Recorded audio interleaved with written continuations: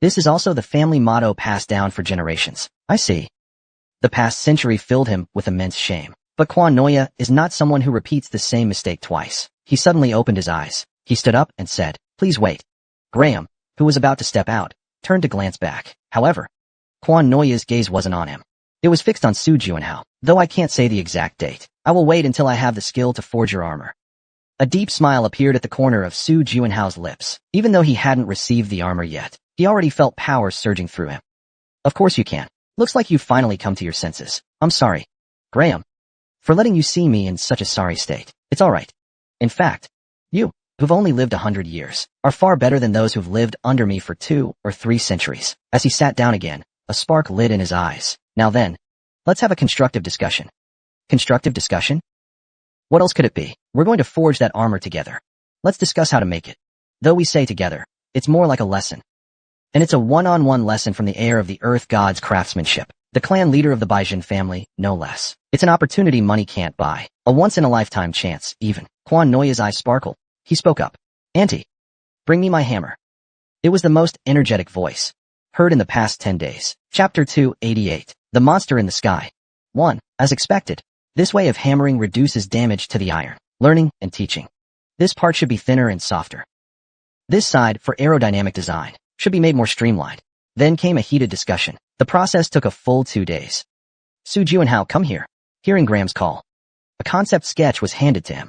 Oh, a beautifully designed, full-body armor, sleek like a sports car. Su Juanhao's eyes lit up. He looked at him and asked, "Is this the one? Will it be my new armor?" "That's right. But the preparation isn't fully complete." Graham glanced at Quan Noya and continued, "It'll take about a week for us to work together. A week. During that time, you need to gather materials." Materials? He suddenly grew curious. What mineral is this armor made of? What materials should I collect? Selenium. Selenium? It was a mineral he had never heard of.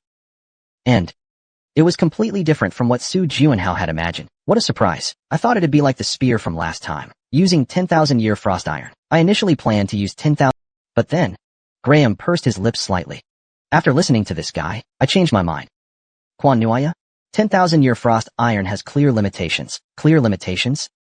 Seeing Su Juanhao's confused look, Graham took the initiative to explain. While 10,000-year frost iron can imbue weapons or armor with immense attributes, that's all it does. So then, is Selim or different? Of course it is. I plan to elevate your dual motion ability to an entirely new level. Hearing this, Su Juanhao's interest was piqued. In other words, if it's crafted from Millennium Cold Iron, it can only grant cold attributes. But if crafted from Selim, it can enhance the dual motion ability itself. Any equipment that makes you stronger is always exciting for players. Then I'll go right away.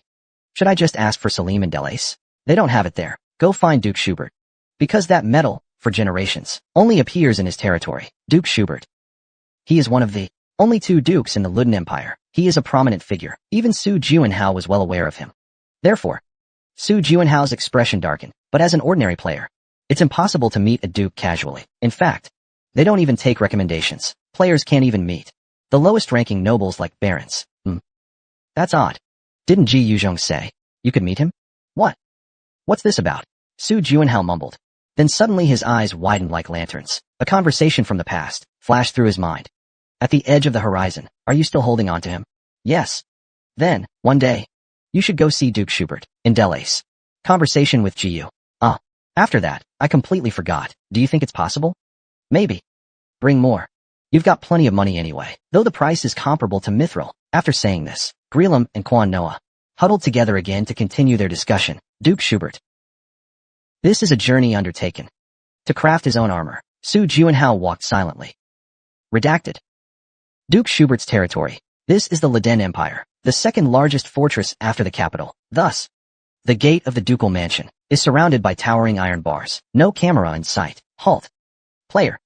A knight stopped him, blocking his advance. As expected of a knight from the ducal house, his presence is formidable compared to the knights of Marabaringi I saw a few days ago. An opponent of this level, he could defeat in 3 seconds, if compared to the player. Probably around level 160, a letter of recommendation or an appointment. Do you have either? No. Then leave. You cannot proceed further. The knight replied expressionlessly. He repeats such notices daily. Dozens, even hundreds of times. Horizon's camera. Su Juanhao said to the frowning knight, please inform the Duke. Doesn't he want to meet Horizon's camera? What nonsense is this? You'll understand once you pass it on. Su Juanhao continued calmly. Although I've never met the Duke in person, he will definitely want to meet me. Huh? Are you kidding me? Do you think you're the only one like that? Get lost. The knight ignored him and began gathering magic power. The atmosphere grew tense. Other knights gradually closed in. They surrounded Su Juanhao. There's no need for a fight, is there? Su Juanhao raised both hands, taking a step back. I've made myself clear. Bear the consequences yourself. Leave this place. With the clear order to leave, Su Juanhao turned and left the mansion. As expected, someone like the Duke is not so easy to meet. Contractor. What should we do now? The Ice Queen muttered in frustration. Su Juanhao curled his lips into a slight smile. You can close your ears, but you can't keep your eyes shut forever. What do you mean? A big question mark appeared above his head. A big question mark appeared above his head. Duke Schubert's schedule is extremely tight. His time is planned down to the minute. He never moves around alone. There are always knights and mages protecting him, along with advisors handling affairs. That day was no exception. What's the next agenda? A meeting about Ramen Village. The fields were destroyed last night. 7 villagers died. That guy again? Despite being over 50, Duke Schubert was still in excellent shape. As he walked down the corridor, his usually calm face turned even more serious. What a troublesome matter. What did the hired men say? Unless he comes down, we're powerless. The surrounding people suddenly fell silent, as if they'd tasted honey. Chaos. Something unknown broke the corridor's window and burst in, disrupting the order. Under attack. Protect the Duke. The knights quickly scattered, forming a defense. The mages cast spells to guard the surroundings. Duke Schubert appeared slightly surprised, but the sword showed no further movement. He spoke slowly. Stand down. But it's dangerous. Investigate outside. Find the culprit. Yes, sir. After dismissing the guards, he slowly walked to the corridor wall and pulled out the sword lodged in the wall. An ordinary sword. This sword held no magical power, just an ordinary sword. He turned and looked out through the broken window. Where did it come from?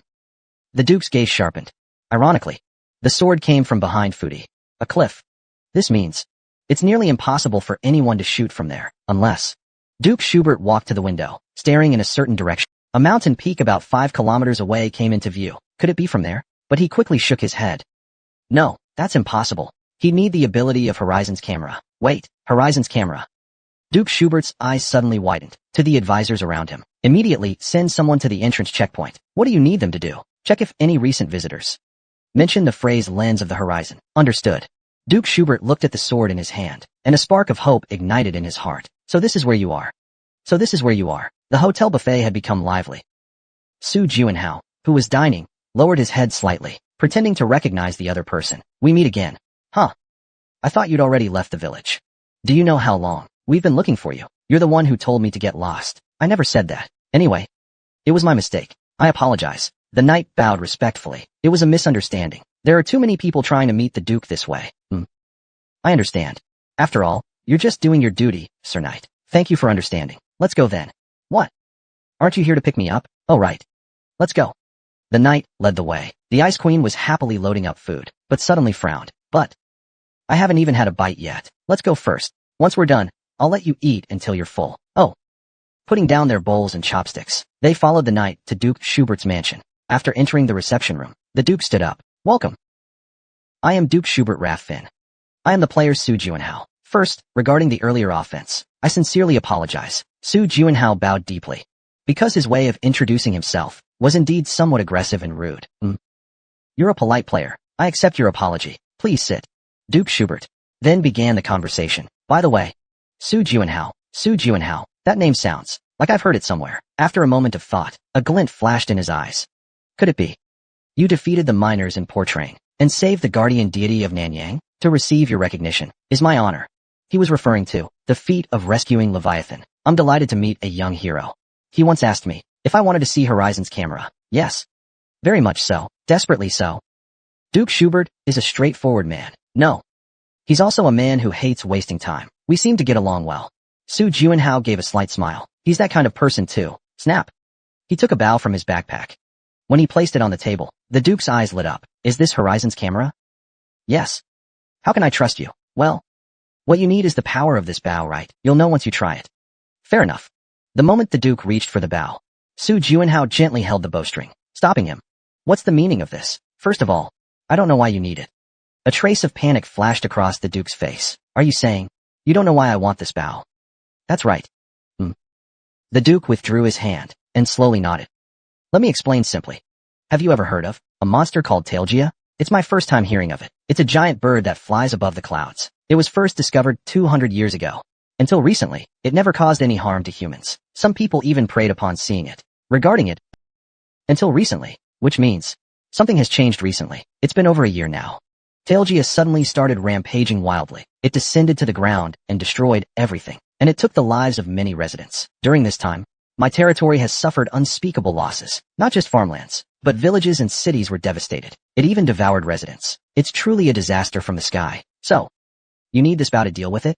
Exactly. The Duke nodded. With this bow, I can bring it down to the ground. After thinking for a moment, Su Juanhao happily withdrew his hand. All right. I understand. Then, shall we talk about the rental fee? Rental? Aren't you selling it to me? Once you capture Tailgia, your grace, you won't need it anymore, right? Right. That is true. Then, better not waste money buying it. Just pay a rental fee. How much do you need? Instead of money, I'd prefer if you could give me some sharp or, Su Juanhao said with a smile. If you're feeling generous. Something like Tailgia, I can help you deal with it. Chapter 289. The Monster Bird in the Sky, Part 2. The Duke let out a soft sigh. Thank you for your offer, but we've already hired someone to hunt Tailgia. Very well, in that case, there's nothing I can do. They must be very capable people. It's my son and his friends. They graduated from the Imperial Academy with excellent grades. It's time for them to make their mark in society. They want to achieve something noteworthy first. Su Juanhao understood upon hearing this. I see. Reputation matters. They all graduated from the Imperial Academy. It's time for them to establish themselves. They want to accomplish something significant first. Duke Schubert's image began to shift in his eyes. From a shrewd and flawless negotiator to a worrisome father. But they don't seem to have much real-world experience, so I'm always a bit uneasy. Duke Schubert spoke after a moment of thought. What do you think? I heard you performed exceptionally well in Fifield. Yes, well, in terms of experience, you clearly have the upper hand. Please look out for them. But if they're noble heirs, I'm afraid I can't just order them around. I can at least give them that respect. I'll give you 100 kilograms of Selim. 100 kilograms.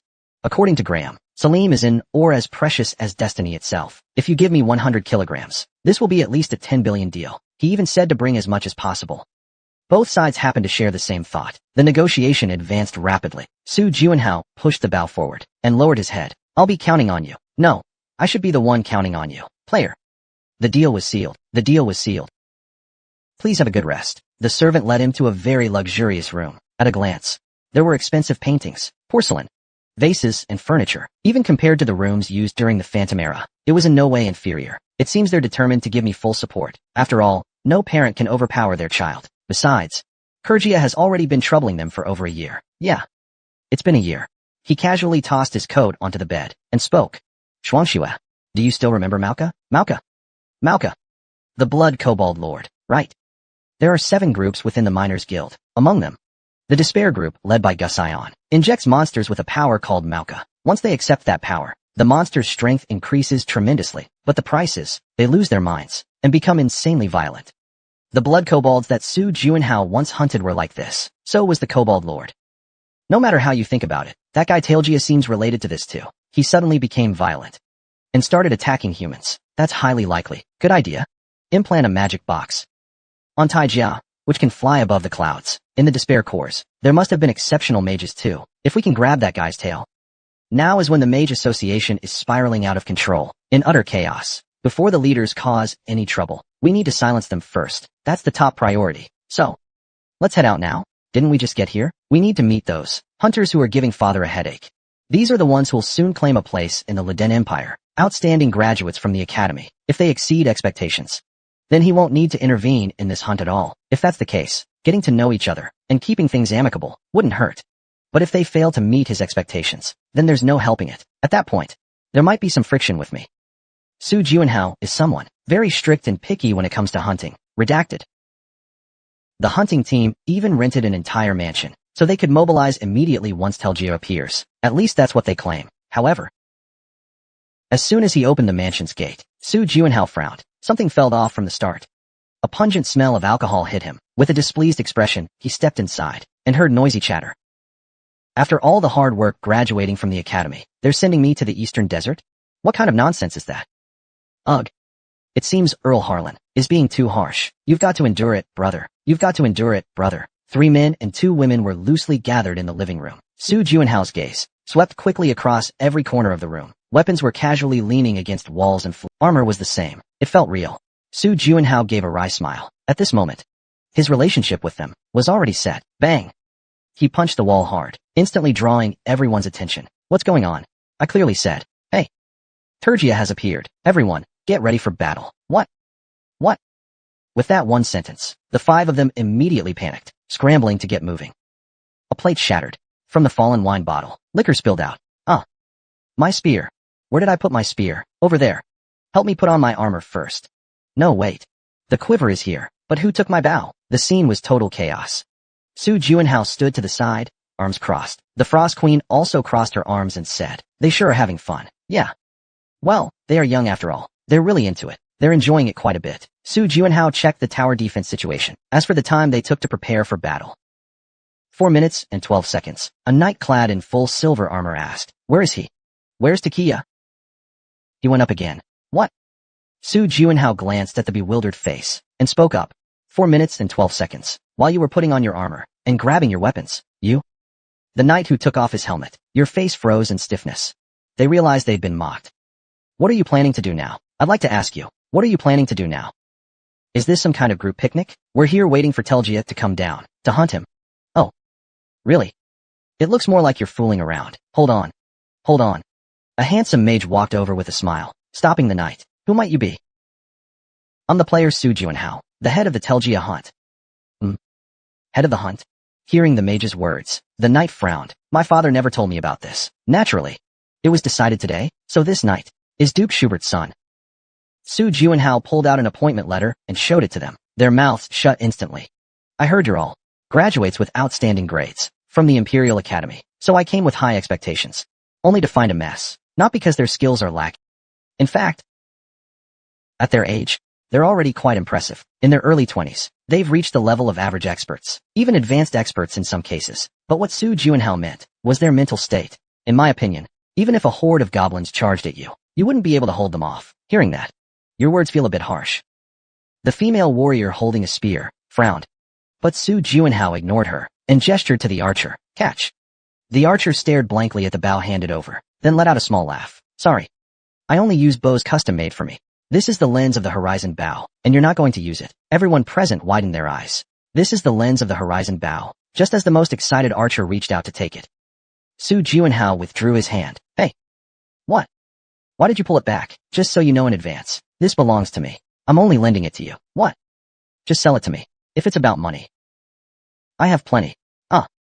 The archer bit her lip tightly and reluctantly nodded. At least until we catch Telgia. Can I use it? Of course you can. Taking the bow, the archer's face lit up with joy, carefully inspecting every detail. Oh.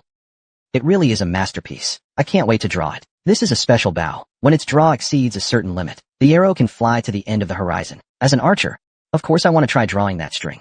From now on, alcohol is prohibited in the dormitory. We'll start first thing in the morning. Training is taking place right at the practice grounds. What?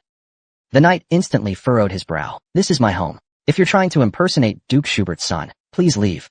This villa is lodging for hunters, gathered here to capture Turgia. The knight shut his mouth, but his calm gaze glared fiercely at Su Juanhao. Let's hope your skill matches your silver tongue.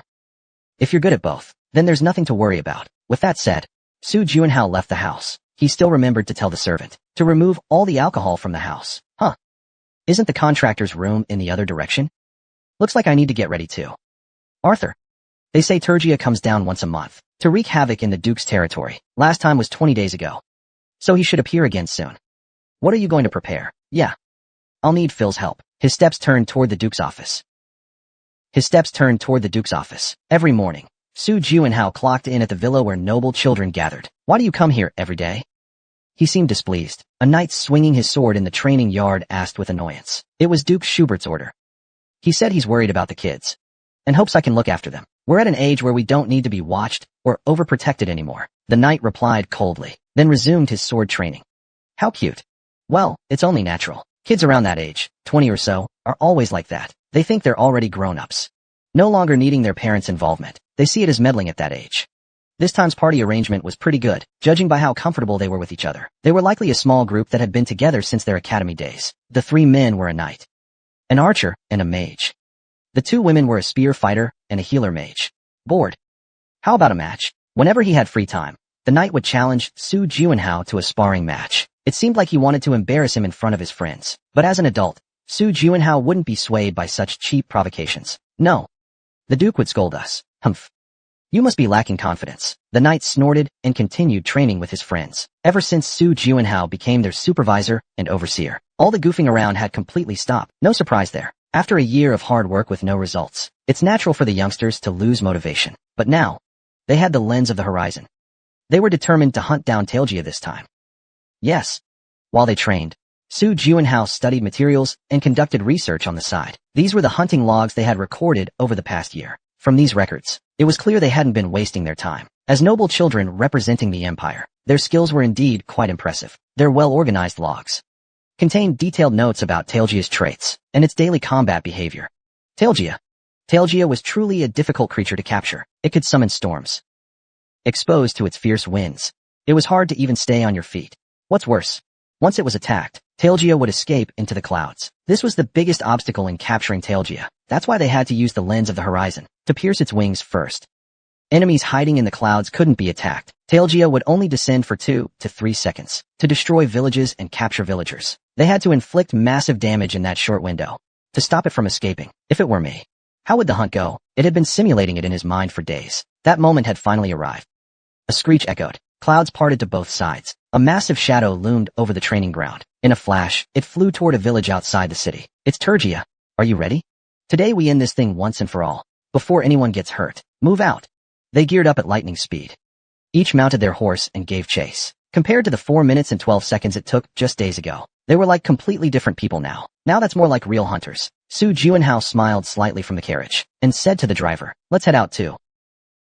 Come by. Fresh fish just delivered from the port. Cheap and fresh. Selling sweet pineapples. So sweet. The marketplace was bustling as usual. Merchants smiled joyfully as they did business. Customers were shopping. The whole place was full of energy. But then, the sunlight suddenly vanished. A thick shadow descended. People's expressions changed instantly. It's Tailgia. Tailgia has appeared. Damn it. Honey. Over here. Mom. Where did this child's mother go? Chaos broke out instantly. Screams erupted from every direction. Da-da-da-da. Just then, a few noble children shouted loudly and brought the crowd under control. Don't panic. They steadily moved toward the underground shelter. Keep to the right. Evacuate the children, the elderly, and the women first. The chaotic market gradually regained order. The pace of evacuation also quickened. Damn it. Duke Schubert's son, Wagner, bit his lip tightly. He hated seeing the faces of residents twisted in fear. Tailgia, I will catch you. His eyes burned with fury as he gazed at the sky. At first, he had taken on this task just to gain experience, but things were different now. This was the land he would one day inherit, and Tailgia had harmed the people he needed to protect. He had every reason to hate that creature, even though in recent months, he had fallen short of expectations for him and for all the noble children. Tailgia was like an unscalable wall. No matter how hard they worked over the past year, they could never overcome this barrier. No matter what they did, they couldn't catch him. They had almost given up. But today would be different, because they had finally found his limit. The reason they had failed to catch Tailgia before was because they couldn't restrict his flight altitude. This time, you won't escape. At that moment, the archer Damien frowned. Something feels off. Why did Tailgia come down so early? What? Wagner quickly looked up at the sky. His face stiffened. Just as Damien had said, Tailgia's body, it had already descended halfway through the clouds. This can't be happening, didn't it usually? Only attack wheat fields and farmhouses outside the city. Over the past year, Tailgia only attacked the city center twice. And after that, it had only targeted areas outside the city. It's coming down. At the spearman's shout, countless thoughts flashed through Wagner's mind. He made a quick decision. He spoke. Get ready to rip off one of its wings. Understood. Damien scanned the nearby buildings, then nimbly climbed to the rooftop. Tap tap tap tap. Su Juanhao, who arrived slightly later than the others, got off the carriage. Is Tailgia really such a gigantic bird? Yes. To be honest, I still haven't gotten used to it. The driver muttered awkwardly. Tailgia's entire body is covered in dark brown feathers. Its wingspan is estimated to be 30 meters long. Such a massive size. Even the Frost Queen was stunned. It's huge. So big. But it looks a bit shorter than I imagined. Just at that moment, Tailgia opened its mouth. Scree. A deafening screech rang down from the sky. Everyone covered their ears. What an interesting creature. Just one shout from it could summon a gust of wind. It really is a monster. Su Juanhao couldn't help but smile. But unfortunately, it wasn't his turn yet. Damien, hurry, I'm working on it, urged by the spearman. The archer slowly pulled back the bowstring and knocked something onto it. Rather than an arrow, it looked more like a weapon, similar in thickness and length to a spear. The wings. The wings. The wings. Whether it's the left or the right, it doesn't matter. As long as they could tear through one wing, they could drag it down from the sky. Now's the time. So, with a resonant sound, the arrow shot through the air. The arrow flew straight toward its target, just as it was about to hit Tailgia's wing. Whoosh. Tailgia shifted its gaze, glanced at the arrow, then twisted its body, like performing aerial acrobatics, dodging the attack. That's insane. It actually dodged it. With such a massive body, it still had that kind of agility. Facing Tailgia's new ability, something they had never seen before, they were caught off guard. Damn it. This won't work. Damien bit his lip hard. They had hoped to use the lens of the horizon to strip Tailgia of its aerial advantage, forcing it to fight on the ground. But instead, they had angered it. It's descending. Tailgia folded its wings and dived at incredible speed. Damien, what are you waiting for? Get down. How could I get down in such disgrace? He thought that as long as he had the lens of the horizon, he could capture it, if he could actually hit it. It would no longer be a fantasy, but reality. Silently, he drew his bow once more. Thump. Whoosh. Thud. A volley of arrows shot out, but Tailgia, with agility belying its massive size, dodged them one by one. Damned beast. Damien burned with rage as he prepared to draw his bow again. Wait. A soft hand gently pressed on his shoulder. Player. Damien glanced back slightly, his brows furrowed. A few days ago, this guy who suddenly showed up, claiming to be their leader, had taken him by surprise. Aren't you going to move your hand? If you shoot now, he'll dodge it again. Damien was speechless, his lips tightly sealed. He snapped his head up and asked, Then when do I shoot? Wait for my signal. A whistling sound cut through the air. Tailgia was still diving swiftly. Its massive claws seemed ready to snatch him away any moment. No way. Wait a bit longer. How much longer? Damien's body began to tremble. At that moment, the wind pressure from Tailgia's descent was clearly felt. It was dangerously close. We'll die like this. Damien's gaze locked with Tailgia's red eyes, meeting the beast's fury. He felt the fear of death. You held out well. With a faint chuckle, the hand gently pulled his shoulder. A massive arrow left the bowstring, whistling through the air, slicing through with a roar. Boom. No matter how agile Tailgia was, it couldn't dodge the sword flying straight at it. With a piercing whistle, the sword thrust clean through its side. A clean hit. Maybe because of the intense pain, its original attack aimed at Damien became disordered. Rumble. Tailgia, in fury, lashed out with its foot at the nearby swordmaster. After smashing through several buildings, he crashed to the ground. The lens of the horizon skill could increase the swordmaster's piercing power by 5 times. What?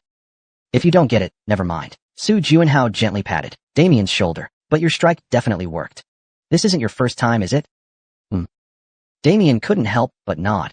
Even though he relied on the weapon's power, this was the first time he had inflicted a fatal wound on Tailgia himself. Well done, Damien.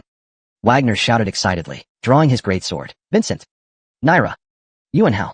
I'm counting on you all, of course. Magic shield. May the holy blessing descend upon your flock. A magic shield was cast upon Wagner, his body filled with energy. Before it regains its senses, I will cut its throat.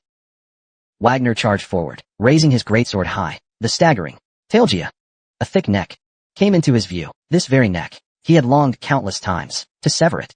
Yet his sword could never reach it. But now, everything was possible. My sword can reach the target. I can strike. Die. Wielding a sword since boyhood, honed over more than a decade. A clean, decisive slash was unleashed. Slash. Sensing the threat to its life, Tailgia spread its wings, unleashing a gust of wind. Die. Ugh. Due to the gust, Wagner's body was pushed backward. As a result, the wound he inflicted on Tailgia's neck was about half an inch too shallow, but Wagner wasn't disheartened by this. I'm not fighting alone. Give me a boost. Charging from behind, the Lancer Arya stepped on his back and leaped into the air. He became like a spear himself, diving toward Tailgia, now fallen to the ground. Thrust. The magic-infused spear tip pierced directly into Tailgia's chest. This strike was clean and precise, as he revealed a victorious smile. Stab. Pa. Another fierce gust swept through, slamming his body hard against the wall of a nearby building. Crack. Arya's arm broke on the spot, her face twisted in pain. Arya, an enraged Vincent, launched a barrage of fireballs at Tailgia. Tailgia frantically flapped its wings, trying to escape the scene. We can't let it escape today. Crack. Wagner grabbed hold of its leg. At the same time, Tailgia's body slowly began to rise into the sky. Wah! Wagner! It's too dangerous. Come down now. His companions shouted in panic. Their faces pale. With every flap of Talgia's wings, they climbed at least 10 meters higher. Damien! Why aren't you aiming for its wings? Damn it! This thing is too cunning. Talgia was indeed cunning. At this very moment, what it feared most were the archers and the mages. Every time they prepared to attack, it would move its legs, using Wagner as a shield. Foolish creature. You're just in the way. Get down. But Wagner bit down hard on his lip. In the past year, fighting against this creature, he had never felt so overwhelmed as he did today. If they missed this chance, they might never get another. We absolutely cannot give up. Looking at the faces of the residents shrouded in fear, today will be the end of all this. Gritting his teeth, Wagner gripped his greatsword with one hand and began stabbing at the monster's body. Thud, thud, thud. Die, die, die, die. Talgia gazed at him, with eyes as if looking at an insect. To this massive creature, these wounds were nothing more than slight stings. No more, no less. After ascending to a certain height, Talgia unhesitatingly lifted its other foot. Wagner. Let go now? Please. Never, never letting go. The magic-infused greatsword surged toward Talgia's abdomen. In that instant, crack.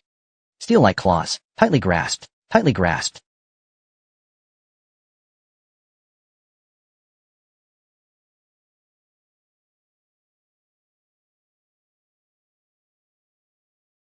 In that instant, his mind went completely blank. It felt as if he were struck by unbearable pain. By the time he came to his senses, he felt the world spinning around him. At the same time, a dull ringing filled his ears. Right now, he was falling. Through his blurred vision, he saw Tiquia, flapping its wings, staring at him intently. No. Even though he reached out his hand, Tiquia drifted further and further away. Had he failed in the end, after all? Am I really unable to catch him with my own hands? Even after landing a fatal blow with the horizon blade, did I still fail to hunt him? Damn it! Rather than from pain, it was regret that made his tears fall. Over the past year, the effort and hardship he'd endured to capture this creature flashed through his mind. At that moment, the ground suddenly loomed dangerously close. I just remembered, Vincent can't use gravity magic, even if he could set up a barrier. He wouldn't survive such a massive impact. Father. I'm sorry. A thunderous roar from the red dragon. Wagner shut his eyes tightly. However, the excruciating pain he expected never came. What's going on? He slowly opened his eyes and found his face just 10 centimeters from the ground. In shock, he reached out and pressed against the ground. He looked at Vincent in bewilderment. You? Since when did you learn gravity magic? What? I didn't learn it. Isn't that a divine artifact? Their eyes widened. They looked at each other, completely lost. At that moment, Su Juanhao, who had been on the rooftop all along, spoke slowly. Is it your turn now? What? Don't thank me yet for saving you. I just asked, could it be this guy saved me? Wagner hesitated, then looked up at the sky. Talgia was already flying high above, judging by its usual pattern.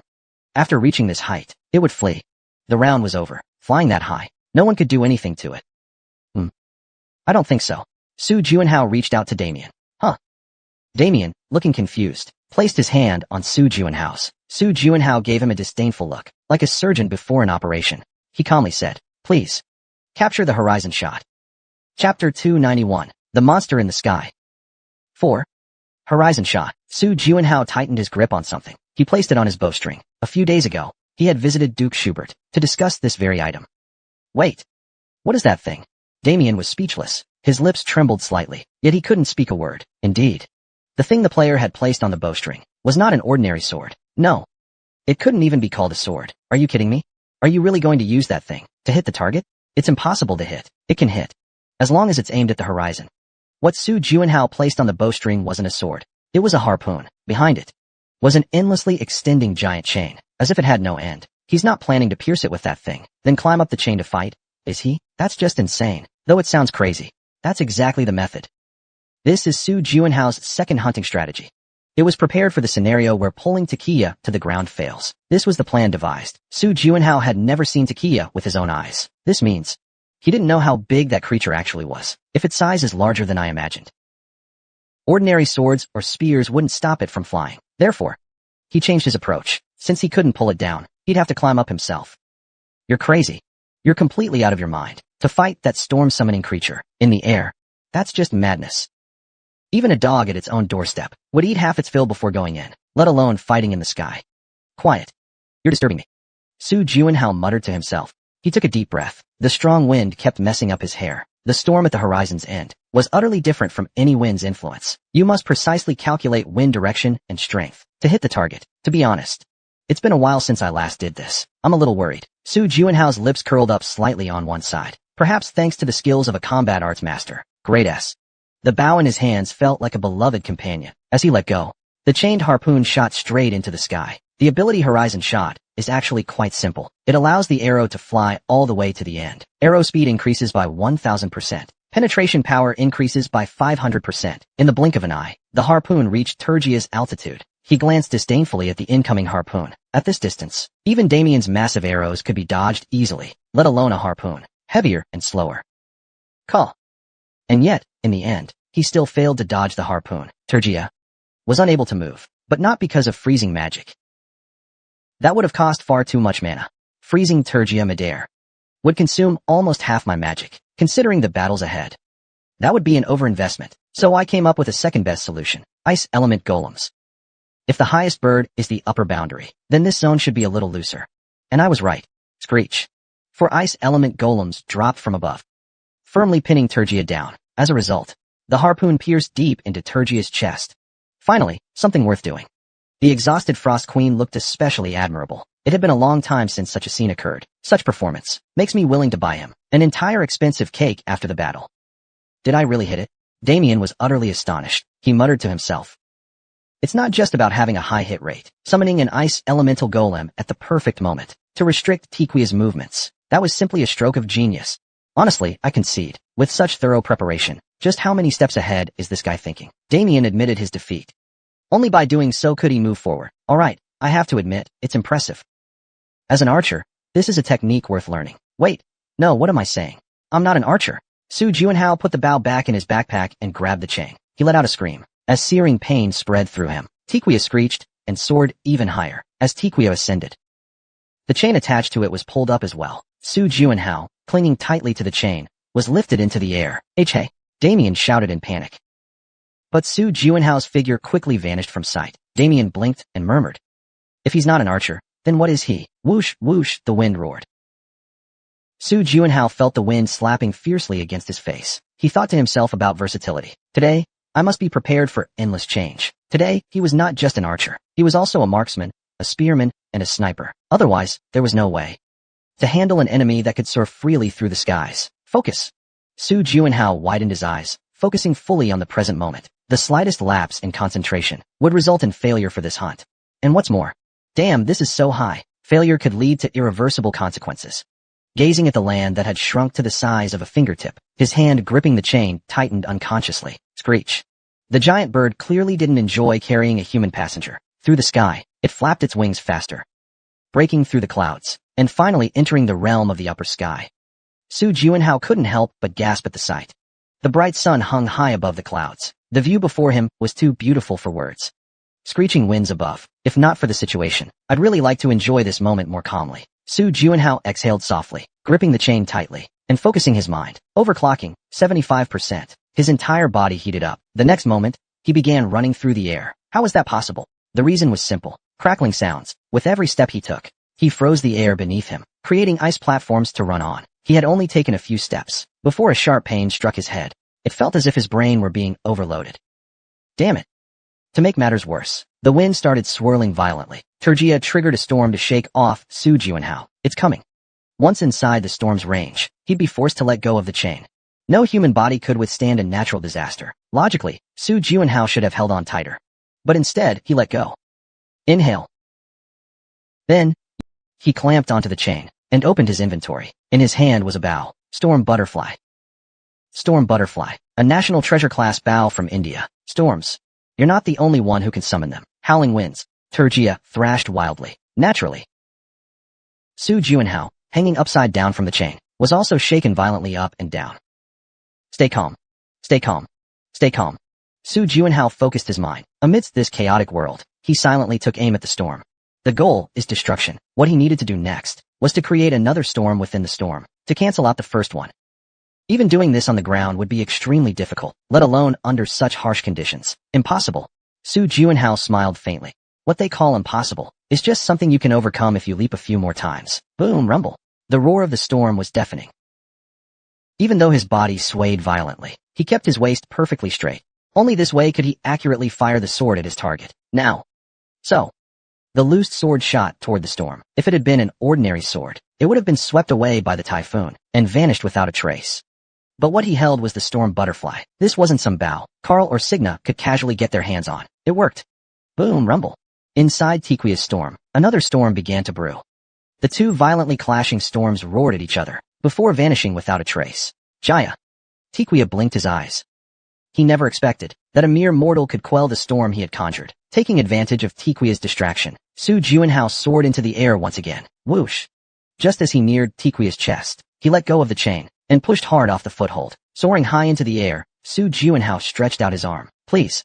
His fingers brushed against something soft. Without hesitation, Su Juanhao grabbed it tightly. Boom.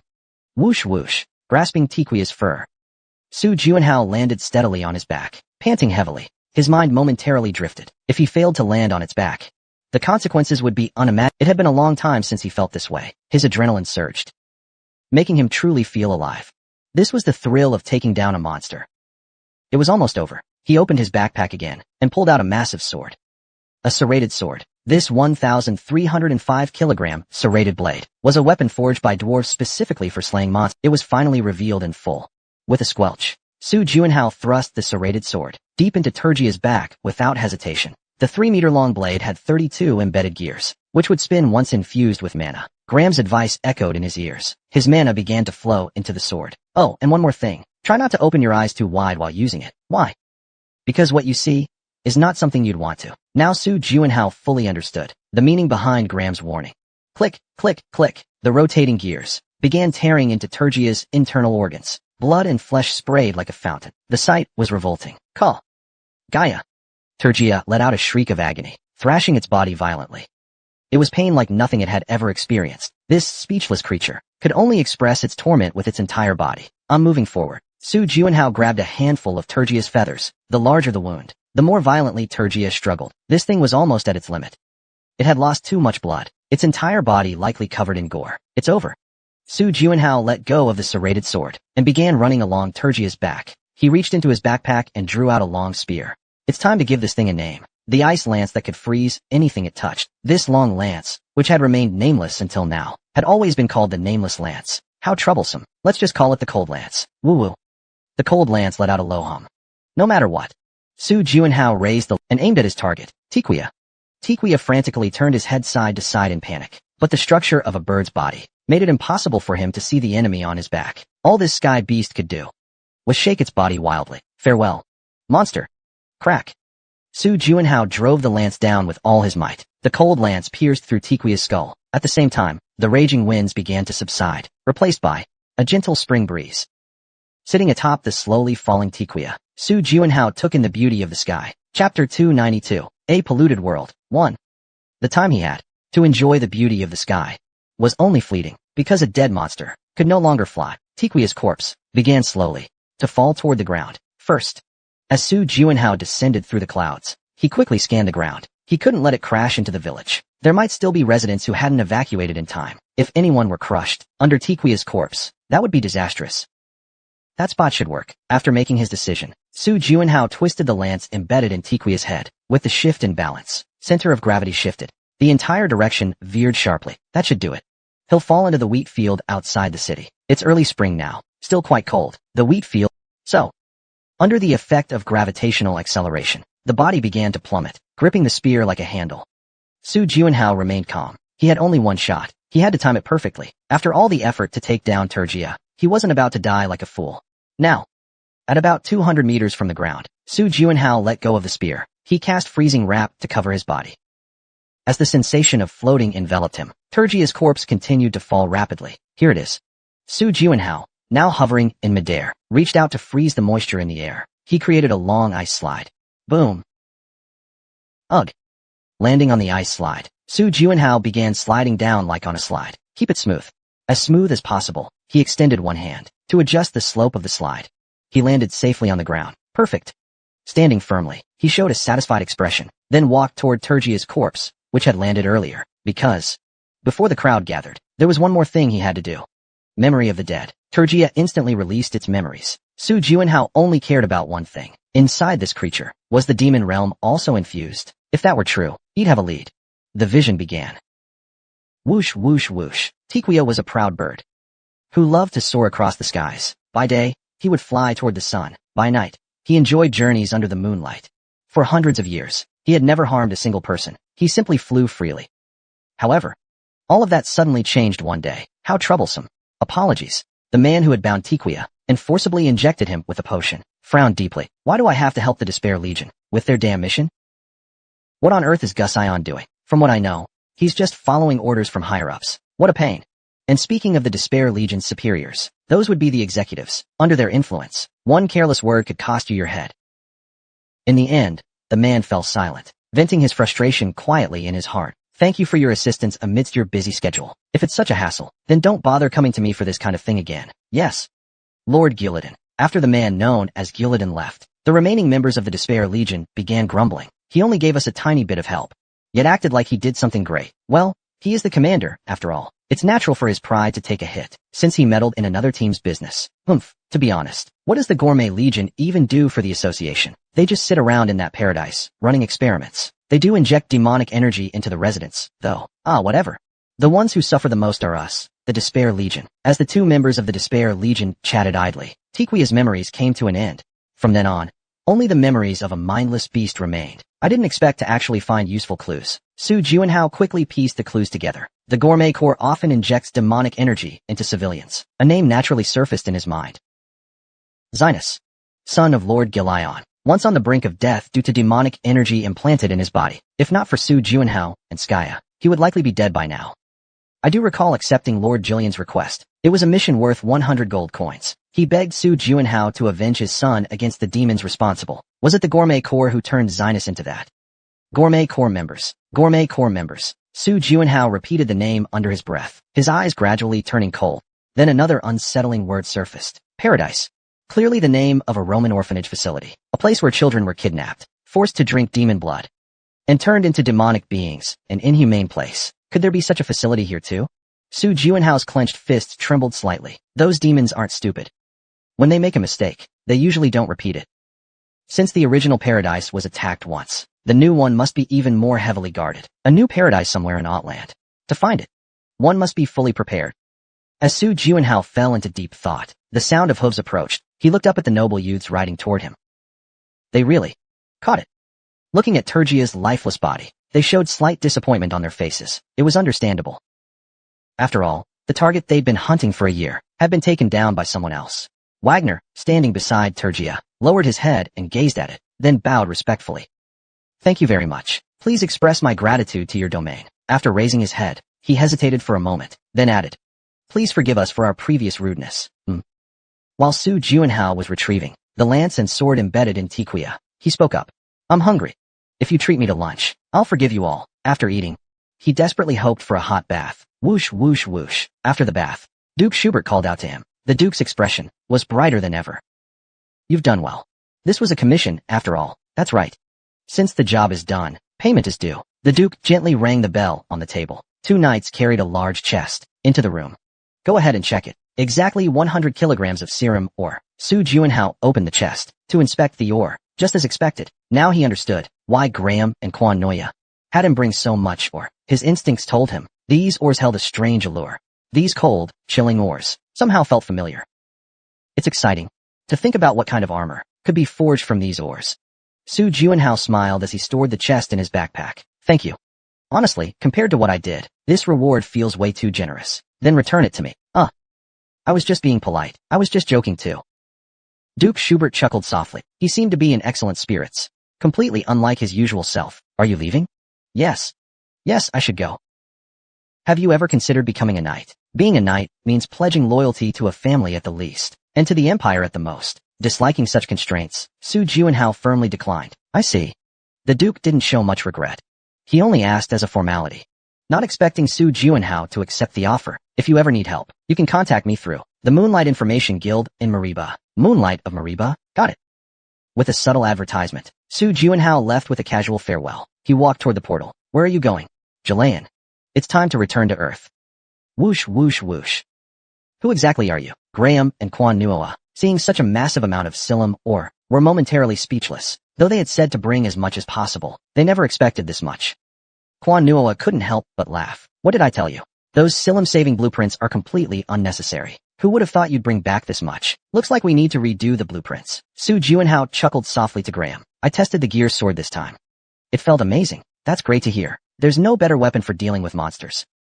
Absolutely. Oh, by the way, I even gave this sword a name. Su Juanhao took out the Eternal Frost Iron Sword from his bag, smiling as he said, Oh, a name? What's it called? Frostblade. What blade? Frostblade. Frostblade let out a low hum. As he felt the vibration in his hand, Su Juanhao showed a gentle smile. This little guy seems quite satisfied too. Every time I call him, he responds like this. No. That's not it. It said that Graham, the dwarf who can hear the voices of earth and metal, placed his hand on Fui's head. He doesn't seem to dislike it. I can't hear the voice of metal either, but anyone can tell he's angry. You guy? Then Quan Lia joined ZBI as well. Su Juanhao stared blankly at Cold Spear. What's wrong? Is the name not to your liking? You really don't know? I've always thought, the naming ability of contractors is really terrible. As the meaning sank in, Su Juanhao could only swallow hard. He took a step back. Well, let's find a philosophy hall later, and give him a proper name. No. Cold Spear seemed to let out a sigh of relief. It vibrated gently. When will the equipment be ready? 1 month? No. 2 months at most. That's a bit long. Su Juanhao, this armor is worth the wait. Faced with Graham's confident declaration, he could only nod in agreement. I understand. Will you wait? For such a long time, it's hard to keep waiting like this. Then take it slow. Please do it. After leaving the workshop, he went straight to find Diju. Another task completed. No big deal. Just caught a bird. Because of that bird, Duke Schubert had been plagued with headaches for a whole year. Xi and Diju chuckled and tossed him a holographic news bulletin. The third layer was conquered this morning. That was fast. Su Juanhao's eyes quickly scanned the bulletin. Moon of Stasis. The floor boss of the third layer, Panactos, has been defeated. During the encounter, Jiansheng was injured in battle with the boss, and will need 4 weeks to recover. The 6 major guilds have moved straight on to the 4th layer. Humanity has broken the shackles of the 2nd layer, and marches forward. They continue onward. What do the experts say? Though the question was sudden, Diju answered without hesitation. They predict, by the end of next year, the 5th layer should be reached. That's really fast. It also means they were stuck on the 2nd layer for a long time. Players were capped at level 120, which led to overgrowth beyond expectations. When do you plan to visit the 3rd layer? I'll drop by this time. Just in passing. Just in passing? Yeah. Then I plan to check out the Borderlands wilderness. The wilderness? That dangerous place? Why go there? Remember Paradise? That orphanage facility in Roma? There's apparently a nearly identical place in the wilderness. A new paradise managed directly by the chef. Thinking of what happened in the Roma paradise, it's not hard to imagine. They're likely doing all sorts of inhuman things there. Going alone is way too dangerous. I've already contacted the kids. If they're free, let's go together. The reason he deliberately went to the 3rd floor was for this purpose. Because he possesses the S-rank Spring Herald title. Once he enters the 3rd floor, all his attribute values will increase by 30 points. Since he's heading to a dangerous place, being fully prepared is necessary. Visiting the 3rd floor isn't a bad idea either. Su Juanhao finished a glass of orange juice and stood up. Then I'm heading up. Wait. You're going to the 3rd floor now? To the comic room? What's there to delay? Besides, even if it's not because of the title, he has another reason. He must go to the 3rd floor. The altar. You said freezing it would cool things down, right? To make the 3rd floor accessible to everyone. The hellish heat there needs to be reduced. Chapter 293. The Polluted World, Part 2.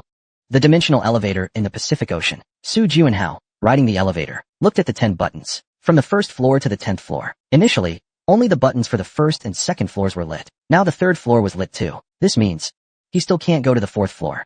Su Juanhao pressed the 3rd floor button. Unlike the last time he went up to the 2nd floor, he wasn't nervous. This shows he's gotten used to riding the elevator. Most importantly, his mood was very calm. Because this floor had already been conquered by Qian Dui, it felt as easy as pouring oil. 3rd floor arrived. The door is opening. The Spring Herald title effect is activated. All attribute values increased by 30 points. Good. Su Juanhao gently clenched his fist. This way, his highest attribute, magic, has surpassed 400 points. All other attributes have exceeded 350 points. If we only look at attribute values, there aren't many who can match me. It seems the one called 9000 is far more than that. No, it should be 8000 now. I heard discussions about nominating Phantom as the new leader have been ongoing. DGU said, from a high probability, it seems likely to happen. After all, this is the clearest way to show the mainstream has shifted from the Demon Association to the player faction. After confirming the information and deep thought, I finally noticed the scenery of Farborton. Oh. When listening to Gaia story, I could hardly believe it. There's actually a place like hell in this world, but seeing it with my own eyes, it's not that bad. It's quiet. This is an unusually quiet space. That was my first impression of Farborton. However, the foot traffic here isn't small. Since there's a dimensional elevator here, there's naturally a lot of movement. But there's no noise. This means only seasoned veterans of the battlefield are here, even in border regions, to recruit newcomers. Guild recruiters are usually very active. However, here, even if you look closely, you won't see such people. Of course, among players currently operating solo, those who can reach this place are few and far between. If someone can come here alone, they likely have no interest in joining others. Indeed, these people all look familiar. Just a quick glance, and I spotted several well-known powerhouses. They were slightly uneasy expressions, silently continuing their tasks. They showed displeased expressions. After a brief pause, they could naturally understand the reason. In just a few minutes, their skin had already started to peel and develop blisters. Of course, if he wanted to, he could find fire-resistant equipment, but Su Juanhao deliberately chose not to. At times like this, building up resistance isn't a bad idea. Due to burns, fire damage, and injuries, his cells gained the lowest level of burn resistance. Due to high temperatures, heat damage, and injuries, his cells gained the lowest level of heat resistance. Originally damaged by blisters and burns, his skin was scorched. Originally marred by blisters and damage, his unsightly skin quickly returned to normal. Not only that, burn resistance and heat resistance will combine into fireproof, flame-resistant, resistance. Similar abilities will automatically merge together. The more he learns, the more he feels. The world of cell regeneration is unfathomably deep. Su Juanhao, followed by Su Jian, chuckled endlessly. The Ice Queen stared at him intently, letting out a soft sigh. I don't know whether to say, you're skilled at using your abilities, or just plain speechless. It's hard to tell. Of course, the former. But are you okay? I thought you'd hate hot weather. Strangely, it doesn't feel uncomfortable. It actually feels quite pleasant. He fanned his face with his hand, while saying, I don't really like the feeling of sweating. You'll get used to it. Thanks to the effect of the spring messenger, the first goal of coming here has been achieved. So now, it's time to find the altar. Cooling down the heat of this place is his second and final goal. Su Juanhao approached a passing American player. This player, named Harry Jackson, was a strength-based competitor. Excuse me, can I ask you a question? Sure. Jackson turned around, looking Su Juanhao up and down, his eyes widening, but soon, he seemed accustomed to such encounters, and nodded. Damn, that's something to envy. He wiped the sweat from his forehead, pursed his lips, and nodded. So, what do you want to ask? I heard there's an altar here. Where is it? The altar. His expression turned hesitant. Somewhat hesitant. Even if you have fire-resistant skills, going to the altar in that gear is way too risky. Please. All right. You should be able to handle it yourself. After all, you don't look weak.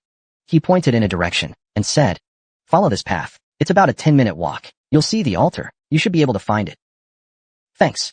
Don't die. If I hear news of your death, I'll have nightmares. Just as they were about to part ways, Jackson casually tossed Su Juanhao a leather jacket. It's just ordinary clothing. Near the altar.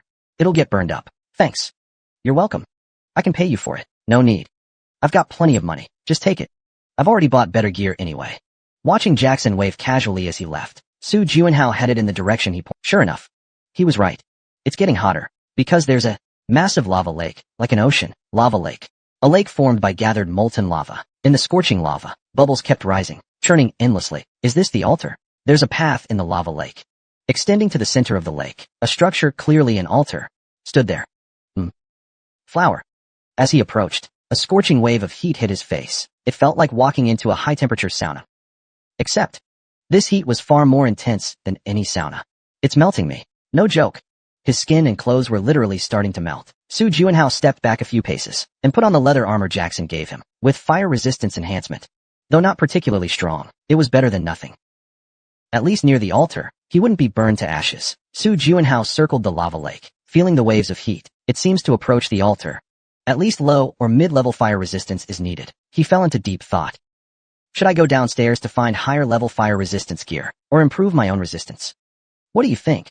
I'll do whatever you tell me. No. I think you'd suggest I go cool off downstairs. Asking the obvious. Pretty amusing, huh? Su Juanhao rubbed his chin, lost in thought. How about significantly boosting my fire resistance now? After all, once I've sorted out the paradise on the second floor, the next step is to operate here, at the Farborton altar. Thinking about it, preparing resistance in advance isn't a bad idea. Besides, I'm personally a bit curious. Cell regeneration ability can generate the lowest level of resistance after enduring the same attack 100 times. But what about low-level resistance? If I'm lucky, it might also take 100 times. But if I'm unlucky, it could require 1,000 recoveries to go from low to mid-level, or even high or top-tier resistance. Relying solely on natural recovery will never reach that level. In other words, for the sake of the future, I need to start preparing step by step now. He continued walking forward. The scorching heat from the lava lake hit him in the face. His once vibrant hair caught fire instantly. His body, like chocolate in summer, began to melt. Clothes without fire resistance naturally burst into flames. Su Juanhao endured the pain and sat cross-legged. Even breathing was excruciating. Every inhale felt like his lungs were being scorched. Without cell regeneration ability, this would simply be suicidal. But Su Juanhao patiently waited until his resistance level increased. The pain that cannot kill me only makes me stronger. In this test of endurance, the victor was Su Juanhao, gained low-level fireproof resistance. The once intense heat wave now felt merely warm. At the same time, his eyes glimmered with light. 8 minutes and 20 seconds. While enduring the pain with his eyes closed, he began counting seconds. 8 minutes and 20 seconds is exactly 500 seconds. My body recovers once per second. So, assuming low-level heat resistance is gained after the same wound, heals 500 times. Following this logic, to achieve mid-level heat resistance, the number of regenerations required is probably around 1,000. Phew. Su Juanhao suddenly took off his leather armor, then silently stepped forward. Are you insane? The shocked Ice Queen shouted, because he was heading completely in the wrong direction. Is it too hot? Have you lost your sense of direction? The altar is that way, I know. Even though he knew, he walked toward the lava lake, not the altar. Since you know, why are you still heading there? I want to develop mid-level heat resistance. At some point, his hair had grown back thickly. Su Juanhao smiled faintly. He placed one foot gently into the boiling lava. Ah, doesn't it burn? Of course it burns. This is lava. It's extremely hot. Though it's extremely hot, I can still endure it. Su Juanhao, with a beaming smile, jumped straight into the lava. Oh my, oh my, oh my. Su Juanhao became bald again, because the moment he entered the lava, his hair instantly melted away. Gurgle, gurgle. After quite a long time, he finally resurfaced from the lava. 16 minutes and 40 seconds. As Su Juanhao stepped onto solid ground, there wasn't a single blister on him. Completely clean. When he put on the leather armor, it was already the third time today. He saw that message appear before his eyes. Flame resistance level upgraded to mid-level. If that's correct, reaching mid-level heat resistance required 1,000 regenerations. Higher top tier. It's unimaginable. He figured high level might require 10,000 times. Even so, if he resolved to persist, it would take less than 3 hours. But unfortunately, gaining high-level heat resistance here seems impossible. It feels much cooler now. When I first arrived, the area around the altar nearly killed me with heat. Now it feels refreshingly cool. Even when lifting a hand or foot, it rises. But the speed is very slow. Clearly, the regeneration speed has slowed down. Unless there's a hotter place, advanced heat resistance will remain just a dream. With a hint of regret, Su Juanhao sensed a certain gaze. He turned his head. Why are you looking at me like that? The Ice Queen, wearing an eye patch, stared at him with dissatisfaction. Forget it. You wouldn't understand even if I explained. How can there be such a strange contractor? Sigh. The Ice Queen muttered to herself and walked toward him. So, are we done now? Yeah. Let's go.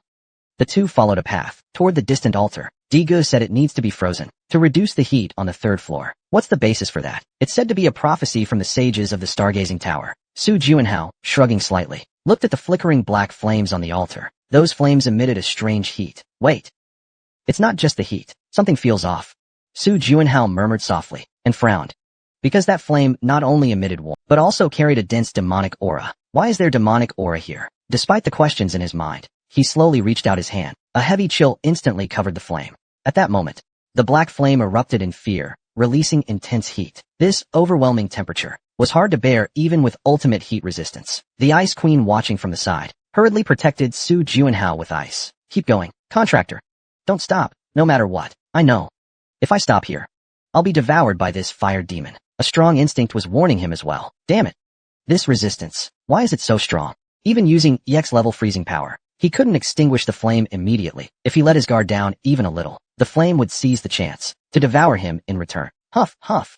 After 40 minutes of an elemental tug-of-war, Su Juanhao was drenched in sweat. Only when his mana was nearly exhausted did the flame finally start to fade. At the same time, the surrounding temperature began to drop rapidly. Having purified the curse of the hellfire, the primordial flame seemed satisfied. The primordial flame?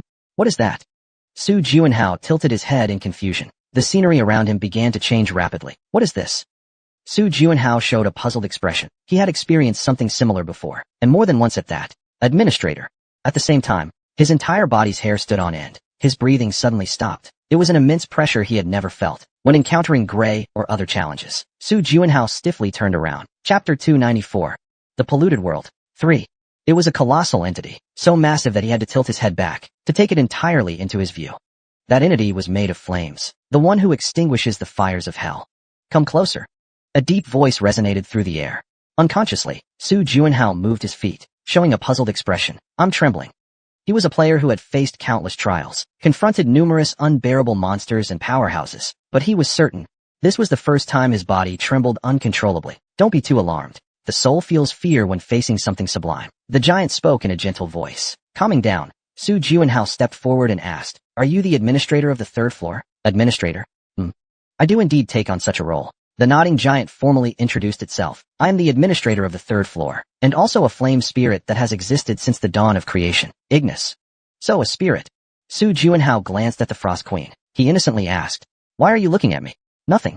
Why is there such a huge gap when you're both spirits? Ignis, silently observing all this, let out a low chuckle. There seems to be a misunderstanding. Misunderstanding? Ignis nodded. I am a being that exists in all worlds, the king of all fire spirits across the dimensions. Ignis. The Spirit King. Su Juanhao's eyes trembled intensely. This is clearly. Isn't this the kind of being that only appears in novels? A being beyond even the highest-ranking spirits. A spirit akin to a god. I'm sorry, I don't really understand. No need to worry. It's like how I can't tell the difference between human kings. Ignis spoke with tolerant understanding. I summoned you today to express my gratitude. Gratitude? Is it because I extinguished the hellfire? That's right. What you did today is no small matter. Ignis's voice grew even warmer. Because this is the first time a player has purified a world tainted by demons. A world tainted by demons. That was something he had never imagined could exist. Su Juanhao froze in shock. Ignis let out a soft sigh. Yes. The hellfire, to put it simply, is an error. If it's an error, can't it just be corrected? I wish it were that simple. But there's a reason. So the demons really are exploiting system loopholes, and it can't be easily fixed? Oh. The flames on Ignis flared up violently. He was clearly delighted. His emotions were conveyed vividly. You're quite the eloquent human. Speaking with you is a pleasure. You're right. The demons always exploit system loopholes to create errors. For example, the demons. Oh. The flames flared up again violently. The Ice Queen watching from the side felt comforted by the sight. Though our contractor may be lacking in other areas, he certainly understands words well. At some point along the way, he had somehow become our contractor. Just as you said. The demi-humans are also one of the demon's mistakes. Actually, I've always been curious. How exactly are demi-humans created? The demons have never shown themselves to humans, not even inside portals on Earth. They've never appeared in the form of monsters either. And yet, there are demi-humans who claim to have seen demons and used their blood. This contradiction has always puzzled me. Even the confessions of the dead can't unravel this mystery. Most demi-humans, or their leaders, were transformed using blood distributed by the demi-human. As you said, they're good at exploiting system loopholes. Each demon has its own method of creating subordinates. It's hard to explain them all. The most common method might be secretly appearing in portals to distribute their blood. Su Juanhao has entered portals hundreds, even thousands of times, but has never seen a demon. After all, invading a portal isn't risk-free for demons either. So, the ones who can truly turn someone into a subordinate would only appear before specific people in yellow robes. Why not just wipe out all the demons? Managing a world is not an easy task. In a world where information flows like a tidal wave, finding demons hiding among the masses is extremely difficult. They're like cockroaches. That's quite the fitting comparison. When you notice them and turn on the light, they've already vanished without a trace. Ignis leaned back in his chair and said, In any case, thanks to your evolution of the Hellfire Curse, players can now enter the Falborton area. I believe that's a blessing. Considering your accomplishments, I'd like to make a small request. I'm sure you'll accept it. Su Juanhao's eyes sparkled. Faced with a fire spirit king willing to help him, he would never turn down such a chance. I have a request. If it's reasonable, I'll gladly accept it. Wait.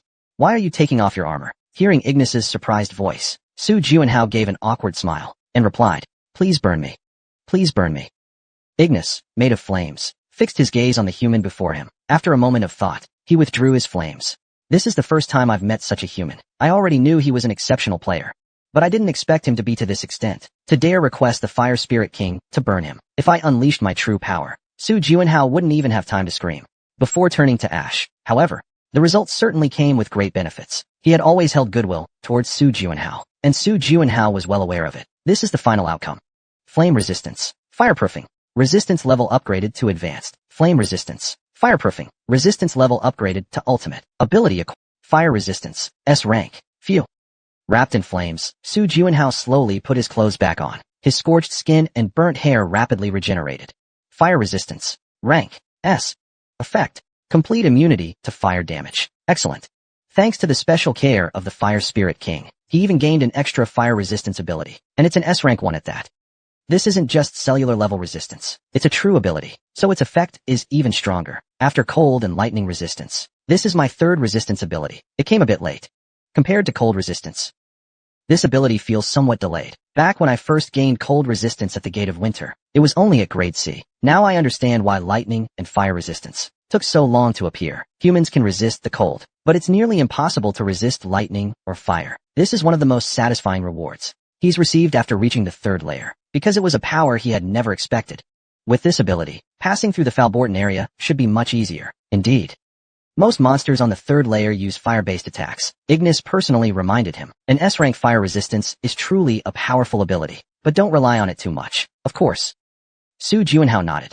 As for Ignis in front of him, if he wished to, he could burn him to death. Even though Su had S-rank fire resistance and top-tier fireproof cells, especially be wary of demons who can conjure hellfire. The fire they wield is extremely dangerous. Will I get the chance to meet that demon? You will. As long as you keep climbing upward, you're bound to encounter him. And Ignis paused for a moment. Su Juanhao is the one who extinguished the hellfire he created. He might be furious and seek revenge against Su Juanhao. Get stronger. That's all I can say for now. I'll keep that in mind. After the conversation ended, Ignis glanced at the Frost Queen. Also, Frost Queen. The fire giant waved his hand with a subtle smile. I'll be watching you both with joy. At the same time, their vision suddenly changed. Xinghao, Xinghao, Xinghao. It felt as if they'd just woken from a dream. Could it really have been a dream? After confirming his abilities, Su Juanhao let out a breath of relief. Thank goodness, it wasn't a dream. Right after that, a message appeared confirming that this was not a dream, but reality. Title: Demon Opponent. Even the title ranks up now. Su Juanhao checked the new information with a puzzled expression. Demon Opponent. Rank: C. Description: awarded to the player who first broke through the demon's trick. Effect: Demon Slayer. Huh. However, the effect of this title felt rather vague. Among all the titles and abilities he had obtained so far, this was the first time he couldn't understand its meaning. While Su Juanhao was pondering over it, the Ice Queen suddenly let out an exclamation. Oh, contractor. The temperature here has indeed dropped sharply. Really? Listening closely, it did seem to be the case. Su Juanhao and quickly scanned the news section. Layer 3, Faberton. Temperature has dropped to 35 degrees. What exactly happened? Deep within the Elven territory, they say it needs to be observed for a few more days. But currently, even without fire resistance gear, it's still possible to move around. Has the tiered challenge officially begun? A large number of players were already preparing for mass ascents. The article timestamps ranged from 2 days ago to just a few minutes prior. Has it already been 2 days? Busy with the sauna. He hadn't noticed at all, but it also helped him train his inner power. The extra benefit. His mind felt remarkably. He had pretty much taken care of everything he needed. Let's descend slowly. It's time to visit here again. He would have to wait a bit longer. Su Juanhao took the elevator directly down to the second layer. The first thing he did was contact his friends. Suni, I'm going mining. Anyone want to come along? The replies came back quickly. Skaya, I've got exams at the Magic Tower this week. Can't go. Ramatut is already in the dungeon. Arthur Dad, my schedule's open. The kids' training just finished. Unfortunately, Skaya and Ramatut both seemed busy. Suni, then I'll head over. The Watcher's training is over. They've reportedly made it to the third layer. As a result, Gilberto was left with nothing to do. To meet him, Su Juanhao went personally to Biming Mountain. While he was at it, he figured he'd also visit his teacher. He remembered that he once promised to buy Lady a drink, so he sent him a message. But no matter how long he waited, there was no reply. All right. Speaking of Lady's personality, he tapped on the holographic keyboard again. Teacher. Teacher. As Bai Dehang prepared a simple breakfast, he read that message. He was calling his teacher. You're here. Have you checked the community posts? Ah, that stuff. I'll get to it eventually. Lady let out a small chuckle and shook his head. Bai Deheng wore an expression that said he expected as much, and said, Juanhao reached out to you. He sends his regards, but he didn't get a response from you. Juanhao. Lei Emperor, who had been lying down, slowly sat up and opened the community window. How does this thing work? Would you like me to help you? Yes, please. With permission granted, Bai Deheng looked at his master's chat window and couldn't help but break into a cold sweat. From the head of BBC, to top experts, presidents of various countries, prime ministers, and CEOs of major corporations, the greeting messages were piling up like a mountain. Of course, Lei Emperor hadn't looked at any of them. It was a reminder once again of just how incredible his master truly was. Bai Deheng found Juanhao's message and opened it. Here it is. After reading the greeting, Lei Emperor smiled faintly. What kind of liquor did he bring this time? Tell him to buy some traditional spirits. Understood. Then I'll let him know when to come. 2 months from now. Wait. Why haven't come so late? Lei Emperor stood up, smiling slightly. In 2 months, there will be nothing left for me to by then, let's enjoy a drink together. 2 months. Bai Deheng stared blankly at his master, then nodded firmly. Yes, master. Chapter 295. Outlander. 1. He won't be coming for another 2 months. Su Juanhao read the message, and couldn't help but show a hint of regret. He had originally planned to raise his lightning resistance when meeting Lady this time. Although he took quite a few hits during training before, he had managed to reach grade C lightning resistance. With Lady's help, he should be able to reach grade B smoothly. With the added effect of cell regeneration, he might even gain lightning-resistant cells. Next time then, no rush. As Su Juanhao thought about what kind of alcohol to bring, he headed toward the Watcher's base. You're here, huh? Gilberto was sitting on the couch, seriously typing something on a holographic screen. What are you working on? Messaging Arthur. About this month's recommended recipes. What? Arthur's not a kid anymore. Why go through all this trouble? I just feel more at ease doing it. And Arthur is still a kid. You're such a doting father. Su Juanhao gave a wry smile, and asked teasingly, then why aren't you that nice to me? Gilberto glanced at him, then looked away again. You're too old for that. What are you talking about? By age. He should be calling me big bro. Gilberto pretended not to hear, and kept typing his message. Then he quickly changed the subject. Are you planning to keep your hair like that forever? That. Su Juanhao looked troubled. Grabbing his smooth, flowing hair, he grumbled. I've actually tried cutting it a few times. But when I use scissors or blades, my cell regeneration kicks in right away. TSK, looks like barbershops are out of the question. If you use Despisal Force to cut it, it won't grow back. If it's from an S-rank Night Watcher. Even A-rank cell regeneration wouldn't restore it. Even A-rank cell regeneration wouldn't be able to restore it. You can just easily ignore it. Cut it later when you feel like it. Are you planning to cut it off when you break up with your lover again? Look at him. Come on, be a little kinder to your son. Su Juanhao muttered, as he casually flipped his hair back, and asked, are we heading out now? Alright. I've just finished sending the messages too. It's been a while since the two of us acted together. Gilberto suddenly realized his mistake, and stopped mid-sentence. He lowered his head, looking at the stern-faced Ice Queen. Sorry. Not 2 people, but 3. Since this is the first time, I'll let it slide. I'll forgive your rudeness. Thank you. I'll be more careful next time. Having accepted the apology, the Ice Queen said she'd step out for a moment, and left the base. Gilberto walked over with a smile. Good kid. Innocent and pure, like a child should be. He might outlive the 5 of us heroes, put together. What does it matter? What's important is that he is Era now. Oh, I see. Su Juanhao replied listlessly, realizing he probably shouldn't have gotten involved with that kid. That was his mistake. Gilberto always believed there were no bad children in the world. He was an absolute idealist. Let's get going. By the way, I still haven't heard where we're headed. To Outlander. Su Juanhao moved through the darkness, erasing every trace of human presence from the base. Then he said, we're going to Outlander. A world so unknown that even the Empire's presence can't reach it. A world so unknown that even the Empire's presence can't reach it. Tianma sat expressionlessly in his chair, sipping tea lightly, judging by his empty sleeve. His injuries likely hadn't fully healed yet. At that moment, the mysterious man seated across from him spoke. How did the mission go? It was completed successfully. Humph. Even trash has some skill, huh? Even after hearing the mockery, Tianmo remained unfazed, because the man across from him had a horn growing from his forehead, a demon. That was why the demon used honorifics with Tianma, while Tianma addressed him without formality. Did you bring what you promised? I don't like you, brat. I also don't get it. Why that lord has taken a liking to you. Those words mean nothing. Since the mission is done, please give me what you promised. Asterisk crunch, asterisk. The demon's massive hand suddenly grabbed Tianma's head. Looking at Tianma's calm expression, even under such circumstances, the demon growled lowly. Disrespectful human. I'll give you only 2 pieces of advice. If you want to live longer, first fix that damn attitude of yours. Otherwise, your tongue will get you killed. And one more thing. Bow your head before those stronger than you. Got it? I'll remember that. TCH, why am I the one dealing with this kind of human? Grunting, the demon withdrew his hand. From his robes, he pulled out a small vial, 2 fingers wide. This is the blood of vengeance bestowed personally by that lord. Drink it all. Tianma raised the vial and downed it in one gulp. Asterisk thump, asterisk, asterisk thump, asterisk, ugh. In an instant, an intense sensation rushed from his just a few drops of blood gave him pleasure, far beyond any drug or fine wine. Huff. Moments later, Skyfiend, having regained his senses, immediately regenerated his severed arm. Though part of the newly ingested blood was consumed in the regeneration process, there was still ample power remaining. The vitality surging through his body was the best proof of that. Excellent. Skyfiend's lips curved into a rare smile. How ridiculous. The demon clan member spoke with crossed arms. Skyfiend slowly turned his head and stared directly at him. The demon facing him frowned. What are you looking at? Skyfiend didn't answer. He simply extended his hand, and a powerful demonic aura burst forth, crushing down on his opponent. Is this guy insane? The startled demon shot to his feet. You dare to attack me by surprise, you insignificant human. No, this suits me just fine. This way, I can kill him without hesitation. I've always found you an eyesore. Every time I saw him, I felt this way. Every time I looked into those deathly pale eyes of his, I felt disgusted. Crack. A punch lashed out in an instant, shattering the demon's face.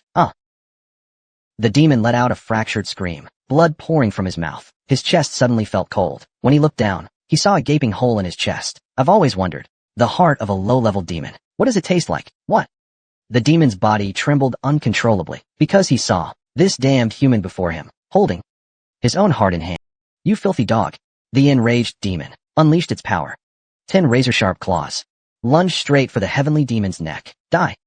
But the heavenly demon was faster. His palm had already severed the demon's head. The demon's head rolled on the ground, twisted in anger and pain. You should have bowed before the strong. The heavenly demon, born to conquer, bit down and swallowed the demon's heart. The taste isn't all that satisfying. No wonder. Since not long ago, he had just drunk the blood of a lofty high-level demon. So that's what it tastes like. Besides that, I've learned something else. ZuDG, so to speak. I'm at least stronger than this, right? Demons follow a principle, stricter than the Miners Association, strength rules. In other words, the higher the demon's rank, the stronger they are, and the richer their blood. To me, that's an elixir. The blood of powerful demons is, to miners, no different from a millennium-old elixir. Knock, knock. Someone knocked on the door. The heavenly demon didn't even glance over, and said, "Come in." Shadow cautiously entered the room. When he saw the red stains scattered on the floor, he ordered his subordinates, "Clean it up thoroughly. As for the rest, handle it yourselves. It's of no use to me." "Thank you for your grace." Shadow bowed deeply. After pondering for a while, he finally gathered the courage to speak. But, is this really okay? If the Grand Duke finds out, Skyfiend did not answer. He just stared straight at him. Sweat the size of beans began to form on Shadow's face, because when Skyfiend stared at someone like that, it meant he was not in a good mood. "We won't abandon the demon clan first," Skyfiend muttered under his breath. "Why? I guess I shouldn't ask." Even though he was full of questions, Shadow kept his mouth shut. After all, compared to curiosity, his life was more important. However, this also showed him that Skyfiend had some confidence in his own safety. "I will trust and follow you." As always, Skyfiend gave no response. He simply asked casually, "How is the association doing?" "It's in utter chaos. Aside from the executives who know the president is still alive, the other commanders are fiercely fighting for the vacant president position." "How amusing." Skyfiend let out a faint smile. In a situation like this, what else can you do but laugh? When the master is away, the dogs he raised scrambled to seize their master's position. "Shadow, what do you think is the purpose of the Miners Association?" "To serve the outcast miners, provide background support, absorb them, and further suppress the players." "Wrong."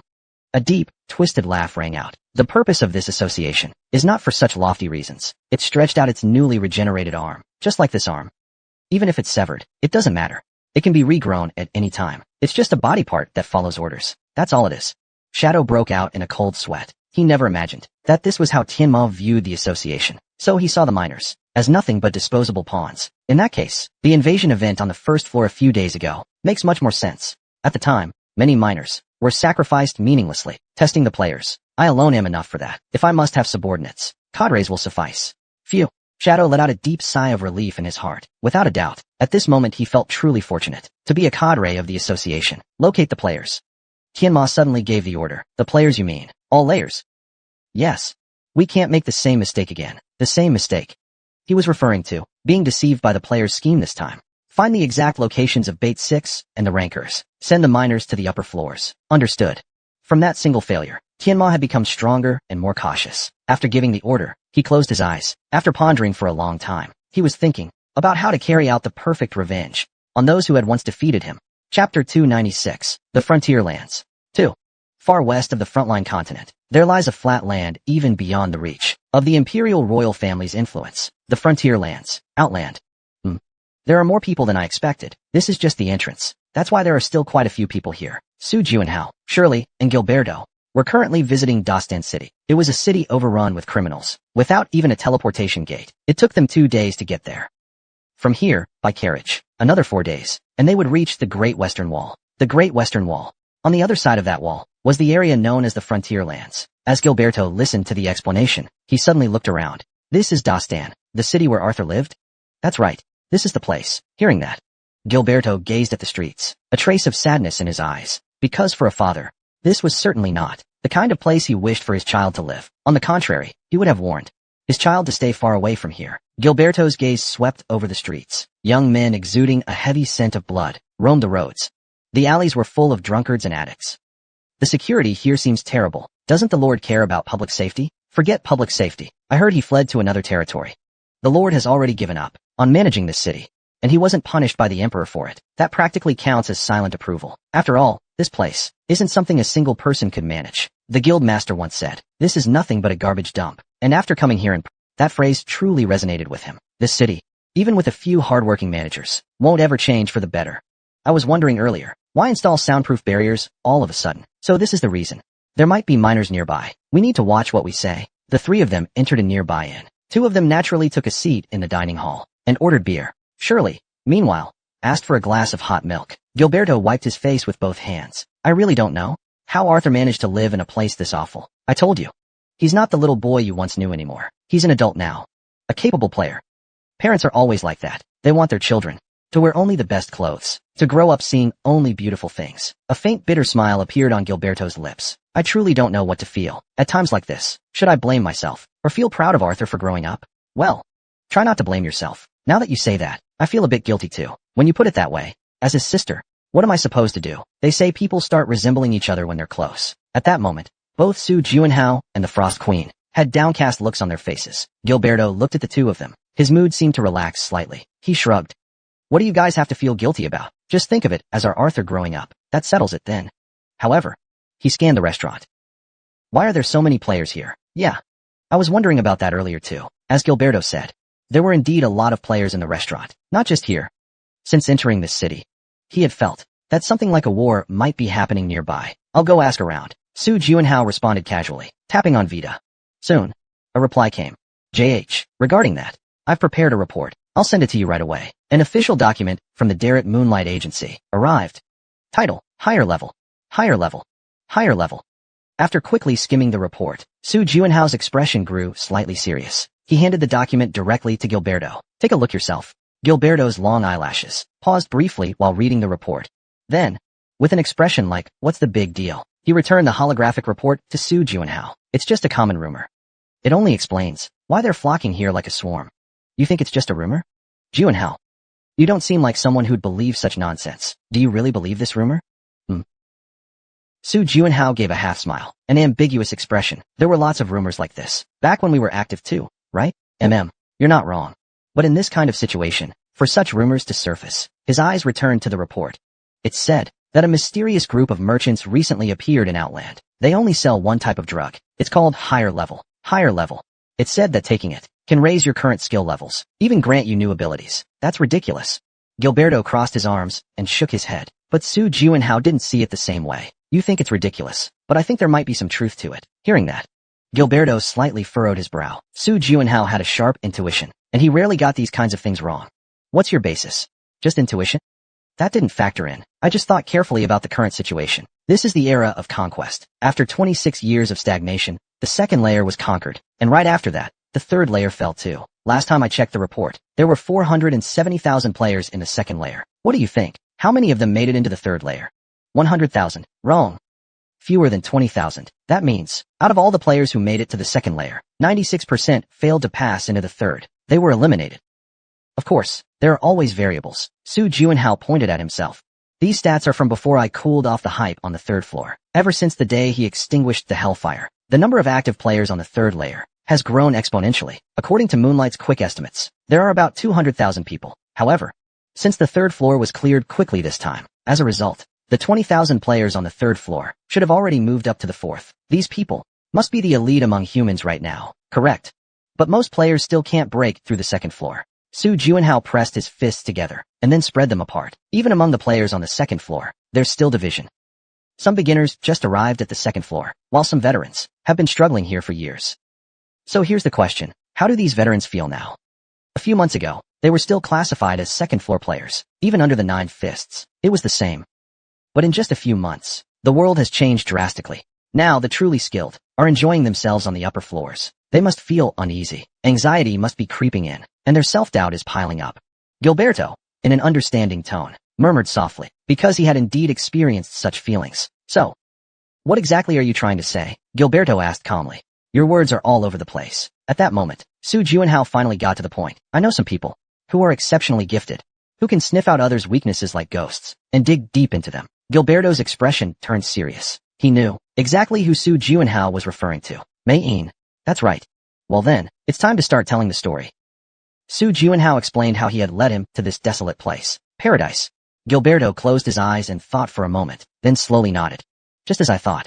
Once you understand the chef and paradise, the rumors look very different. Yeah.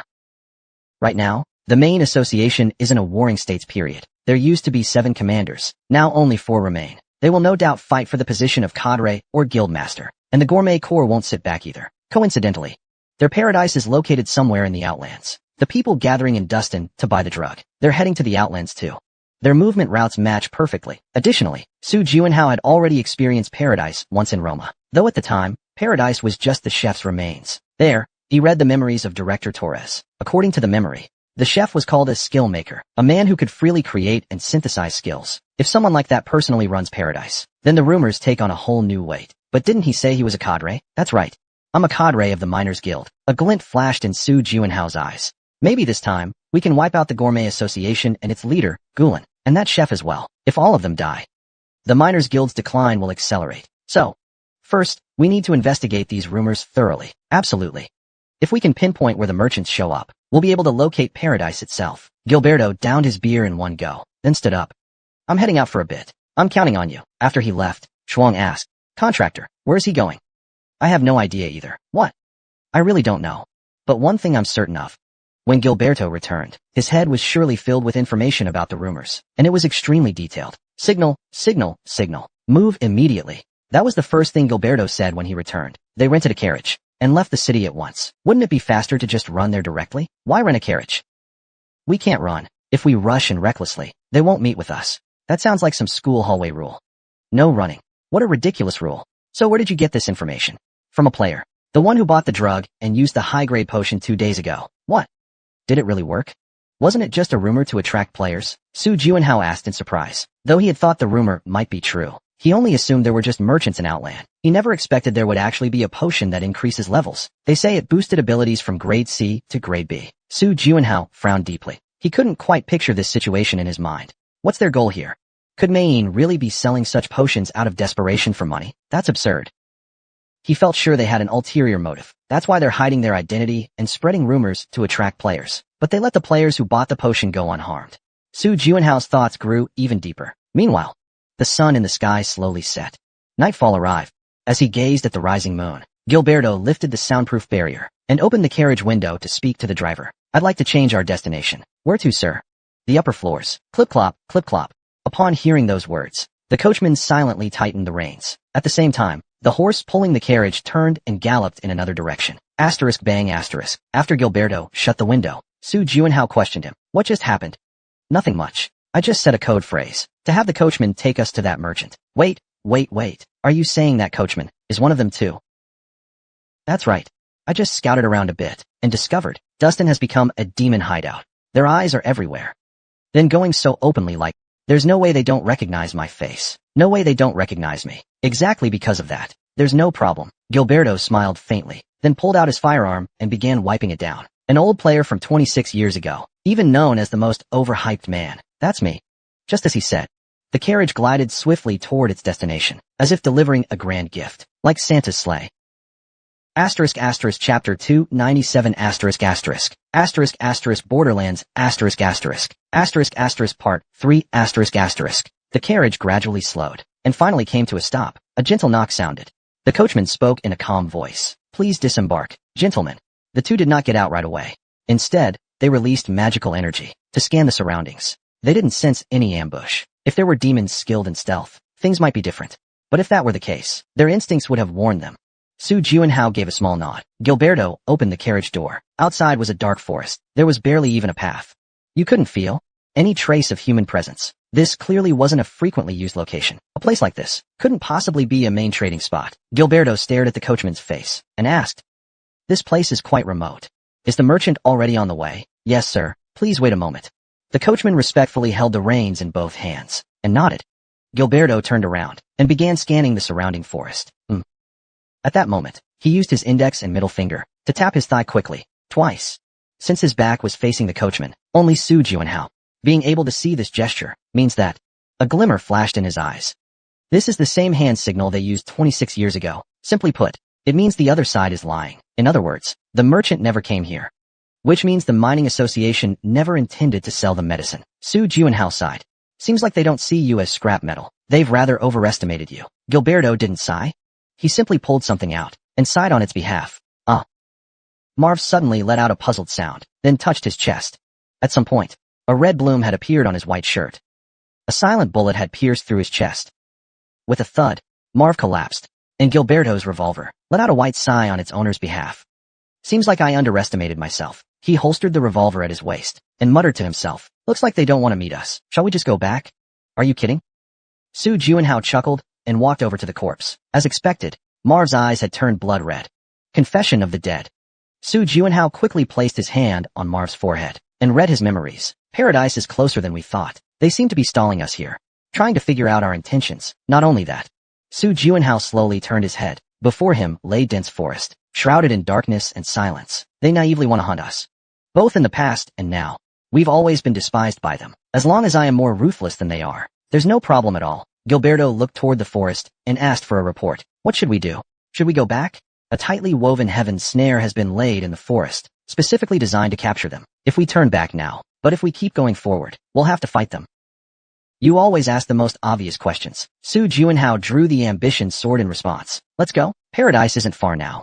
As soon as he finished speaking, his figure vanished into the dark forest.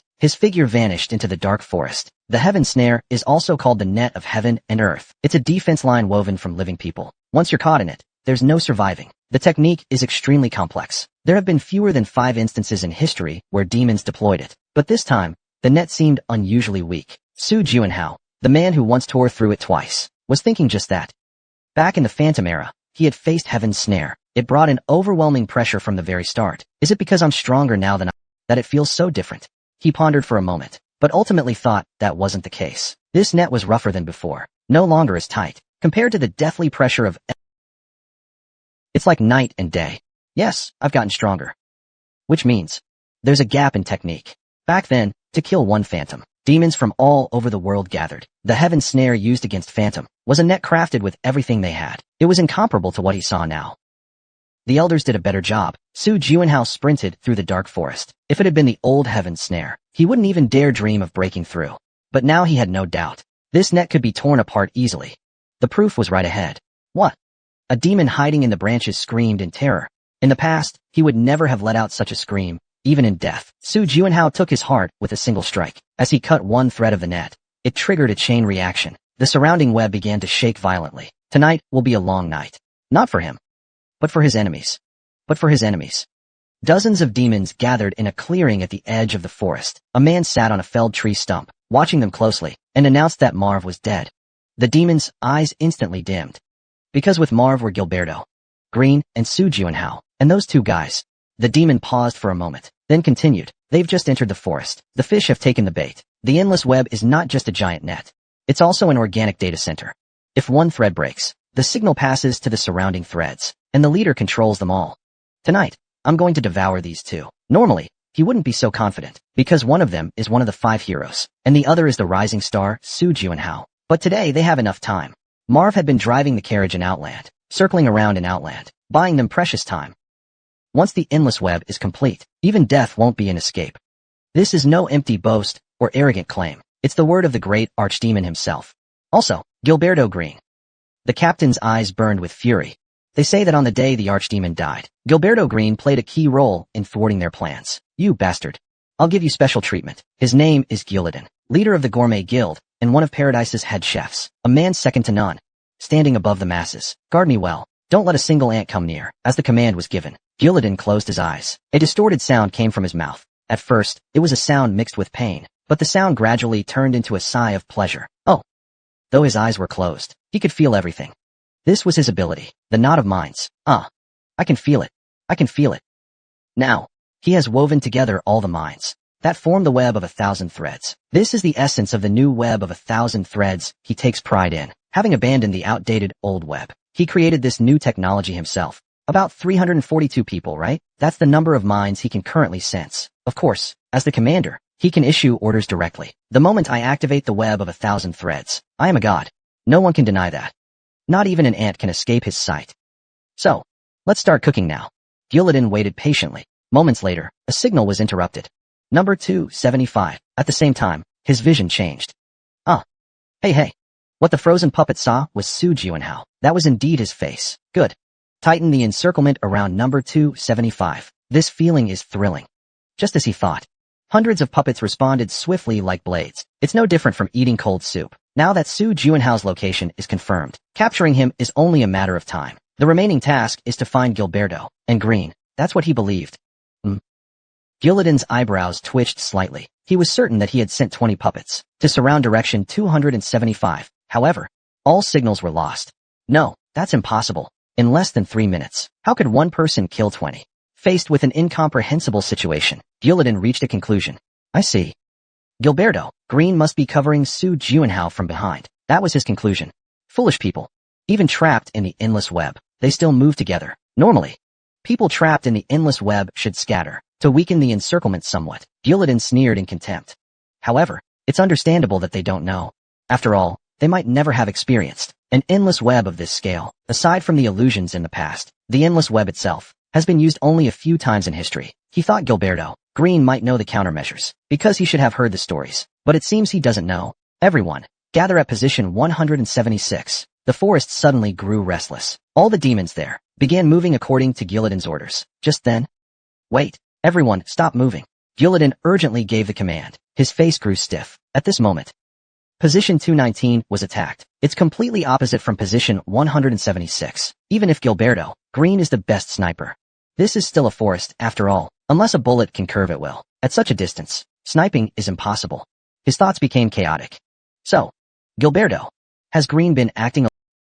No, that doesn't make sense either. If that's the case, Su Jianhao alone, in 3 minutes, eliminated over 20 demons. What in the world is going on? He hurriedly connected to the perspective of a dead demon. However, what he saw was like a screen tuning to a channel, a flickering gray display. What? Gillidan couldn't help but mutter to himself. What is happening? His web is breaking apart, all because of two prey interference. Su Jianhao, running through the forest, suddenly pointed his dagger at the ground. No. He killed a demon ambushing from below, and from his sleeve, silver threads shot out. Wow. The threads quickly wrapped around the neck of a demon hiding in the branches. Su Jianhao used the branch as a pulley, cutting off its breath. This thing is way more useful than I thought. This was in Mariba, from a demon he fought against, who used these steel spider threads. These threads have extremely high durability, making them quite effective now. His instincts are sharp too. Buzz, buzz, buzz. His instincts, constantly pinpointing the demon's locations, sounded an alarm. Still, is this what they call an inescapable net? The dead old demons, even in the underworld, they would weep. This is no true heavenly net. It's just a cheap imitation trick. Of course, I know why it changed. The creation of the heavenly net was specifically designed to counter phantoms. Obviously, for other players, it's not that effective. Perhaps because of this, it had to evolve. If there's one advantage, it's the speed. At first, the encirclement was loose, but with every demon killed, the circle tightened at an abnormal pace, such an illogical speed, with no one visibly controlling the heavenly net from behind. Buzz, buzz, buzz. A surge of excitement sent tremors through his temples. Once again, something was calling. TSK, here we go again. Su Jianhao let out a quiet breath. He had already taken down over 60 demons. But the enemies kept coming endlessly. There was at least one similarity to the heavenly net. That is, the enemies kept coming without end. Though just an imitation, this net had deployed at least 200 demons. How long would it take for the two of them to finish them all? Su Juanhao sneered contemptuously. Suddenly, his gaze caught something. Oh. The Ice Queen was floating in the air, and gave him a puzzled look when their eyes met. Su Juanhao stared at her, and clapped his hands lightly. What a fool. Why would I waste my precious combat power like you? The Ice Queen's voice softened. A vague unease rose in her heart. Chapter 298. Outland. 4. Gillidan began to strategize cautiously, like a chess player considering every possibility. Moved to where numbers 185 and 207 fell. Number 219 follows at a distance. Numbers 320 and 44 circle behind Arthur, Su Juanhao, executing a wide encirclement. He was truly a battlefield commander. Gillidan kept creating trouble for Su Juanhao. Not only that, found them. Based on the positions of the fallen miners, he had pinpointed the exact locations of Gilberto and Green. This little rat was hard to find. He thought the forest would prevent sniping. A mistaken judgment. Gilberto and Green aren't amateurs hindered by such obstacles. Did I underestimate those 5 heroes? I might owe their corpses an apology. Gillidan sneered, observing the battlefield situation. Su Juanhao hadn't moved a step since earlier. The now exposed Gilberto was getting busy too, facing enemies surging like, it's over. Gillidan slowly opened his eyes. Sweat poured from his body like rain. Processing the emotions and information of hundreds was no easy task. Bring it here. After issuing the command, his guards brought ice and cold rice. After a brief rest, Gillidan returned to the battlefield. It's about time to wrap this up, isn't it? His thoughts coalesced again. Various thoughts and information flooded his mind. Then, Gillidan clicked his tongue softly. Originally, there were 342 soldiers. Now, only 228 remain. In such a short time, 114 had died. Though they were enemies, he had to acknowledge it. Within his meticulously refined, inescapable net, such performance was truly astonishing. What now? If I could capture them alive, the master chef will probably be very pleased. He shook his head after a brief moment of thought. Too dangerous. The poison in them is too strong. One careless move, and they'll bite back. Though it's a pity, killing them when the opportunity arises is the safest choice. Gillidan, having made up his mind, binds the past even more tightly. General, even if the god of war descends, he cannot reverse this situation. All the information on the battlefield is firmly in his grasp. The enemy is like a rat trapped in the fog. He is certain of his victory. This is hardly surprising. The 5 heroes and the supernova are just SOSO, aren't they? How should I put it? This battle isn't very satisfying. Before I could even get interested, the fight was already over. Utterly boring. If I went hunting creatures of the 9 heavens, it might be more interesting, like Jiu Zhong, or someone as great as Shunqing Xian. Gillidan couldn't help but imagine what it would be like if they were here. Suddenly, an agent's life signal cut off without warning. If it was just this one, it wouldn't matter. But Gillidan furrowed his brow. Wait, this location. Su Juanhao and Gilberto, a place even Green couldn't reach. Unless Ma Ying had a sudden heart attack, there's no reason for him to die. The moment Gillidan sensed something was wrong, centered on that area, the agent's life signals rapidly vanished. Are there other companions? No, this is impossible. The coachman brought only 2 people. He even confirmed multiple times that there were no followers. Damn it. But that changes nothing. If there are other allies, then take them out too. To catch the opponent disrupting his plans, Gillidan spread his web again. Number 98. Head to the position where number 101 just died. Numbers 222 and 300. Join him at the same location. Number 147. Set up a magical barrier to prevent him from aiding Su Juanhao and Gilberto. He made a snap judgment and issued the command without hesitation, because his judgments had never been wrong. However, this time, at a completely different location, another death occurred. Could there be more than one supporter? When exactly? And how did they get targeted? Gillidan angrily deployed forces to that area. Nothing. Both locations had only bleeding corpses left. The killer left no trace. This is impossible. How could he predict that I'd tighten the encirclement like this? Gillidan looked bewildered, as if possessed by a ghost. But the continuous deaths told him this was a harsh reality. This is insane. Gillidan felt as powerless as if he'd lost his limbs, cursing. In short, he was now clearly at a numerical disadvantage. So overwhelmingly so. And against me, Gillidan. He who always controlled and stirred the situation. His pride took a massive blow. What? Gillidan couldn't help but widen his eyes. His red eyes stared into the dark forest. Who exactly are you? Static noise. A peculiar white mist spreads through the dark forest. 2 agents are sprinting through the woods. They are Agent 98 and Agent 222. We should be able to meet up with Agent 300 ahead. Got it. But has this forest always had so much fog? The 2 exchange a silent glance. Even in a forest at night, the chillingly thick mist feels unnatural. Listen.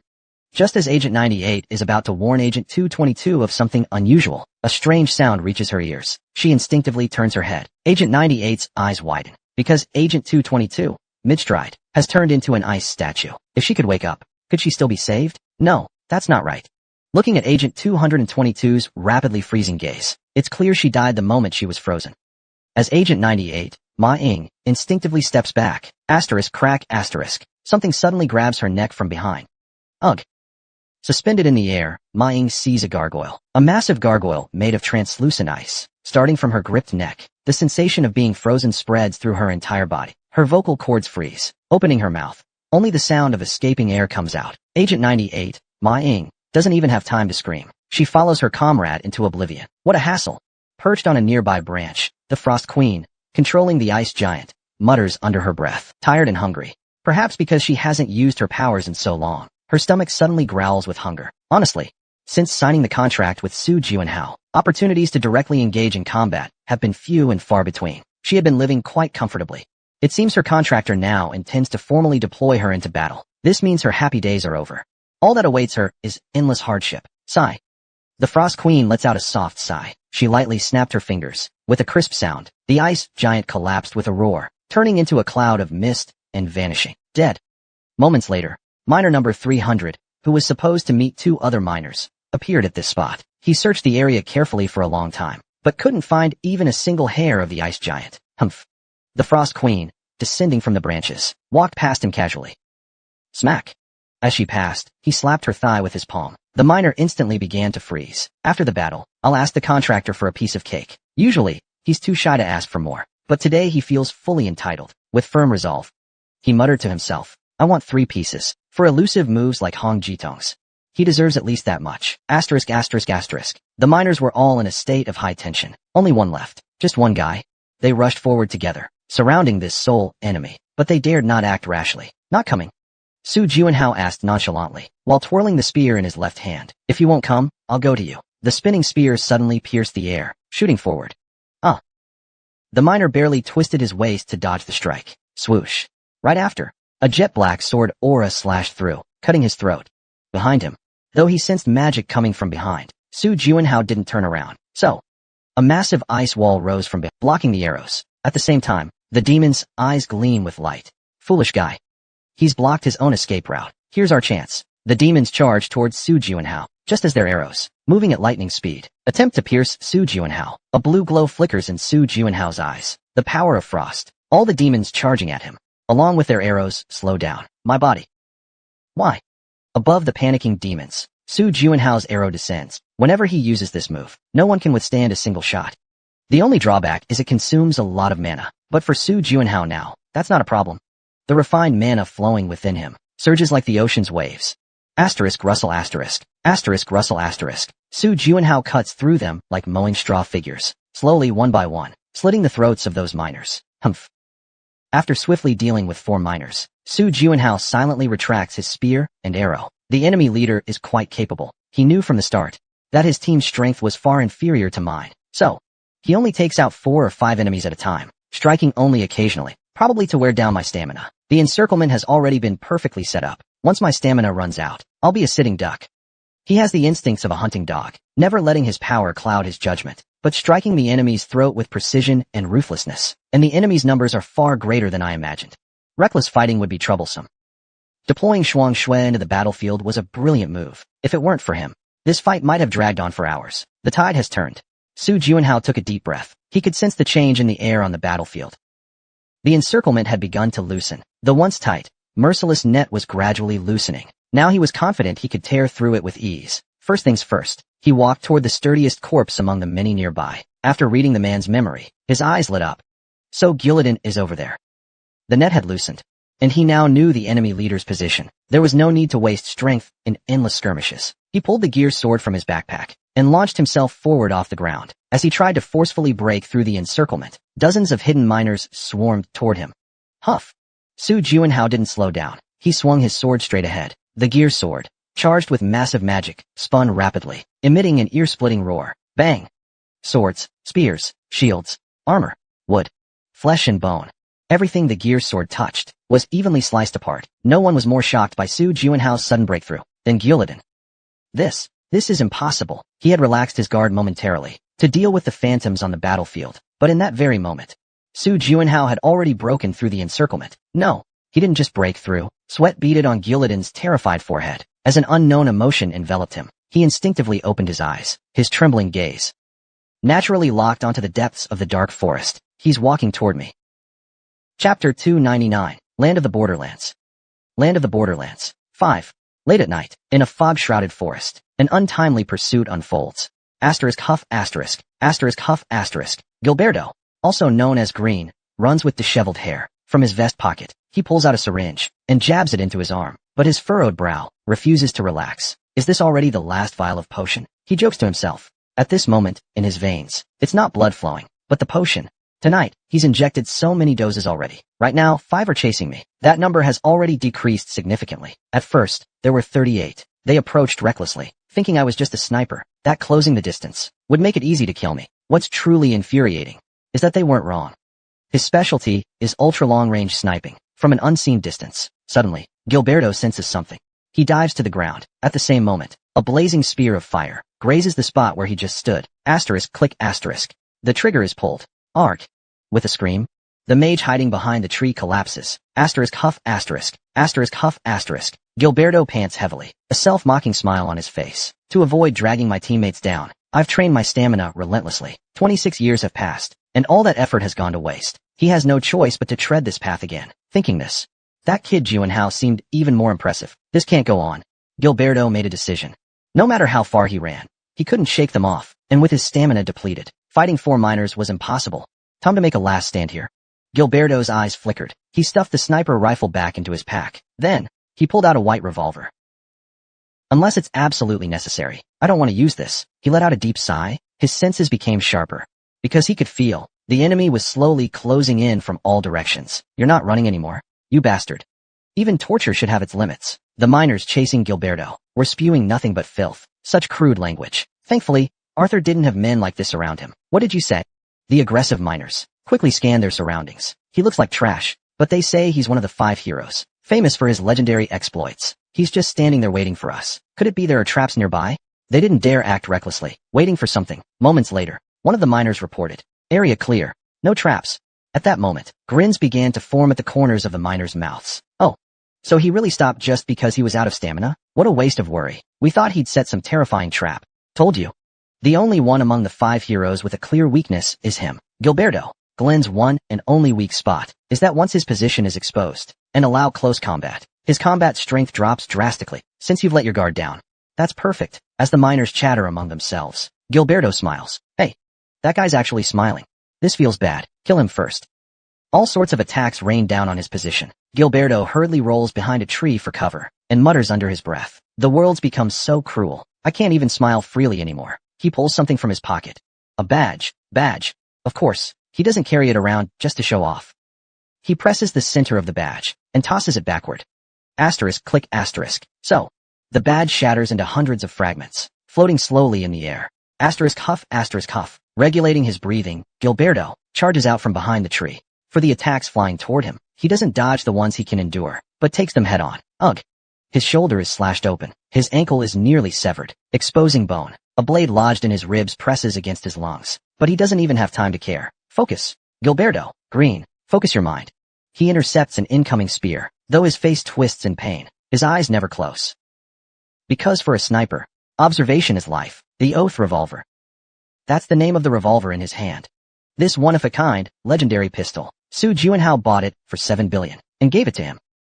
This gun draws on the user's magic, mental strength, and stamina to fire bullets. And these bullets, when hitting non-living objects, rebound in the opposite direction. With each rebound, their destructive power and speed precisely double. 2 years. Since Su Juanhao gave him this gun, he practiced over 12 hours a day, for 2 years straight. It was because of this effort that he could confidently claim, I'm the only one in the world who can tame this nasty little beast. Even the skillmaster. Su Juanhao himself admitted he couldn't wield this weapon. Even sacrificing sleep, even crying from exhaustion, he persisted until he fully mastered it, for one reason alone, to handle situations like this, when he's unable to snipe. He wants to tell his past self, he no longer cares about physical pain. In his eyes, hundreds of badge fragments floating in the air shine like stars. All he needs to do now is connect these twinkling stars into a single galaxy. This effort, even after 26 years, was not in vain. Bang! The snow-white muzzle erupted with light. As the light reflected off the scattered badge fragments in the air, it grew even fiercer. Where is it aiming? As the light shot from the muzzle and flew into the void, a demon spoke up. However, before it could finish, its body exploded. The result of colliding with a fingernail-sized beam of light. It looks unusually bloody, though it's somewhat complex to use. It truly lives up to its name, the Oath Revolver. With each reflection, its bullets grow stronger, always steadfastly vowing victory to him, just like now. Asterisk bang asterisk. That light. It truly is light. Gilberto can't even see the bullets he fires, how they strike those demons. He can only infer from the shattered corpses. Truly unbelievably fast bullets. At the same time, his body collapses to the ground, leaning against a tree. Asterisk huff asterisk. Asterisk gasp asterisk. He's lost too much blood, and he has no potions left in his hand. But the potion, it's over there. Gilberto's vision starts to blur. He struggles to reach out, trying to grab the potion bottle at the dead demon's waist, but his hand can't reach the distant bottle. Looks like it's over. In his fading consciousness, a familiar, arrogant voice rings out. Looks like even tin wouldn't be a problem. Static noise. Fighting demons, fighting players, hunting monsters. If seasoned players had to choose one, they'd definitely pick hunting monsters, because fighting people, whether physically or mentally, is incredibly tough. But demons are different. They prefer hunting players over monsters. After all, those who've tasted flesh know how to savor it. Yeah, I was supposed to be the hunter. It should have been me. Gillidan's pupils contracted sharply. Everything unfolding before him was not the battle he had imagined. Wind. Crack. The neck of a demon capable of wind-based attacks was snapped. Though it could muster strength to unleash gales that could shake an entire region, it couldn't even stir a breeze, and died meaninglessly. No. Gillidan shook his head, denying the reality before him. This really shouldn't be happening. Since becoming a demon, especially after becoming the head of the Gourmet Guild, he had never faced a battle like this. He had always stood as the stronger one. Where is Gillidan? Crack, crack. Su Juanhao coldly grabbed the demon by the collar and asked. He had pierced through an intricate web of traps to reach Gillidan's location, only to find him gone. TCH. As the demon hesitated to answer, an ice spike formed in the void and pierced its thigh. I asked you, where is Gillidan? I'm Gillidan. The demon said with a dark chuckle. Of course, he wasn't Gillidan. Nor was he saying this out of loyalty or honor. He was merely forced to respond by some kind of mental barrier. Is that so? Crack. With a sickening sound like crushing a hollow shell, the demon's face caved in. It died instantly. In stark contrast to the demon's mangled face, Su Juanhao's face showed not a trace of emotion. Clean and precise. Expressionless. He wiped the blood from his hands on the dead demon's clothes. Damn it.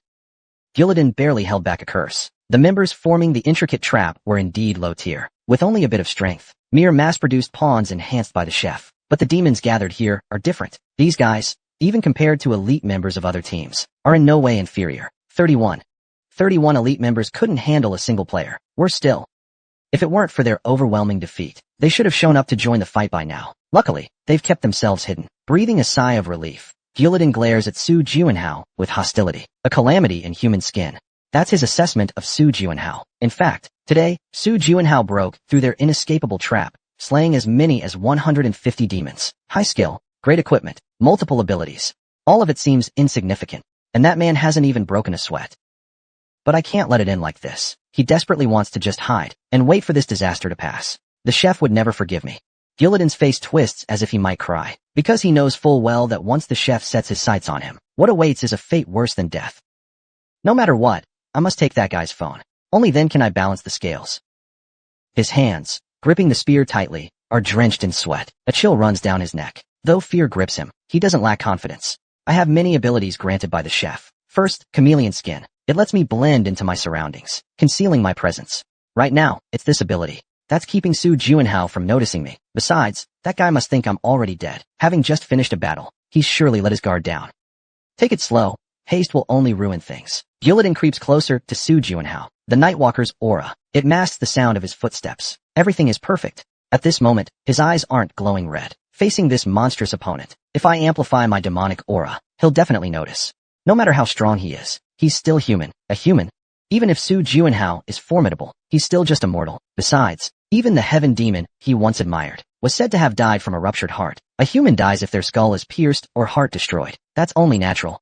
You're no exception, are you? Gillidan's spear, aimed at Su Juinhao's back like a venomous serpent, fast and precise. He had rehearsed this move countless times in his mind. The moment he thrust his spear, it would be wrapped in demonic energy. At the same time, his other ability, rapid regeneration, would boost the spear's speed fourfold. There was no dodging it. Not even a god from the 9 heavens could avoid it. With that confidence in his heart, he had no fear. Gillidan hurled his spear with force.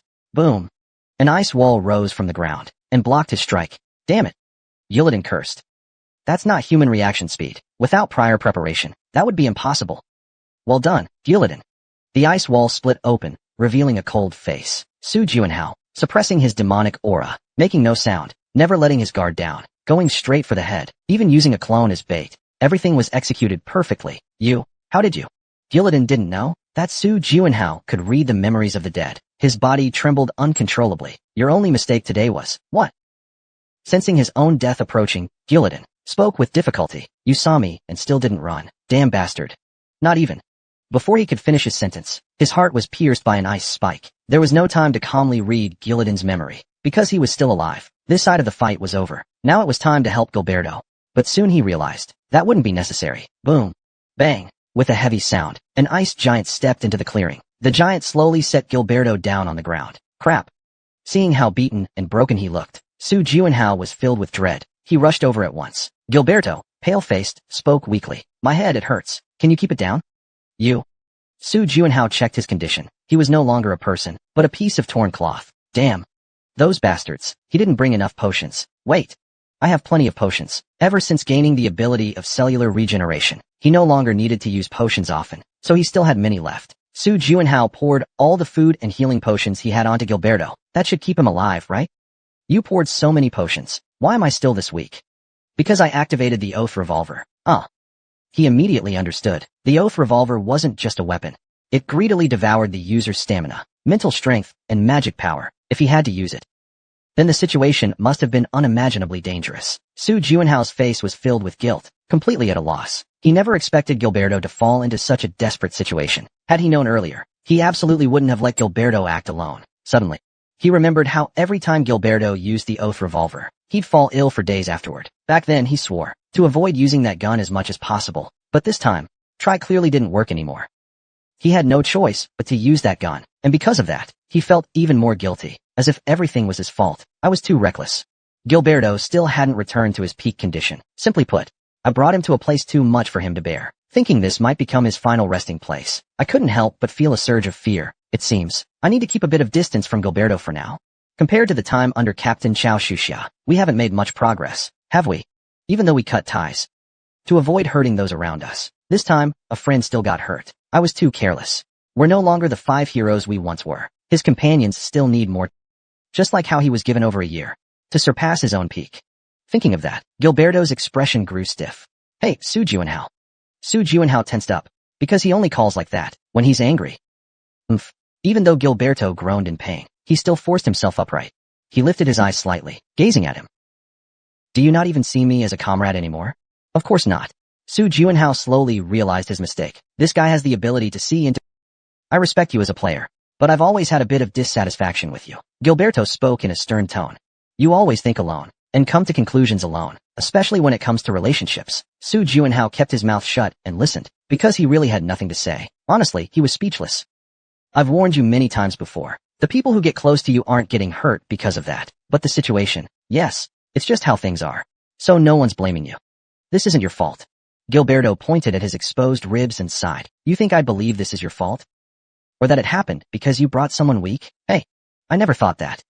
Then, how do you feel when someone else makes their own assumptions? What does it feel like? Su Juinhao fell into deep thought. He slowly opened his mouth. Wow. This feels terrible. The other person already came with a conclusion. The kind of misunderstanding that needs clearing up through conversation was suffocating to him. The emotions felt by those you cut ties with must be even stronger. Come on. What are you talking about? When did I cut ties? Su Juinhao frowned and retorted. But thinking about it carefully, it didn't seem entirely wrong either. It did feel like he had cut ties. That's how others would interpret it. Gilberto's stiff expression finally relaxed. Glad you understand now. Thank you. It feels like a sudden realization. Actually, ever since 26 years ago, I've wanted to tell you this, but I was too busy then. After returning from the Frost Queen's lair, I planned to talk it out properly. Who would have thought something like this would happen? In any case, take a good look at your relationships with people around you. I bet the people you've met since returning are still keeping their distance, just like before. Yeah. Su Juanhao straightened up slightly. He cleared his throat lightly. I'll think about it. That's a good enough answer for now. Gilberto smiled gently. A father really does speak in a more organized way. But still, how did you end up getting beat up so badly? If it were the old days, I could have triggered my contract skill twice at least. Time waits for no one. Why do you sound like an old man? Although Su Juanhao chuckled, he couldn't deny it. To make up for the 26-year gap, Gilberto would probably have to put in an enormous effort, just like what I went through before. It's not just Gilberto. Ramadad is the same. Their instincts and combat awareness might still be sharp, but their stamina and physical condition can't keep up. They need more time to adjust. Of course, Skya was never the type who relied on strength or endurance, so that's a different case. Su Juanhao stood up.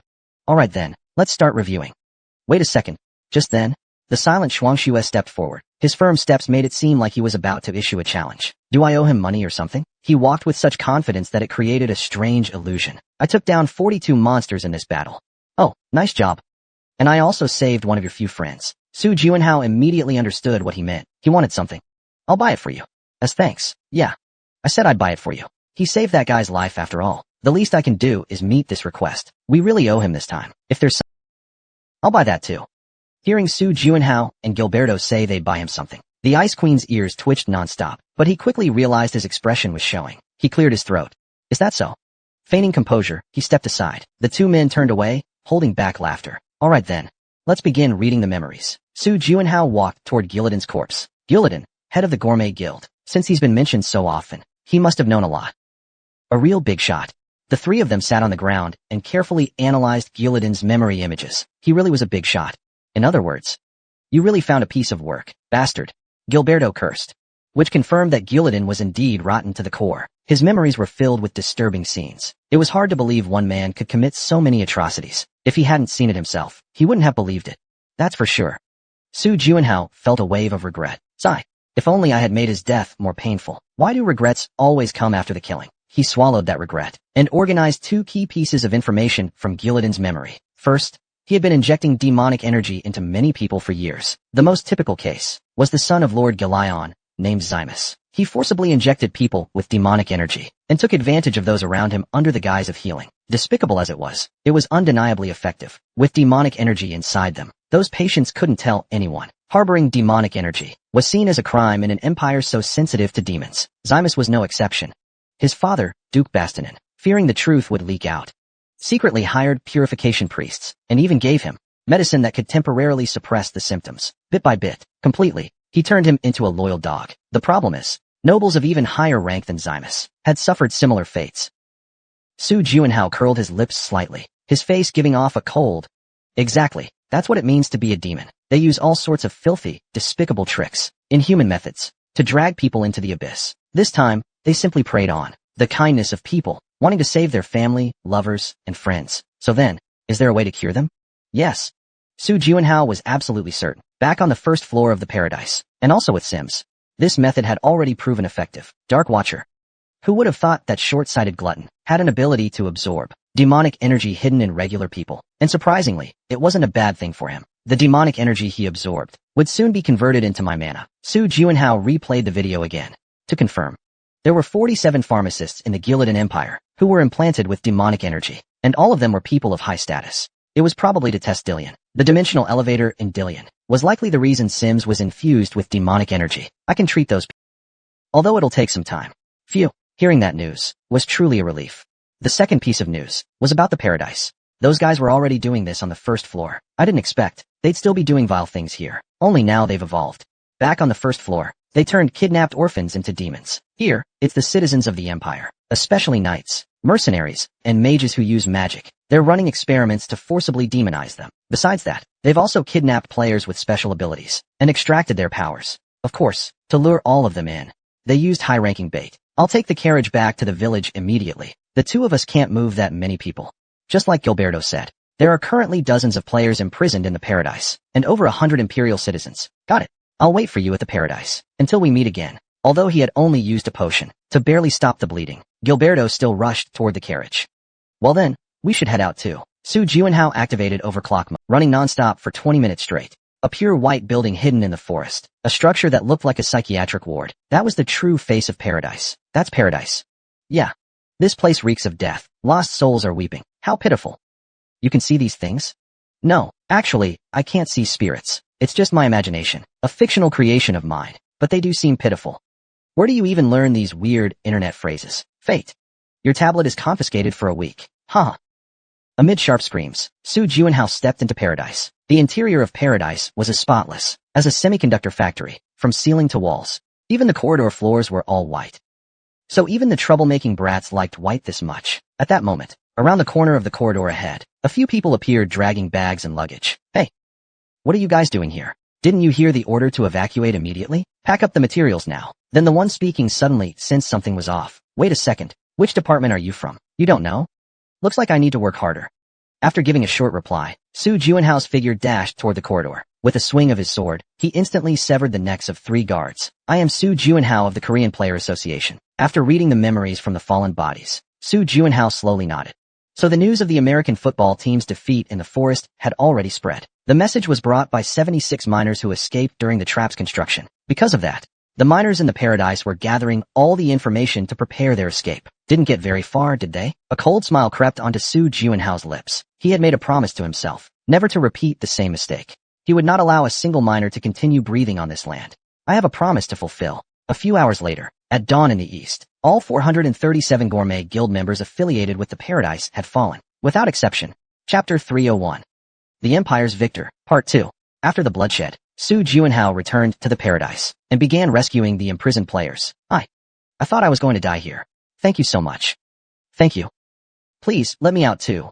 Those who had been captured more recently were still in decent condition. At least they could still speak like normal people. The real problem was those who had been held for a long time. Ugh, auntie. They were bound to beds, with dozens of needles stuck into their bodies. All of them had red eyes. And parts of their bodies had mutated like monsters. This wasn't just feeding them demon blood. It was like implanting monster cores into them. These were traces of experiments fusing players with monsters. Su Juinhao cut the chains. Then he respectfully asked, "Is there anything I can do for you, auntie?" These players had endured all kinds of physical experiments. Even their abilities had been extracted by the miners. Although they could no longer speak, fortunately, their sanity and reasoning still remained. I see. Su Juinhao drew his sword with a complicated look in his eyes. The eyes of these tearful monsters held not only sorrow, but also a sense of gratitude. There's been a lot of blood today. The blood on the sword hadn't even had time to dry. As the air around Su Juinhao grew heavier, the survivors straightened themselves up and carefully approached. We'll bury those who passed away. You not only saved us, you also gave us food. This is the least we can do. Then I leave it to you. They began digging in the courtyard of paradise to bury the players who chose to die as humans.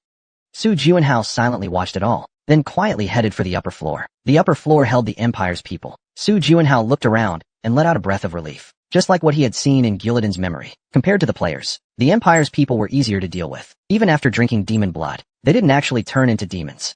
But they had to endure pain worse than death. As proof, twisted screams echoed throughout the floor. I need to move faster. Su Juinhao quickly sprang into action. Asterisk. According to Gillidan's memories, they had recently kidnapped more than 100 Imperial citizens. But by the time Su Juinhao arrived, only 32 of them were still alive. Phew. Magic increased by 0.1 points. Magic increased by 0.4 points. Magic increased by 0.2 points. After 2 hours of effort, Su Juinhao managed to save all of them. Not a single casualty. As a result, the people of the Empire could finally sleep in peace. Man, today was exhausting. Su Juinhao collapsed wearily into a chair. From battles to chases, to slaughters and rescues, and finally healing. It all reminded him of a long-forgotten past. Looks like I'm getting old too. This used to be routine for me. Now I'm actually feeling tired. If you weren't tired, that would be monstrous. You've done great today. Truly, you've worked hard. Even the usually stingy Ice Queen couldn't stop giving him a thumbs up. Gilberto would arrive a bit later. The players seemed to have buried everyone. They began carrying the Empire residents up to the first floor. During that time, a few people came over and handed him something. These are our guild cards. Please be sure to contact us in the future. This favor, we will never forget it. If you ever come to America, our association will give you VIP treatment. The players had finally regained their senses and began expressing their gratitude. If not for him, many of them would have died for sure. So now, they were even willing to do anything for him. Alright then. With eyes full of respect and goodwill, Su Juinhao headed to the top floor. His destination was the chef's office on the highest level. Creak. As the door opened, a clean, well-organized kitchen came into view. Contractor. Why did this guy renovate his office into a kitchen? He's actually serious about this. This kind of madness isn't something half-baked lunatics could imitate. Su Juanhao stuck out his tongue and began slowly searching the office. There was only one thing he was looking for in this room. High-grade potions. The perfect bait to lure players and Empire citizens. Before reading Gillidan's memories, Su Juanhao hadn't believed it either. He thought the desire of players and Empire citizens to become stronger was just another lie from Geddon. But this time he was wrong. He never expected it to be real. But something this powerful must have already been taken away, right? Who knows? Su Juanhao shook his head. Up to this point, all the drugs the chef released to the market were of the lowest grade. At best, they could boost an S-rank ability to D-rank, or create a... Of course, even so, these drugs were enough to disrupt the entire industry. But the chef wasn't after money. He was chasing the ultimate cuisine. The chef received orders from the Demon Lord, tasked with perfectly replicating phantoms and my abilities. But the Demon Lord... Maybe he felt it was a shame to abandon more than a decade of research. So the chef started combining different abilities, trying to create the Night Guard. But he failed repeatedly. Eventually, he settled for creating high-grade drugs instead. How is that settling? Yeah. Before I met you, at the Eastern Sea Gate, I fought a group of demons called the Shadow Brothers. They used shadow-based powers given to them by the chef, but the chef considered them failures. Their shadow abilities were far inferior to those of the Night Guard. After many failures, the chef may have thought this. If he couldn't create perfect dark attribute powers, he might as well reuse the old failures of shadow abilities. Oh, so he's trying to forcibly upgrade shadow attributes. The Night Guard is an S-rank ability. That's a well-known fact. That's his goal. A miraculous drug that can elevate an A-rank ability to S-rank. If players found out, they'd definitely laugh at him and call him crazy. But you made it happen, didn't you? That's the key point. Others may not know it. But as Paradise's number 2, Gillidan definitely did. Recently, the chef really did create such a drug, one that could elevate an A-rank ability to S-rank. High-grade potions, if they appeared at auction, they'd definitely go for billions. So, I figured there'd be at least one here. Of course, there might not be any at all. After all, something this valuable, the chef might have kept it on him. But surely he stored one in a secure location? That secure location is no doubt a hidden safe. Click, click, click. Su Juanhao rotated the gas stove knobs in sequence. A wall creaked open, revealing a hidden safe. Gillidan had once seen the chef open this safe. It was a golden opportunity. But now what? Obviously, Gillidan didn't know the password. Didn't the video say it? This safe requires the chef's biometric data, fingerprint, and red demon code. That's right. If either one is missing, the safe will vanish into the chef's private dimension. Su Juanhao clicked his tongue. What do I do now? The cake is right in front of me, but I can't eat it. If I didn't know about the cake, fine, but knowing and being unable to reach it is worse. Can I use disposal power? Though it can bypass properties of other things, this safe is protected by extremely powerful demonic energy. Still, it's worth a try. No harm in trying. Where did you even learn that line? No, wait, that's not the point right now. Just as he said, if even disposal power can't open it, then this safe is truly inaccessible. Su Juanhao's hands, enveloped in black energy, reached out and grabbed the safe. At that moment, lines of information began appearing before his eyes. Biometric signal, not matched. Fingerprint input, not matched. Red demon ID, not matched. Damn it. Just as he watched the surge of demonic energy engulf the safe. Activated. Anti-demon effect has been triggered. Purifying aura is resisting the demonic energy. What? The pure aura radiating from his body prevented the demonic energy from coming close. Resistor, hurry and open the box. Urged by the Frost Queen, Su Juanhao moved like he was hypnotized and reached out to tear open the safe's door. He clicked his tongue. There were only 3 items inside. A pouch of money and 2 wooden boxes. Just as he picked them up, the demonic energy that had been approaching finally devoured the safe. The safe vanished without a trace in an instant. Su Juanhao blankly stared at where it once stood. So the anti-demon effect really does suppress demonic energy. That was way too sudden. This effect was just like when he fought the Demon Lord. That sword was said to purify all evil, the anti-demon sword, right? How could I forget something like that? With a helpless face, Su Juanhao was shaken by the Frost Queen tugging on his sleeve. Contractor, hurry up and check what's inside the boxes. I'm curious. Hang on. Su Juanhao immediately appraised the wooden boxes. Item appraisal. Advanced boost. Grade, unique. Effect, upgrades an A-rank ability to S-rank. Advanced boost. Grade, rare. Effect, upgrades a C-rank ability to B-rank. Oh. The human and elf hugged each other tightly and let out a shriek. You're a genius, contractor. How did you know something like this would be inside? I didn't know either. But it's really there. Su Juanhao gathered the items with a blank look on his face. First, he cleaned all traces from the room. You're really meticulous. No choice. Once this is over, the chef will definitely return to the paradise. Of course he will. He kept something so important in that safe. Once he finds out that the safe stored in the dimensional space was looted, he'll surely fly into a rage. What a shame. If I had known, I should have left a note in the safe. A note? What would it say? Su Juanhao felt the weight of the wooden box in his coat and smiled slightly. If you're unhappy, come find me. Asterisk, asterisk, asterisk. What Gilberto brought wasn't players, but soldiers from Destin. Because in a city where no one knows who owns the mines, taking players away freely might cause trouble. Thanks to you, the issue is finally resolved. MHM. That sounds like something I would say. Snore. As soon as the Ice Queen got in the carriage, she started dozing off like a little girl, and eventually fell asleep. Su Juanhao covered her with a special blanket, and then took out a wooden box. Here, catch. Try what? The premium stuff. Gilberto's expression grew serious. I can't accept this. No, take it. In matters like this, Su Juanhao didn't back down. Let me just say, I've already obtained an even higher grade version. Even so, I still can't take it. You practically handled everything today yourself. It's no exaggeration to say so. How strange. Just a few hours ago, I was thinking by myself, not to jump to conclusions too easily. You were a big help today. This is the reward you deserve. Still, you're probably the better choice, Juanhao. No, that's not it. Su Juanhao began explaining clearly and calmly. This one upgrades a C rank ability to B rank. But the only C rank ability I currently have is lightning resistance. Even if the resistance is upgraded, I wouldn't use it often. In contrast, Gilberto has several practical C rank abilities. So, doesn't it sound like you're more suitable after all? A moment later, Gilberto let out a sigh and took the box. I feel like I'm always getting things from you. That's not entirely true. What do you mean? Hard to explain. Su Juanhao muttered casually and closed his eyes. I already said thank you once today. Saying it again feels a little awkward. Chapter 302. The Empire's Saint. 3. After the incident ended, Su Juanhao slept for 2 days straight. Since he didn't leave his room, even the innkeeper got suspicious. He knocked on Su Juanhao's door. Su Juanhao, combing through his messy hair, opened his mouth wide. Yawn on. Why am I still sleepy after sleeping so much? Haha. That's the charm of sleep. Even I have to stay alert all the time. You're on alert? Of course. Why are you so surprised? Nothing. Keep staying alert from now on, too. Gururu. Upon waking up, his long-forgotten hunger suddenly surged up. Su Juanhao went downstairs to the first-floor restaurant and ordered a hearty meal. He devoured it ravenously. I feel alive again. After filling his stomach, he returned to his room and checked the message Gilberto had sent. Everything went smoothly. That's great to hear. He had returned to Earth first to treat his injuries. If I have time, I should go see him. Yeah. Alright. That kid with the sword. Isn't he also hospitalized? Sword? You mean the Sword Saint? I remember seeing a report about him. While managing the third-floor hunting area, we've helped each other quite a bit. Ignoring him would be rather impolite. When I return to Earth, I'll stop by to visit.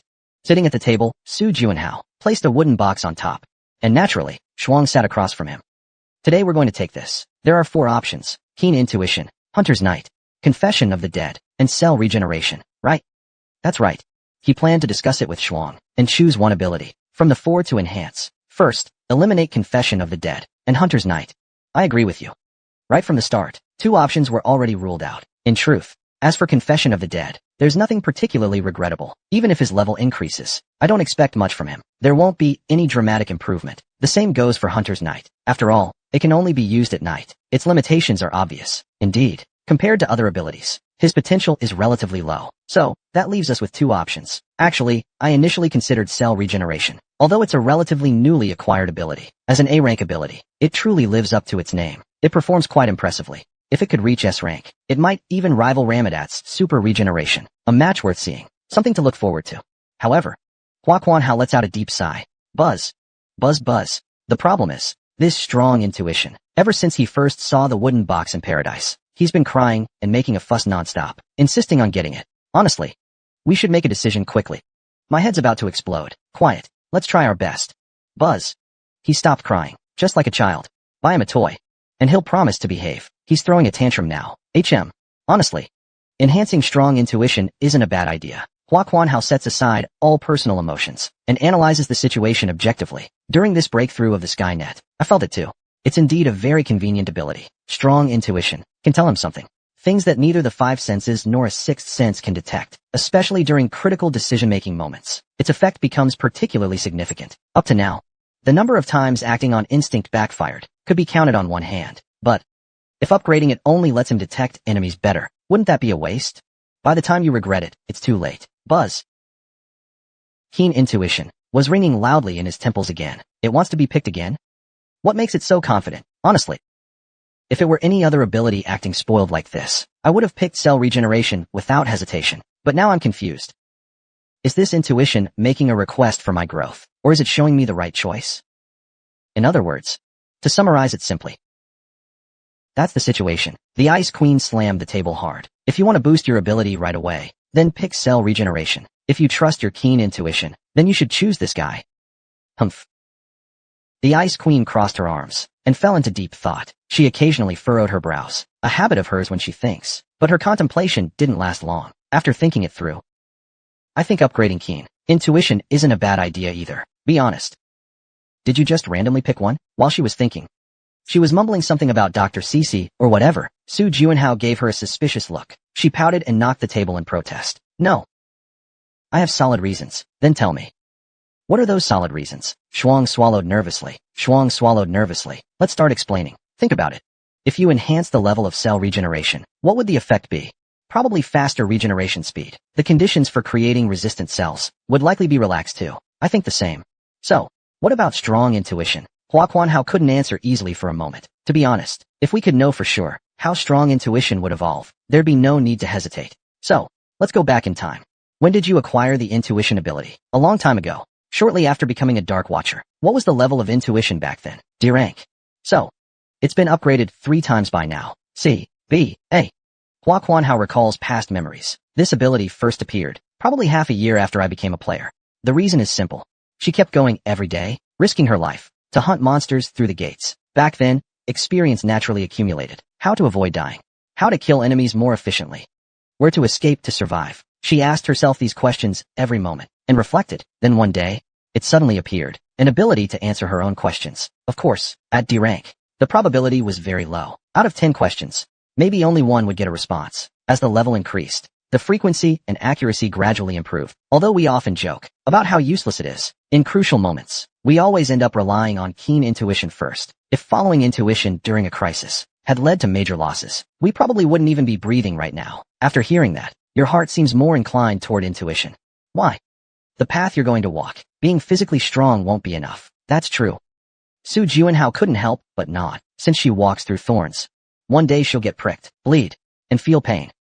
Upgrading cell regeneration would let the wounds heal quickly, but upgrading keen intuition might help prevent getting hurt in the first place. Thinking of it that way, her mind suddenly became much clearer. All right, it's decided. Su Juanhao opened the wooden box. Inside was a small vial. This was a pill crafted by the chef using his own ability. After swallowing the pill, a message appeared before his eyes. You have consumed a unique grade high-level potion. You may enhance one of your existing skills by 1 level. 4 options appeared. Without hesitation, Su Juanhao chose Keen Intuition. At that very moment, Keen Intuition A has been upgraded to Keen Intuition S. Su Juanhao slowly opened his eyes. What greeted him was the Ice Queen's extremely nervous face. Well, do you feel any change? Can you sense anything different? Does the world look different now? This. Su Juanhao slowly spoke, his brows furrowed. It doesn't seem like anything has changed. What exactly has changed? He spent an entire day trying to find any improvements. He didn't know either. The Frost Queen glanced at him. After saying this, she quickly slipped into the blankets. Sigh. When alone, a sense of emptiness and unease gradually welled up in his heart. What has changed exactly? Despite spending the whole afternoon, he still couldn't find an answer. However, he also understood that strong intuition isn't an ability that can be triggered at will. Only in critical moments of choice, or when forewarning an impending threat, would it activate. In other words, outside of those moments, it doesn't have much use. So, I can only wait. He can't rush to the Miners Association just to experience a crisis. For now, he can only wait patiently. But this guy feels like he's become more composed. The strong intuition that used to hum constantly after the level up has become quiet and reserved. If this composure can bring greater confidence, that's a kind of satisfaction. Forget it. When a crisis comes, I'll naturally know what's different. Hua Kuanhao brushed the dust off himself, stood up, and lifted the blanket. Under the blanket, the Frost Queen was already dozing off, gently lifting her eye mask. You're bothering me again. Let's go. Where to? To Kylian. He needed to report to Baron Busty that he had completed the mission of avenging Sims. But that wasn't all. There were still many nobles across the empire who had been infused with magic. To treat them, he had to act quickly. Is this true? Baron Busty was so happy he nearly jumped with joy. In addition to the promised 100 gold coins, he also gripped Su Juinhao's hand tightly. Thank you so much. Truly thank you. You not only saved his only son, but also helped him take revenge. Even recently, his friend Lady Maribalin had not been spared. Meeting you is truly my fortune. I'm also grateful. Thanks to the young master, I got to know the Baron. Huh. Well then, why don't we chat over a meal? Apologies. I'm afraid we'll have to dine together another day. Oh. Do you have an important appointment? Well, it's like this. He deliberately kept it vague, and it worked, drawing the response he expected. Is something wrong? If there's anything you need, I'll do everything I can to help. Phew. Actually, a large number of patients were recently discovered, suffering from the same condition as young Master Sims. The same as Sims. Baron Busty's face immediately stiffened. Because patients infused with demonic energy were found, I started to worry Sims might have been affected too. It seems bad premonitions always come true. So, if Baron Busty is willing to help, I'd be very grateful. What kind of help do you need? Just say it. Does Baron Busty have wide connections in politics? The Baron showed a troubled expression. Sorry. While I can't say I have none, I'm not particularly well connected. Then, could you write a letter for me? A letter? Yes. I need you to confirm that I healed young Master Simos. Confirm? It's indeed a sensitive matter. If word got out that Simos was once tainted by demonic energy, they'd be in trouble. But after a moment's thought, he cheerfully said, I'll provide it. It's not a bad thing. Saving a life is always worthwhile. Thank you for Baron Busty's brave decision. How many letters do you need? Just one will do. Is that all? Yes. If Baron Busty doesn't have wide political connections, he can build ties with those who do. Hua Quanhao took a sealed letter and promptly left Gileon. The place he reappeared was the imperial capital, Ryak. Chapter 303. The Empire's Holy Saint. 4. Hua Quanhao couldn't help but softly exclaim. It's truly magnificent. Although he had visited the imperial capital multiple times, this was his first time getting so close to the palace. The palace, intricately woven with white and gold, exuded an indescribable majestic aura. This palace is indeed impressive. The knight's skills are also quite high. Hearing the Frost Queen's words, he silently nodded. The knights at the main entrance were stronger than any he had seen in other territories. I'd really like to witness their strength in person someday. But today isn't the right time. He headed straight to the commercial district connected to the royal palace. At a three-way intersection in the city center stood a massive three-story building. That was the place he intended to visit today. Crest Bank. The Empire's most customer-rich super bank. Today, he was here to meet with its bank president. After entering the bank, Su Juinhao took a number. When it was his turn, he sat down. Is there anything I can help you with? I'd like to make a deposit. Do you already have a personal vault? No. Then I'll set one up for you first. Su Juinhao nodded and took a money pouch from his backpack. Buzz. The sound of the heavy pouch landing on the floor made the bank clerk gulp unconsciously. Excuse me. The amount you're depositing exceeds 200 gold coins. What? It was the 100 gold coins he received from Baron Busty, plus part of the money he had with him. The bank clerk attending him looked a bit overwhelmed. She quickly stood up from her seat. I'm terribly sorry. I need to consult with my superior. Go ahead. A moment later, a young man in a neat, high-end suit, with a clean and professional appearance approached. I'm Philip, branch president of Crest Bank's Layakfin branch. Please follow me. Su Juinhao was taken straight to the president's office. Once seated, the staff brought over some elegant tea. Su Juinhao took a sip and got straight to the point. Is the bank president not in the office? Excuse me. Philip blinked. A confused look on his face. The bank president isn't a regular employee. It's unrealistic for him to be. The bank director is working from home. I see. However, as the Layakfin Bank, surely it has a crystal ball for communication, no? Judging by this, you're not here to make a deposit, are you? Philip's gaze sharpened. Su Juinhao's question was clearly not something a regular customer would ask. A look of caution appeared on his face. To be honest, I'm not. Are you the director's son? Su Juinhao nodded toward the nameplate sitting on the back desk as he asked. Philip. Crest. Anyone with a brain could tell he was related to the bank by blood. Please leave. At least hear me out first. If you don't leave, I'll call security. Faced with Philip's cold tone, Su Juinhao shrugged. What if I said I came from paradise? Would you understand? What? Hearing those words, Philip's face crumpled like wrinkled paper. You? How dare you come here? You don't look like it, but you've got quite the temper, huh? Su Juinhao smiled casually and tapped his screen a few times. Several photos floated in the air. Take a look first. Philip remained on guard, quickly scanning the photos. What is this? That's the place known as paradise. Philip's eyes widened. He stared at them in shock. Right now, there isn't even a single ant left there. I killed all the miners there. You? My name is Su Juinhao. I'm a player. Su Juinhao. A glint flashed across Philip's eyes. Just a moment. He stood up from his seat and walked to his desk. He began rummaging through a pile of documents. Moments later, after finding something, he returned to his seat and asked, "Are you the player Su Juanhao, who rescued Imperial soldiers and players in Atland a few days ago? What a stroke of luck. The news has already reached here." A gentle smile curled at the corner of Su Juanhao's lips. Philip reluctantly bowed his head after a brief hesitation. "I doubted you. I'm sorry." "No, I'm truly sorry. Bringing up the paradise so suddenly was my fault. I can understand your reaction, but it seems resolving this through conversation would take more time." Arthur also had no choice.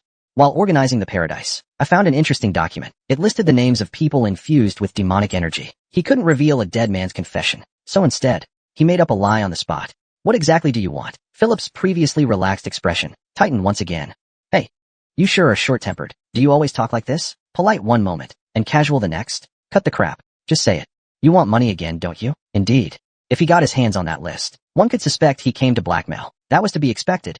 Su Juanhao shook his head and said, "I can cure your mother." Philip was stunned. Just moments ago, Philip seemed ready to shout, but now his eyes were trembling. As the wife of the president of Crest Bank, his mother was currently bedridden with illness. "I know. She is gravely ill from being infused with demonic energy. I can help her."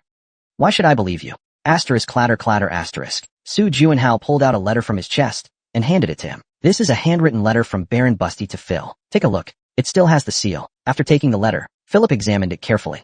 He swallowed hard. Having managed the family bank since childhood, he was intimately familiar with the seals of all the empire's nobles. "This isn't forged. It's genuine." Looking up, Philip asked with his eyes, "What kind of letter is this? Please read it." Philip cautiously tore open the envelope and quickly skimmed through the contents. As his eyes moved line by line, the hand holding the letter began to tremble slightly. "Yes. What?" "I'm sorry." Philip suddenly stood up. He bowed deeply, almost to a full 90 degrees in apology. "I didn't recognize you, and said such inappropriate things. Please forgive me. This man. He looks refined on the outside, but his temperament is so extreme." Su Juanhao gently waved his hand. "That's enough. Sit down." "Yes." Philip sat down with a nervous expression. His knees were respectfully held together. If his stubborn personality ended up making the other person change their mind, he was even prepared to get on his knees. "First of all, did you bring what you mentioned earlier?" "What you mentioned just now?"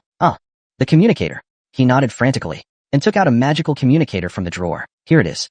Judging by your son's personality, your father must be quite straightforward too. Just speak plainly." All right." Philip blushed with embarrassment and began operating the magical communicator. Moments later, a face appeared inside the crystal orb. He quickly explained the situation. "Have you confirmed the 84D seal of Baron Jillian?" "Of course I have. Who do you take me for?" "This child always makes people worry. That's why I was concerned. It's not like he did something rude. Because of his reckless nature, right?" "Well, Seeing how flustered Philip looked, Su Juanhao turned the communicator around. "Hello, I'm Su Juanhao. Please rest assured, I have no memory of offending your son." That's good. I am Rennie. Presto. I heard you can heal my wife. Is that true?" "Yes, I can heal her."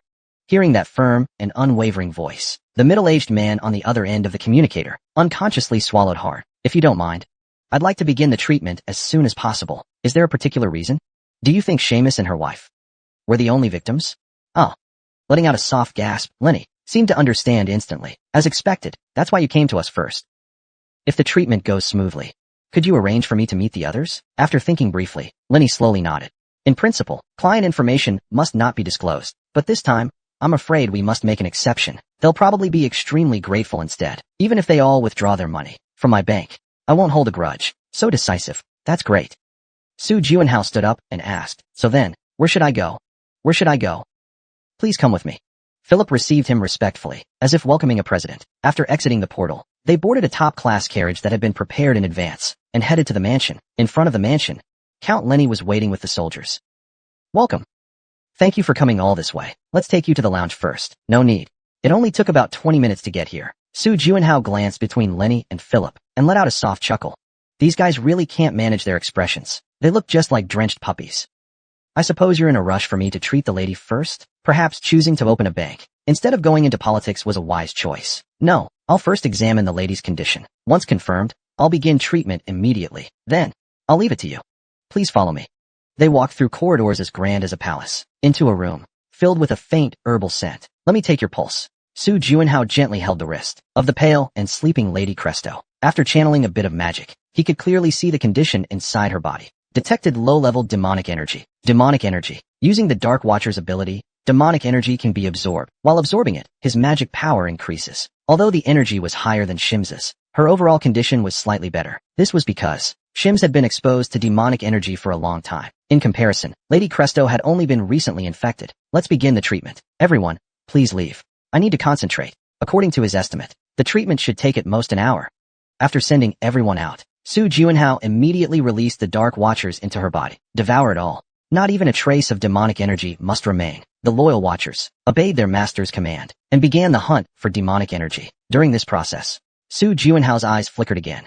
Was it because of Pharma's aura? The demonic energy was being consumed at an astonishing rate. What was supposed to take an hour was finished in just 20 minutes. When he treated Shims last time, her entire body had been drenched in sweat afterward. But this time, only a few drops dotted her forehead. Phew. Along with the message of magic power increase, the lady's complexion also visibly improved. He opened the door and stepped out, where the father and son were still pacing in the hallway. They immediately ran over side by side. Hey, why are you out so soon? Did something go wrong? No, the patient was very cooperative. The treatment went much smoother than expected. It's already been completed successfully. Really? They exchanged a smile and entered the room to check on her condition. Just then, she slowly opened her eyes. After briefly speaking with Count Lenny, she returned to Su Juanhao's side. Su Juanhao looked at her with a hint of interest. How fascinating. The worried look on her husband's face had completely disappeared, replaced by the charisma of the president of the Imperial First Bank. Player Su Juanhao, you have fulfilled your promise well. Now it's my turn to keep mine. She turned and walked toward her office first, saying, Let's go. I'll build the bridge you seek. Aren't you going to ask who it's for? Hearing that, Count Lenny turned around, his gaze like someone hearing a fascinating tale. If you're asking me to make the connection, you must be of noble birth, and if even Baron 84 finds it hard to make introductions, then clearly, those people must hold extremely high status. You're absolutely right. Then it won't be a problem, she replied with a firm tone. If it's a noble of the Ruben Empire, even the Prime Minister, I can arrange a meeting. Chapter 304, The Imperial Sacred One. 5.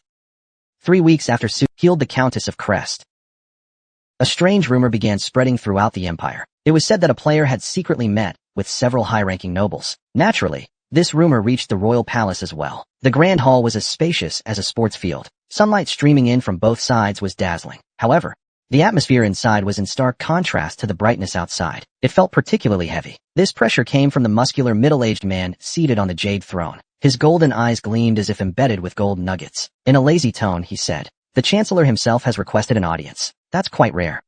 Chancellor Rashalin slightly bowed his head and spoke. A strange rumor has been spreading recently, which is why I hurriedly requested an audience. Your Majesty, a rumor? Yes, it is said that a player has been holding secret meetings with various high-ranking members of the Empire. If it were just a common rumor, it wouldn't have been reported to me. Gauss slowly lowered his gaze from midair to the back of the Chancellor's bowed head. This meant that his interest was piqued. Continue. First of all, through the investigation of the Imperial Cabinet's Intelligence Division, it has been confirmed that the rumor is indeed true. Interesting. So then, which nobles did this player meet with? Well, the Chancellor wasn't entirely confident in his information, and continued with a troubled expression. First, Baron Busty of Gillion, Viscount Horson of Mariba, and Baron Favre, who recently returned to the Western territory after the Forbidden Zone was lifted. That's meaningless. Start again from those with rank of Count or higher. Understood. The nobles of Count rank and above are Count Crest and Count Rabin, Count Symmetry and Marquis Richter, Marquis Benosha, and Duke Schubert. Oh, a gleam flashed in Gauss's eyes. Because the people named by the Chancellor were not ordinary nobles, they were part of the Empire's upper echelon, important figures from finance and the military. Yes, Your Majesty. Interesting. Who was that player? A person named Su Juanhao. Su Juanhao. Su Juanhao. Could it be the same player that Leviathan mentioned before? Exactly. I recall the Imperial Envoy to the Southern Seas, personally reporting his respectfulness to the royal family. Gauss lightly tapped the jade throne with his finger. He seemed to understand why the Prime Minister had reported this matter. Seems you still don't know? The reason he met with those nobles. That's correct, Your Majesty. Then, isn't the simplest solution right in front of us? What solution? Bring him before me. Let me meet him personally. Everything will become clear, as you command. The Prime Minister bowed his head. The Prime Minister bowed his head. Today's meeting is with Count Ebian. He's the head of the Empire's land and naval departments. Su Juanhao's recent life had been very routine. While dining with Lenny and the Count of Crest for breakfast, he would hear about which noble he would visit that day, then travel to the designated territory for treatment, and return afterward. As you said, this will be the final patient. Yes. From Gillidan's memories, all treatment related to Empire citizens infused with demonic energy will finally come to an end today. Count Lenny let out a sigh, both relieved and a little reluctant. Days of having breakfast together like this will likely end today.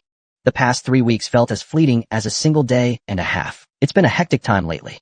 If not for you, the Empire would have long been manipulated by those filthy demon schemes. Thankfully, we were able to act early. What a relief.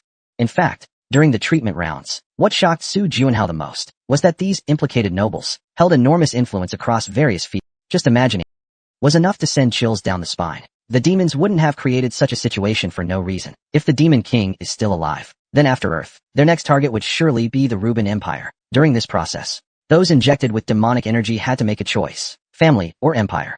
It might be the hardest choice in the world. The Empire could plunge into massive chaos, and that wouldn't be good news for players. Because they wouldn't be able to hunt in peace either. Alright, I heard Count Evian couldn't wait, and called in another priest. Called in a priest? Yes. Apparently that person is also a... Su Junhao nodded.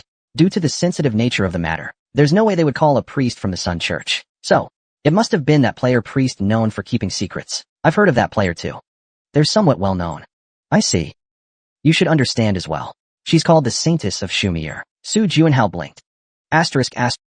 Count Evian let out a gentle sigh, looking at his youngest daughter whom he cherished like a treasure, now suffering. His heart ached like a knife. Let's call it a day. The young lady's strength. Phew, you've worked hard, but her complexion does look much calmer.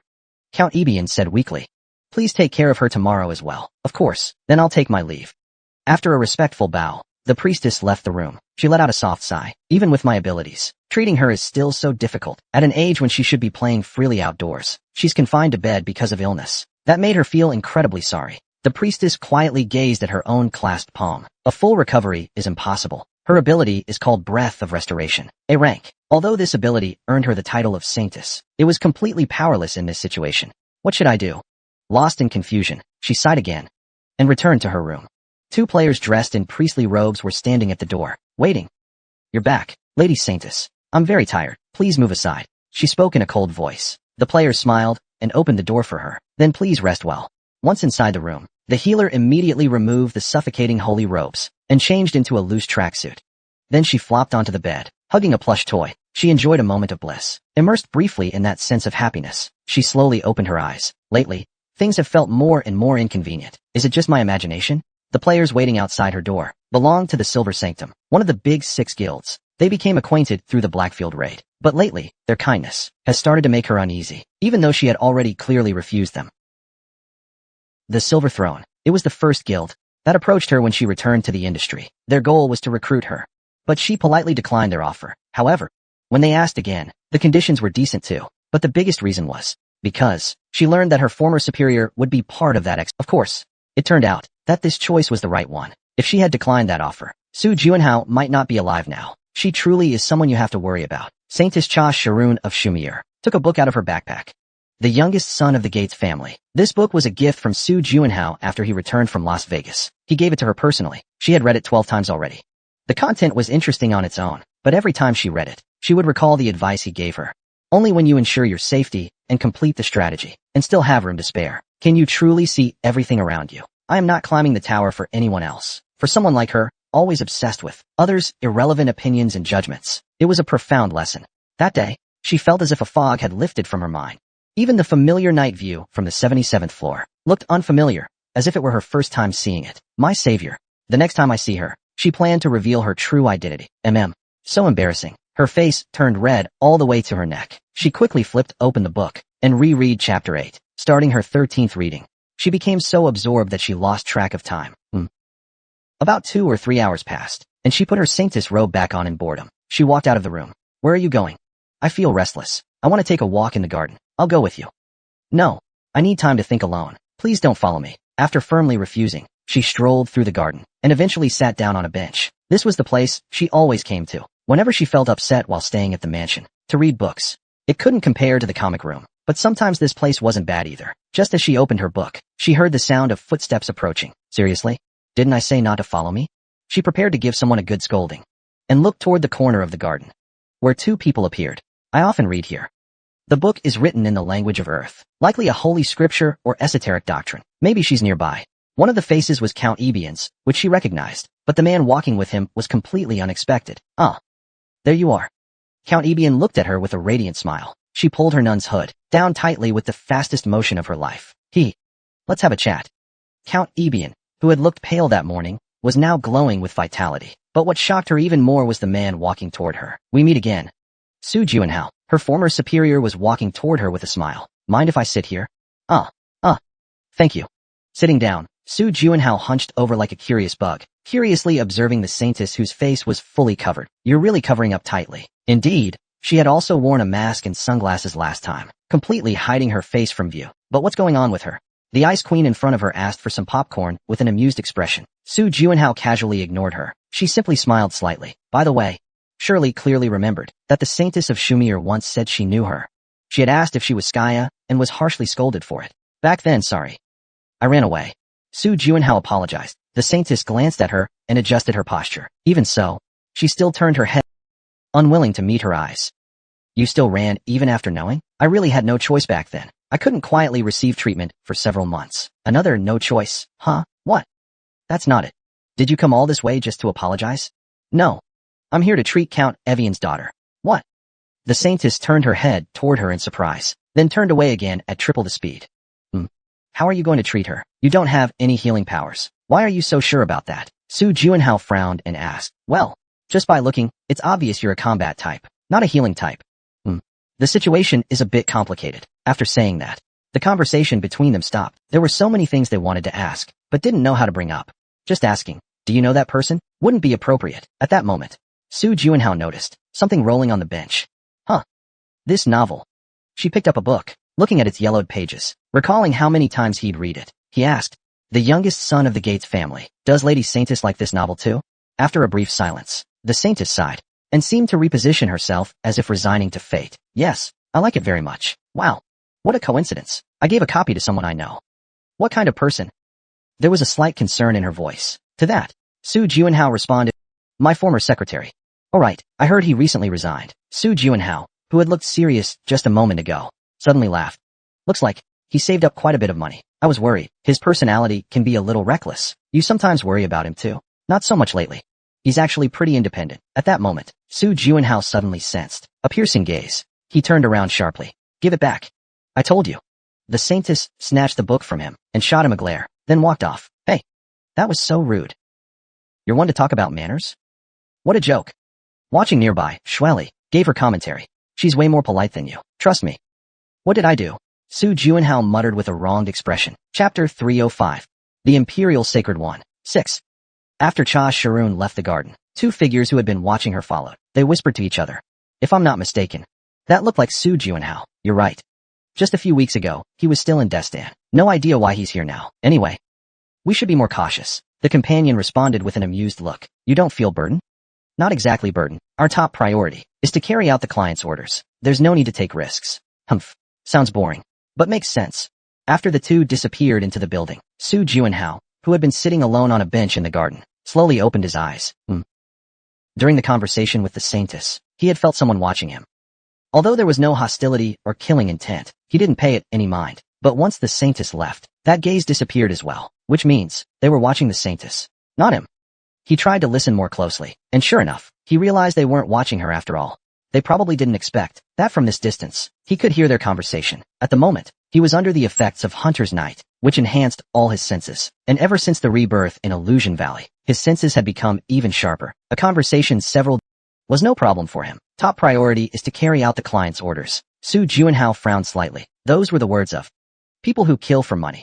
These are the kind of people who kill for money. A heartbeat, used often by players who work as mercenaries. That's normal. But what's strange is, the security of the Count's estate shouldn't be that easy to breach. Unless they didn't come from the outside. Count Ebian mentioned, there are currently 4 players visiting the estate. 2 of them are, of course, himself and the Saintess. The other 2 were assigned to protect him, players from the Silver Sanctum. If that's true, then something's off. There's a scent in the air, the scent of a challenge. As expected, the person who had just been talking to him was now being watched, though he sensed this.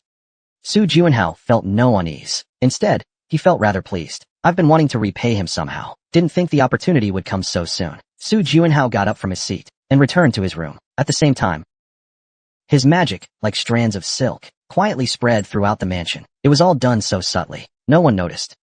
Xinghao. Returning to her room, Cha Shiren collapsed onto the bed. She stared blankly at the moonlight, spilling across the windowsill, and murmured softly, next time we meet, There's so much I want to say to you. I want to tell you that your sudden disappearance really worried me, and I want to ask you, why, after hearing my voice twice, you still didn't recognize me? I want to ask, how did your hair get so long? Is your body fully recovered now? If you knew that I'm the Saintess, you'll definitely be shocked.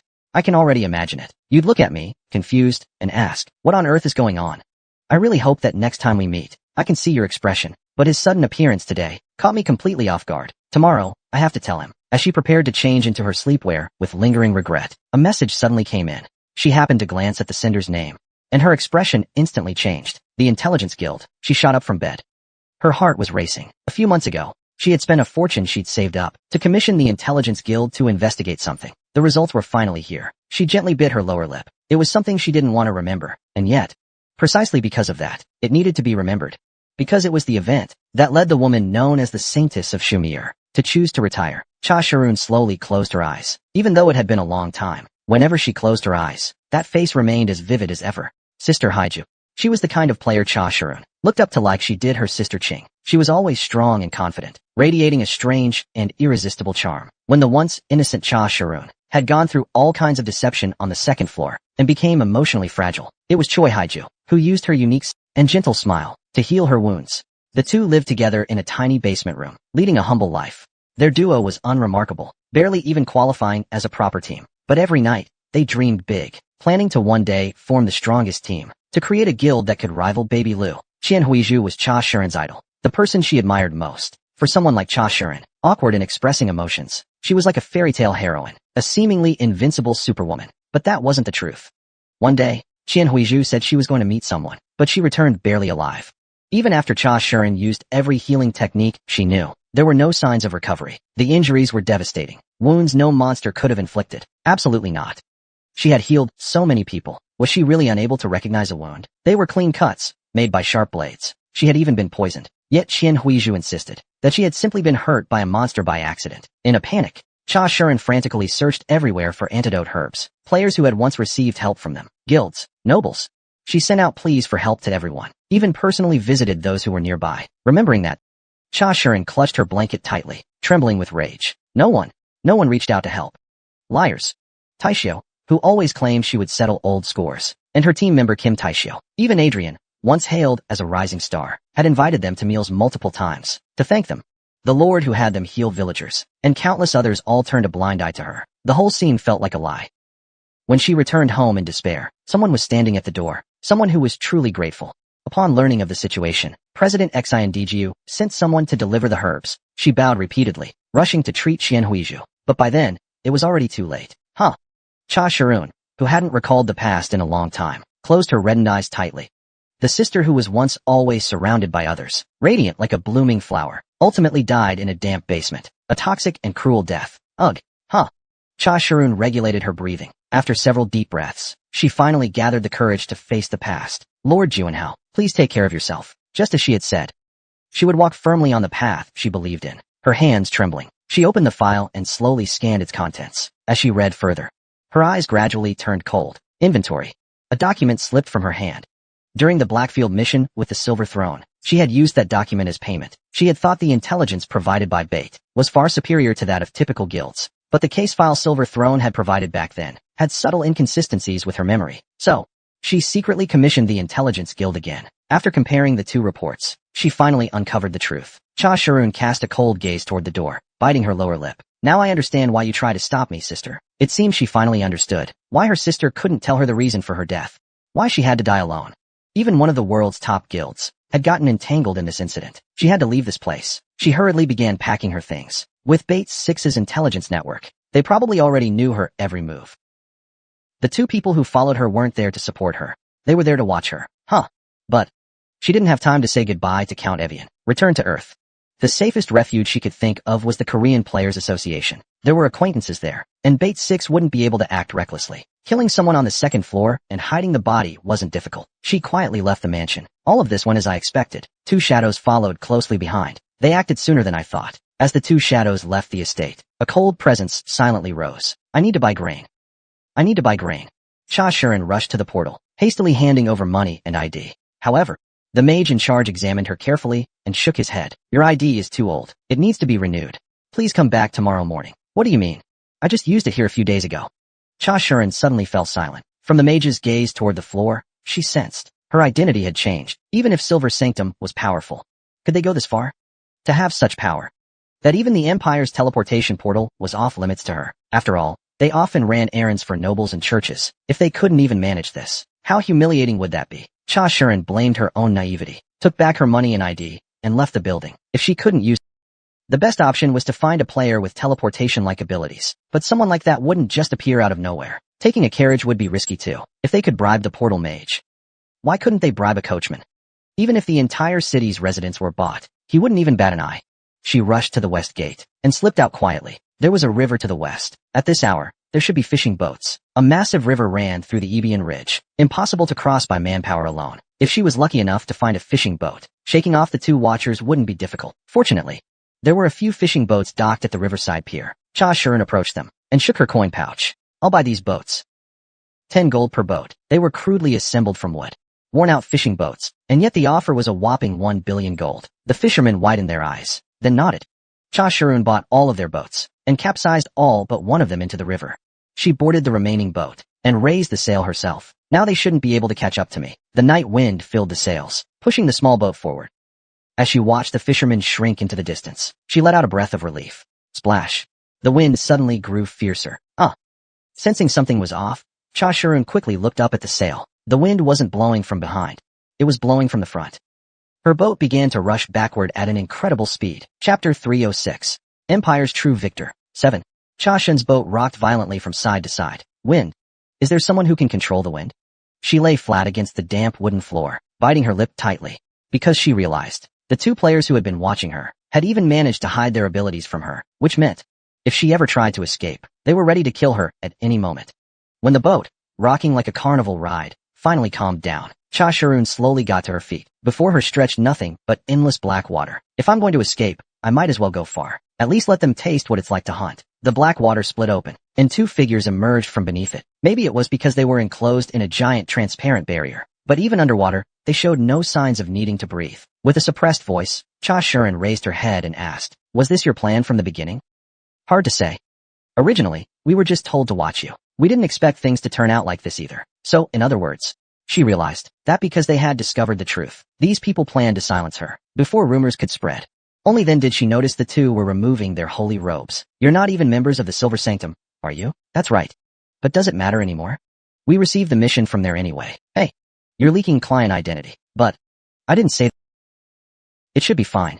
Besides, he won't be alive for long anyway. That tone made it sound like Cha Shuren's death was already certain. His companion was about to say something, but ultimately stayed silent, because what he said wasn't wrong. It's a shame, really. Such a pretty face, and we still have to kill them. Yeah. Cha Shuren's hooded cloak was cut open, revealing her face. That really is a celebrity-level face. Hurry up and do it. If we wanted to look like a suit, we've got a lot to do when we get back. Sigh. What a waste. Cha Shuren lightly ran her fingers along the cut on her cheek. An invisible attack. And because it was invisible, she couldn't tell what method had been used. However, from the shift in wind direction earlier, and the fact that they could breathe underwater, she deduced that the enemy was likely a high-level wind mage. Her tightly clenched shoulders trembled slightly, the helplessness of a non-combatant. At this moment, she was filled with frustration at her lack of combat power. Some described healers as nobles, but in a world ruled by the strong, the weak will always remain weak. Without a solid wall to protect oneself, even humiliation like this has nowhere to be spoken of. He had felt this way before too. So, this time, he would build it himself, a fortress that belongs only to him. He longed to grow alongside people he could open his heart to, chasing their dreams together. Unfortunately, it still ended in failure, but at least he wouldn't die having done nothing. Cha Shuren bit her lip hard. At some point, a heavy spiked mace had appeared in her hands. Our little lady here looks so delicate, but turns out she's got some backbone. Are you planning to crack our skulls with that thing? Do you even have the strength to swing it? The two assassins sneered mockingly. Of course, they knew that even a rat will bite when cornered. But they weren't just cats. They were tigers, still part of the feline family, but worlds apart in terms of combat prowess. However, Cha Shuren didn't seem fazed at all. She took a stance as if ready to pounce at any second. Her eyes were so red they looked ready to cry. But no tears fell in the end. She just stared fiercely at the two assassins. Oh. Suddenly, a chill ran down their spines. Did we underestimate her? She is a player active on the second floor. After all, we shouldn't let our guard down. When a woman bears a grudge, she can make snow fall in June. Look, it really is snowing now, huh? Wait a second. The two assassins froze in place. No, this can't be real snow, can it? It's clearly early spring right now. Even the cherry blossoms have started to bloom. In a border region with distinct seasons. And this isn't even the northern Ebian territory, yet it's actually frosting? Something isn't right. Just as they noticed the abnormality, the falling frost from the sky suddenly turned into sharp ice shards and shot toward them. TCH, one of the assassins, barely managed repelling all the shards. They immediately looked at Cha Shuren, but from his flickering eyes, they realized this wasn't his doing. A third party had intervened. The surroundings were still silent. Where is it coming from? As they scanned the area, observing the black water-filled environment, across the deserted lake surface, came the sound of rapid freezing, faster than I expected. Unlike some idiot. As soon as Cha Shuren heard the voice, he immediately understood. He stretched out his hand, pointing toward the dark riverbank, his body trembling with fear. Breath of restoration. From both of his palms, bright particles of light burst out, illuminating the surroundings. A man slowly walked along the frozen path, coming into view for the three of them. Su Juanhao. The two assassins frowned. They hadn't expected him to appear here. The two who had been so aggressive immediately grew cautious towards Su Juanhao. This has nothing to do with you. Don't get involved. Just walk away. How is it unrelated? Su Juanhao slowly turned his head, looking at Cha Shuren. His expression, he looked somewhat at a loss. To be honest, I'm a selfish person. I don't care about other people's fights. After all, this is a ruthless player world. He had neither the reason nor the mood to meddle in others' affairs. But there are always exceptions. For those he considered part of his own people, he would protect them. Even if it meant going against the world. He never expected that the saintess was actually Secretary Cha. When he saw her face from afar, he was utterly shocked. He had never imagined that she was a player, let alone that she was the famous saintess of Shumir. Because in the past, he could never sense any magical power from her, and now his heart felt a bit bitter. Su Juanhao showed a faint self-deprecating smile. If only I had trusted you more, would you have come to me when you were afraid or struggling? Seems like I wasn't a very trustworthy boss. Staring at the black water surface, he murmured to himself. It wasn't really like that. He just didn't want to trouble others. He wanted to be an independent player, not a weakling who needed help. He wanted to face everything with dignity. He wanted to tell him that it was by following his advice that he had come this far. Before he could finish his words, the wind mage stirred up a fierce gust, threatening Su Juanhao. I'm not someone who repeats myself 3 times. Leave while you still can. And if I refuse, if you want to go against all of Dark Blood and Eye Blood, I won't stop you. Dark Blood. Hearing that unfamiliar and ridiculous name, Su Juanhao turned his gaze. The coach clearly recognized the name, and his face instantly turned pale. Do you know that place? Yes. Among all the assassin guilds that kill for money, they're the most infamous. They're so powerful they could even build the Red Tail building in Seoul. What a bunch of trash. Dark Blood. Eye Blood. Rocks don't bleed. Even if blood stains those rocks, it belongs to those who dared resist them. Su Juanhao chuckled, finding that brutal and ridiculous name amusing. I've been busy lately managing the miners. Didn't pay much attention, and now the backyard's a mess too. He let out a deep sigh. How did it come to this? The past was full of romance. Humanity once had a shared goal, united in fighting monsters. What a glorious time that was. Those were the good old days. You sound like an old relic. The Ice Queen teased him. But Su Juanhao kept sighing. He suddenly understood the complaints of the older generation. They lived so long. It wasn't to witness such a scene. In other words, are you going to keep interfering? The assassin stared sharply at Su Juanhao and asked, Secretary Che? No. She's no longer a secretary. Miss Che Shuren. Yes. Che Shuren replied in surprise. Although they had many conversations at the association, he had never heard him speak in such a cold tone. I'm sorry. I didn't trust you enough earlier.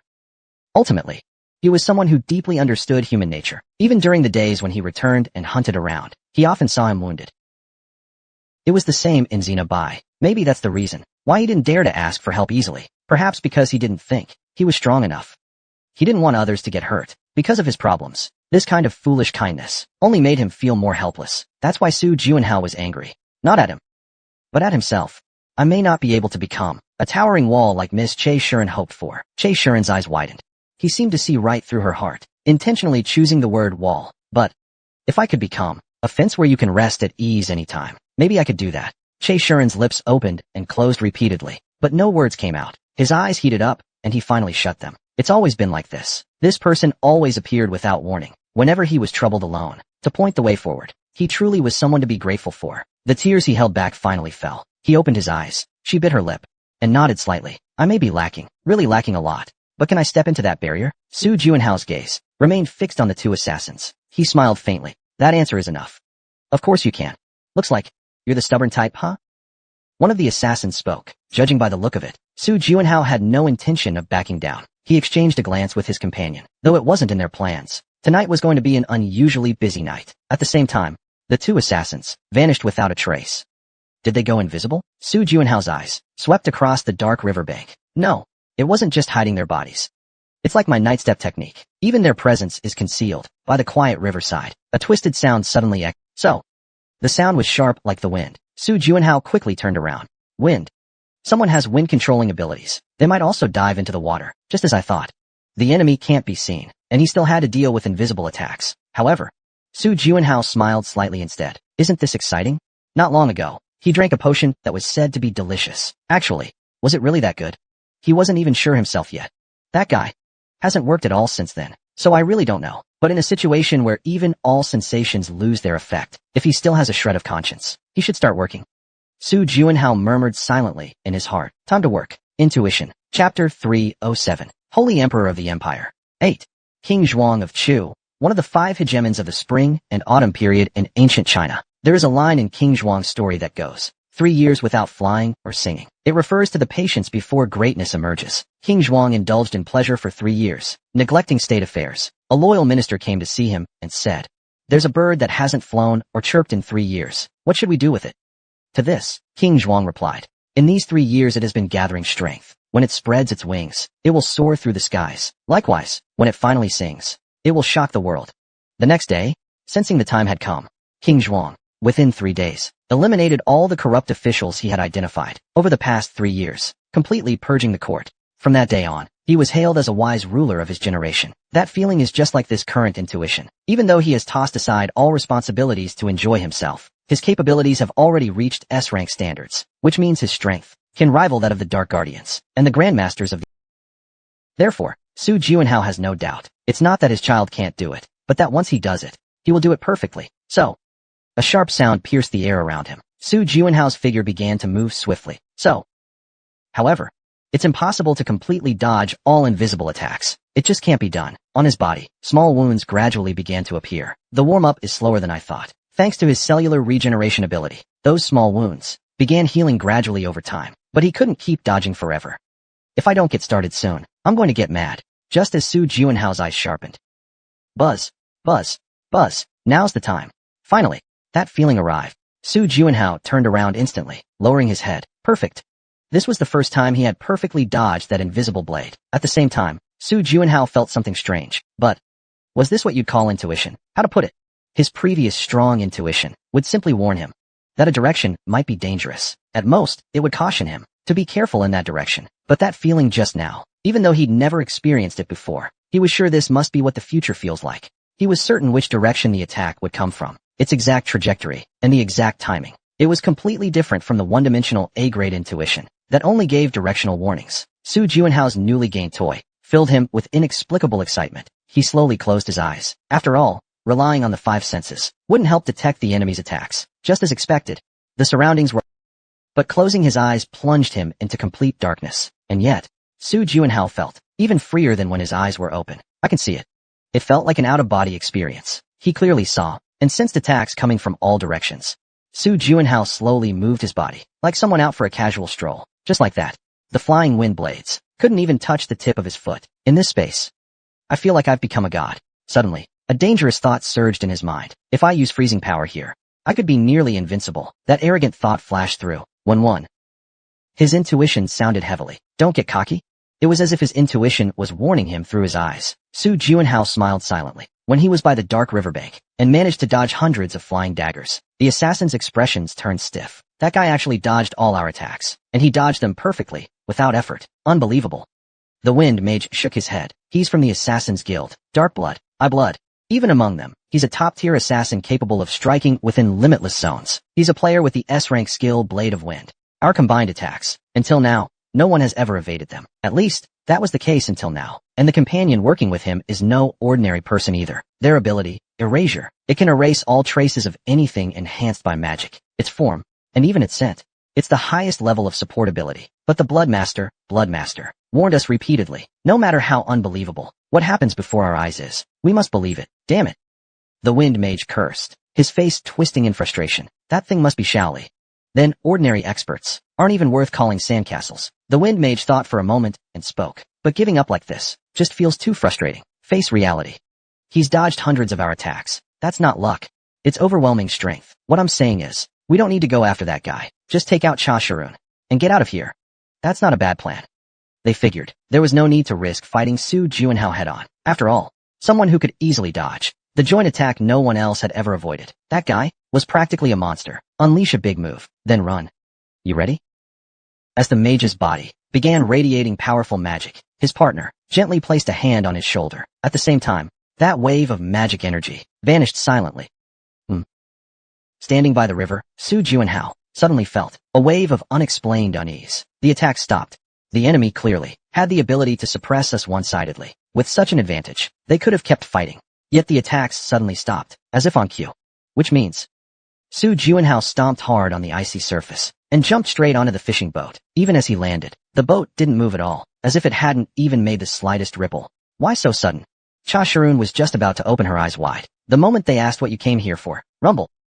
In the Black River, a massive whirlpool suddenly formed, beginning to suck in everything around it. Even the fishing boat they were on was no exception. At the same time, the boat shattered like broken candy, getting dragged into the whirlpool. A second later, and it would have been too late. Su Juanhao froze the water, standing atop the ice and looking down below. Che Shirun, held in his arms, called out clearly. The river. Beneath it. There might be someone hiding. Just like before, same thing happened. The riverbed. As expected. When wind control reaches its peak, breathing underwater is nothing special. Su Juanhao channeled his magic from the river water beneath his feet. An overwhelming surge, like the might of an ocean, burst outward. That actually... Just then, his intuition flared. Even though he still couldn't see the enemies clearly, he could clearly sense their presence. Clumsy attacks may be avoidable, but for Su Juanhao, who had to protect Che Shirun, that was not reassuring news. One strike, one kill. A surge of frost instantly dropped the surrounding temperature. If the enemies were hiding beneath the river, they'd be easier to handle. Just freeze the entire river. Rumble. The magic dormant within Su Juanhao burst forth. His icy gaze commanded the released magic. Freeze everything. Asterisk crack. Asterisk. The swirling, raging river water froze completely along with its form. What lay beneath went without saying. Huff. Even for Su Juanhao, freezing an entire section of the river to the bottom was no easy task. Feeling dizzy, he staggered quickly off the frozen surface. Are you okay? Seeing how pale he looked, Cha Shirun quickly cast healing aura. That mysterious glow wrapped around him, and Su Juanhao couldn't help but close his eyes. That feels amazing. Because of this sudden outburst of magic, his chaotic magic circuits instantly calmed. Soaked in comfort, Su Juanhao slowly opened his eyes. Back when I fainted after hunting the flame tiger, you healed me then too, didn't you? Seeing how much you were hurting, I just couldn't ignore it. I was late. But thank you anyway. Su Juanhao smiled and slowly stood up. The frozen section of the river spanned around 30 meters, but since it was frozen to the bottom, only about 30% of his magic remained. That was amazing. Cha Shirun offered heartfelt admiration. She'd long known he wielded ice-type abilities, but still, gazing at the scene before her, her eyelashes trembled slightly. The frozen river vortex looked like a massive work of art, a breathtaking sight. The man who created it, with just a single gesture, wasn't at all smug about it. He just quietly observed it all, clean and efficient. This time, though he hadn't seen it with his own eyes, he knew the enemy was already dead. Even without seeing, he just knew. What? Just a little trick. How rude. Huh? Really? Che Shirun blinked, asking him in response to the joke. What is it? Just now. Could it be? The Frost Queen stood with hands behind her back, looking at the frozen whirlpool with satisfaction. That expression seemed to say, look, this was done by my child, with a hint of pride. Wait, no, even Double Two didn't say that. Then what could it be? As Su Juanhao showed a puzzled look, a voice echoed again. BZZZ. BZZZ, accompanied by a familiar buzzing in his temples. Apologies for the rudeness. Let's talk again another day. Su Juanhao opened his mouth wide, finally realizing where the voice came from. My God. He instinctively sensed. That kid finally found his voice. Back at the mansion. Back at the mansion, everyone was looking for the two of them. They found Lord Su Juanhao and Lady Che Shirun. Report to Lord Liege immediately. The two of them are safe and sound. The knights had turned the mansion upside down, worried something had happened to them. Now they could finally breathe a sigh of relief. Count Avian wanted to speak to Su Juanhao, but all the players, including him, suddenly vanished, which greatly shocked him. Phew. I thought you left silently again, after finishing your treatment. No way I would. Su Juanhao gave an awkward smile, and asked, but what brings you to me this late at night? Here's the thing, don't be too shocked. Count Evian swallowed hard, looked him straight in the eyes, and said, His Majesty, the son of the Empire, has personally summoned you. The Empire's son? Su Juanhao blinked, a slight frown on his face. If I'm not mistaken, the only one worthy of that title should be just one person in the entire empire. Is that right? Exactly. Count Evian gave a solemn nod. The Emperor himself is summoning you. What a wild night. First, a sudden battle, then that deep voice triggering his instincts. Now, a summons from the Emperor? Caught in one event after another, Su Juanhao let out a sigh and asked, when do I go to the palace? In 3 days. His Majesty commands your presence at noon. 3 days from now. 3 days. The palace. Not bad. After visiting the palace, I'll return to Earth. It should be just about time to wake up Meishu. Got it. Then get some rest. After Count Evian left, Cha Shirun cautiously asked, did something go wrong? Being summoned by the Emperor. Honestly, it's the first time I've ever seen this happen to a player. I'm not really sure what's going on either, but I haven't done anything bad, so I'm probably fine. Su Juanhao escorted her back to her room. You really had a tough day?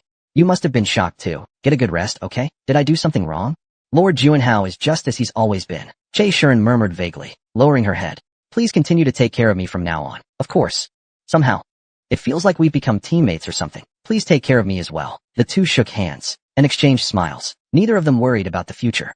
Though their roles were different, they had once cooperated in perfect sync. That collaboration was flawless. See you tomorrow, then. Before closing the door, Cha Shirun gave a small bow. Then she shut the door. Back in his room, Su Juanhao didn't go to bed, but headed toward the contractor. Aren't you going to sleep? I feel like I need to talk right now.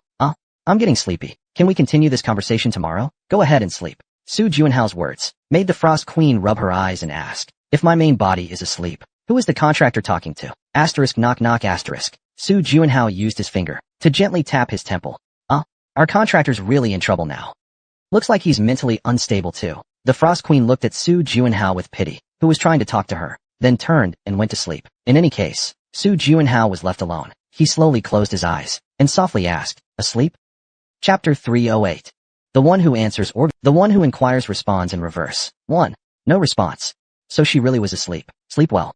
Just as Hua Quanhao was about to stand up with a disappointed expression, he was preparing to leave. Sit down. I'm awake now. The long-awaited voice echoed in his mind. Hua Quanhao, yes. Finally, I can talk to you. It was the voice of an adult man, and it sounded quite warm and steady. Hua Quanhao asked, your tone sounds like you've known me for a long time. Indeed. I've been observing you for a long time. We've even shared moments of understanding. So, it's just as I thought. Are you my strong intuition? Exactly, just as I thought. The voice in his mind was exactly as he had guessed. It was his strong intuition. Why suddenly come to talk to me? Is it because after reaching S rank this time, you gained self-awareness? Wrong. I gained self-awareness a long time ago, from the moment you acquired the strong intuition ability. It began back then. What? Hua Quanhao's eyes widened in surprise. He muttered to himself, if it was when I gained the ability, that was 29 years ago. All those remarks you made about me being useless, I heard them loud and clear. Ugh, damn it. Hua Quanhao straightened up slightly, quickly changing the subject. So, when I was fighting earlier, you didn't do anything from the start. Was that part of a revenge plan? No. I was just very busy. Busy? Why? After the level up, I need time to regain control and adapt to my expanded perception. I knew it. These past weeks, you've been trying to master your newfound power, haven't you? I'm glad we're on the same page. It's been kind of stifling during this time. Same here. Even though I warned you, you still got fooled like an idiot. You can't imagine how frustrating that was. Let's not fuss over the small stuff. First tell me, what can you actually do to explain that? I need to talk about my fundamental nature. The voice of intuition continued explaining. First of all, I'm completely different from your 5 senses. I'm a completely independent existence. What do you mean? Sight, hearing, smell, taste, touch. These are your senses. More precisely, they are your internal senses. Internal senses, huh? Su Juanhao furrowed his brows. So you mean, you're the external one? Exactly. What I can tell you is, the kind of information that can't be gathered through a combination of the 5 senses. People call it the sixth sense, sixth sense, sixth sense. Phew. It's a relief to finally have a meaningful conversation again. A completely different sense. I suppose that should have been obvious all along. After all, I've been researching intuition intensely for years now. Let's skip the stuff we already know. Just tell me what you can actually do. After this upgrade, I've probably become your strongest ability yet. Really? Su Juanhao replied with a skeptical tone. Of course, I know that heightened intuition is a very powerful ability. In fact, in the battle a few hours ago, the way I could sense and predict every attack's trajectory, it honestly felt like a cheat code. But I still have Dark Watcher and the power of duality. Just remember, I can help you. More than they ever could. That confident tone made him ask without thinking. I'm genuinely curious. Why are you so sure? Those other powers never thought as deeply about you as I have. That sudden confession made Su Jianhao swallow nervously. Sorry, but I'm not into intangible beings, especially male ones. Asterisk sigh, asterisk. With a voice holding back irritation, the intuition let out a long breath. I meant that literally. Yes, those are powerful abilities, but none of them have observed you as closely and for as long as I have. Time-wise, hasn't Dark Watcher been with me longer than you?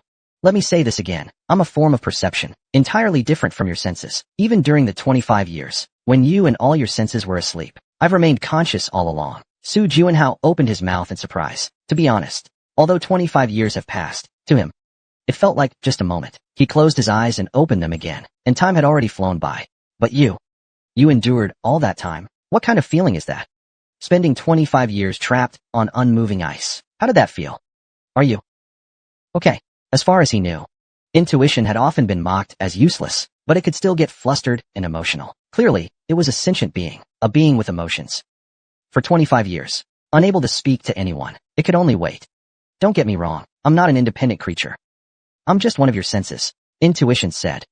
Don't worry about that. Focus on how to make better use of me. After a brief pause with his eyes closed, Su Jianhao asked, during those 25 years while I was asleep, how did you spend your time? Nothing special. Every year, on November 11th, I would see many tourists, normally trapped here. I'd listen to the footsteps and conversations of those searching for the museum, but you never woke up. Eventually, I got bored, so I started reviewing past battles, again. And still, you didn't wake. So I began to prepare. Based on all the information I had gathered so far, I started reviewing in advance. Reviewing. This is just a rehearsal, though the chances of it happening are low. If Su Jianhao wakes up and returns to the battlefield again, how should I help him? Heightened intuition kept thinking over the question. Trust me. If it's an attack I've never seen before, I might not know how to respond, but the same attack will never work a second time. Su Jianhao fell silent. To him, heightened intuition was just a system that triggered alerts during danger. But this guy, even when he stepped through that gate, risking his life to hunt monsters, even while struggling through maze traps, even when called a hero, after surviving countless hardships, even after his return, until now, standing here, he had always been by his side, just like a true companion. Sorry I didn't understand you. And thank you for always being there for me, showing gratitude toward a skill. You really are a strange one.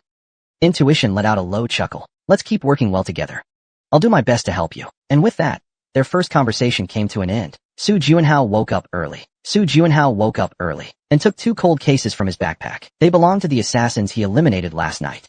Confession of the Dead. After reading their memories, Su Jianhao's expression turned serious. Silver Throne. Serving as a captain there was no small position. Choi Hyunmyung, the one who gave the order to monitor and assassinate, was Silver Throne's second captain, Choi Hyunmyung. I'll have to talk to Cha Shuren about this. Only by understanding why they're targeting him can we figure out how to respond. After meeting Cha Shuren, Su Jianhao got a rough understanding of what happened. It must have been tough, huh? Thank you for telling me all this.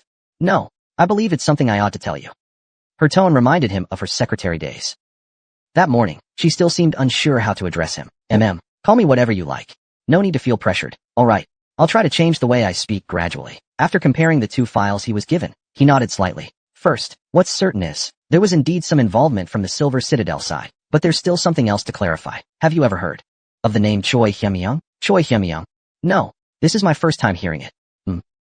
Then, there's no romantic involvement between him and Choi Haiju? Su Jianhao returned the documents to her and said, this part, I'll look into it further. Thank you.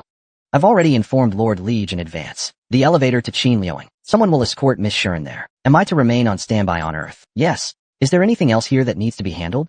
No. Cha Shuren shook her head. On the way, I'll buy a bottle of the chairman's favorite liquor and pay him a visit.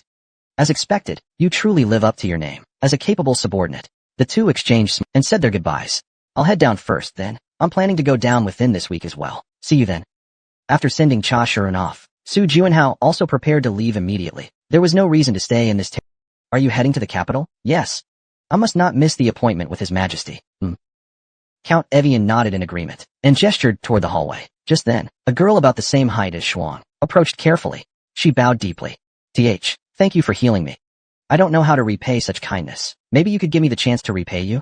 Be it money or something else. I truly want to return the favor. But Su Jianhao shook his head. No. Your smile is already the best reward I could ask for. Of course, that was a lie. A complete and utter lie. Helping a noble of the empire should be repaid with far more than just money or material things. Well then, I hope that when we meet again, you'll still be safe and well.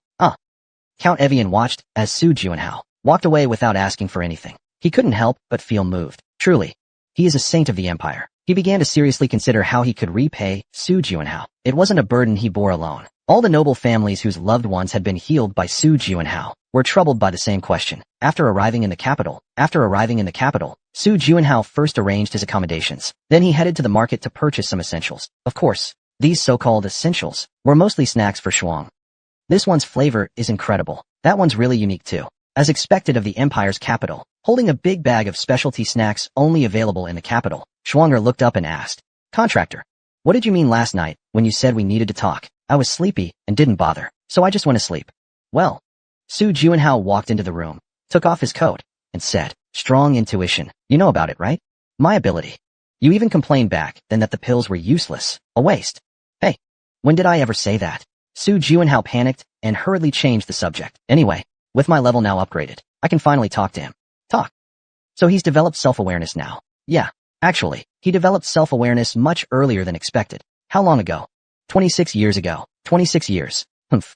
Still just a child then. The Frost Queen chuckled softly while continuing to unpack her snacks. Suddenly, strong intuition spoke. "Are you referring to me as a child?" Su Juanhao froze. The Frost Queen stopped what she was doing, turned her head, and stared straight at Su Juanhao. "Just now, what did you call me?" I didn't mean it." Su Juanhao waved his hands in a panic to explain, a look of awkwardness on his face. At the same time, his expression was filled with confusion. Could it be? What intuition says, the Frost Queen can hear it too. How could I not hear it? A spirit is connected to your soul. That voice is not just your contractor's. The Ice Queen muttered softly, wrinkling her nose. "Such rudeness. I will forgive you like the vast oceans, but be more careful next time." Ridiculous. Do you really think I'm scared of a spirit whose only talent is devouring snacks? So rude. How dare you insult me like that? You're so bold. Did I say anything wrong? I don't think so. Contractor, did you hear what he just said? How can he be so shameless? For a while after that, intuition harshly schooled Su Juanhao with pure facts. In the end, he had to flee here for refuge. Su Juanhao gently patted his sulking head, thinking, why are all my abilities so annoyingly troublesome? I really have no idea. Chapter 309. Return and Resolve. A Grand Return by Air. Part 2. On the morning of his scheduled meeting with the Emperor, exactly at 7 a.m., someone knocked on the door. Player Su Juanhao, is that you? Yes. If you're ready, please come with me. The palace attendant bowed respectfully, then guided him to the carriage. Neither overly servile, nor lacking in his demeanor was perfectly balanced. The carriage started smoothly, traveling uninterrupted toward the palace. So this is the royal palace. Passing through the massive white gates, Su Juanhao looked out the window, gazing at the centuries-old architecture. A deep sense of solemnity welled up in his heart. We've arrived. After another half-hour ride inside the palace, the carriage finally stopped. Su Juanhao got off the carriage. Led by an attendant, he began walking down a long corridor. Once inside the grand hall, keep your head down and walk straight. Keep your steps even. Your pace should be neither too fast nor too slow. There's a lot more to remember than expected. No matter the reason, do not reveal your weapon. Otherwise, your head will roll instantly. Even those chilling warnings were part of the instructions. Su Juanhao's face tensed slightly, and he nodded. I've memorized it all. Then let's go in. The attendant signaled to the gatekeeper, and they slowly pushed open the massive doors. Come in. A voice echoed from the end of the roughly 100-meter corridor. At the same time, strong intuition gave a warning. There's a monster inside. But this time, intuition didn't even need to say anything, because from the moment he stepped into the corridor, he was already on high alert. It felt as if he were walking straight into a monster's mouth. With his head down, Su Juanhao began walking forward with determination. Even steps, not too fast, not too slow. With each step, he could feel the pressure growing more intense. This is insane. What shocked Su Juanhao was not that the hall was filled with soldiers, but quite the opposite. As it turned out, that overwhelming aura came from a single person. While walking the corridor, he thought there was a whole army waiting inside. But once the truth was revealed, he realized the immense pressure came from just one person. Su Juanhao bit his lip lightly. The power of the Empire has reached such a level? Even when I first encountered the Demon Stone, I didn't feel this way. This is beyond that, an incomparable level of strength. He stepped toward the platform, dropped to one knee, and bowed in salute. Player Su Juanhao, responding to His Majesty's summons, has arrived. Yes. So you're Su Juanhao? Yes, Your Majesty. Raise your head. Su Juanhao swallowed hard, and slowly lifted his head. At the top of the stairs, a man was seated. His chair was so ornate, it resembled a divine throne more than a royal one. He's much younger than I expected. Looks like he's only in his early 40s at most. Though he didn't appear physically imposing, his gaze was deep and piercing.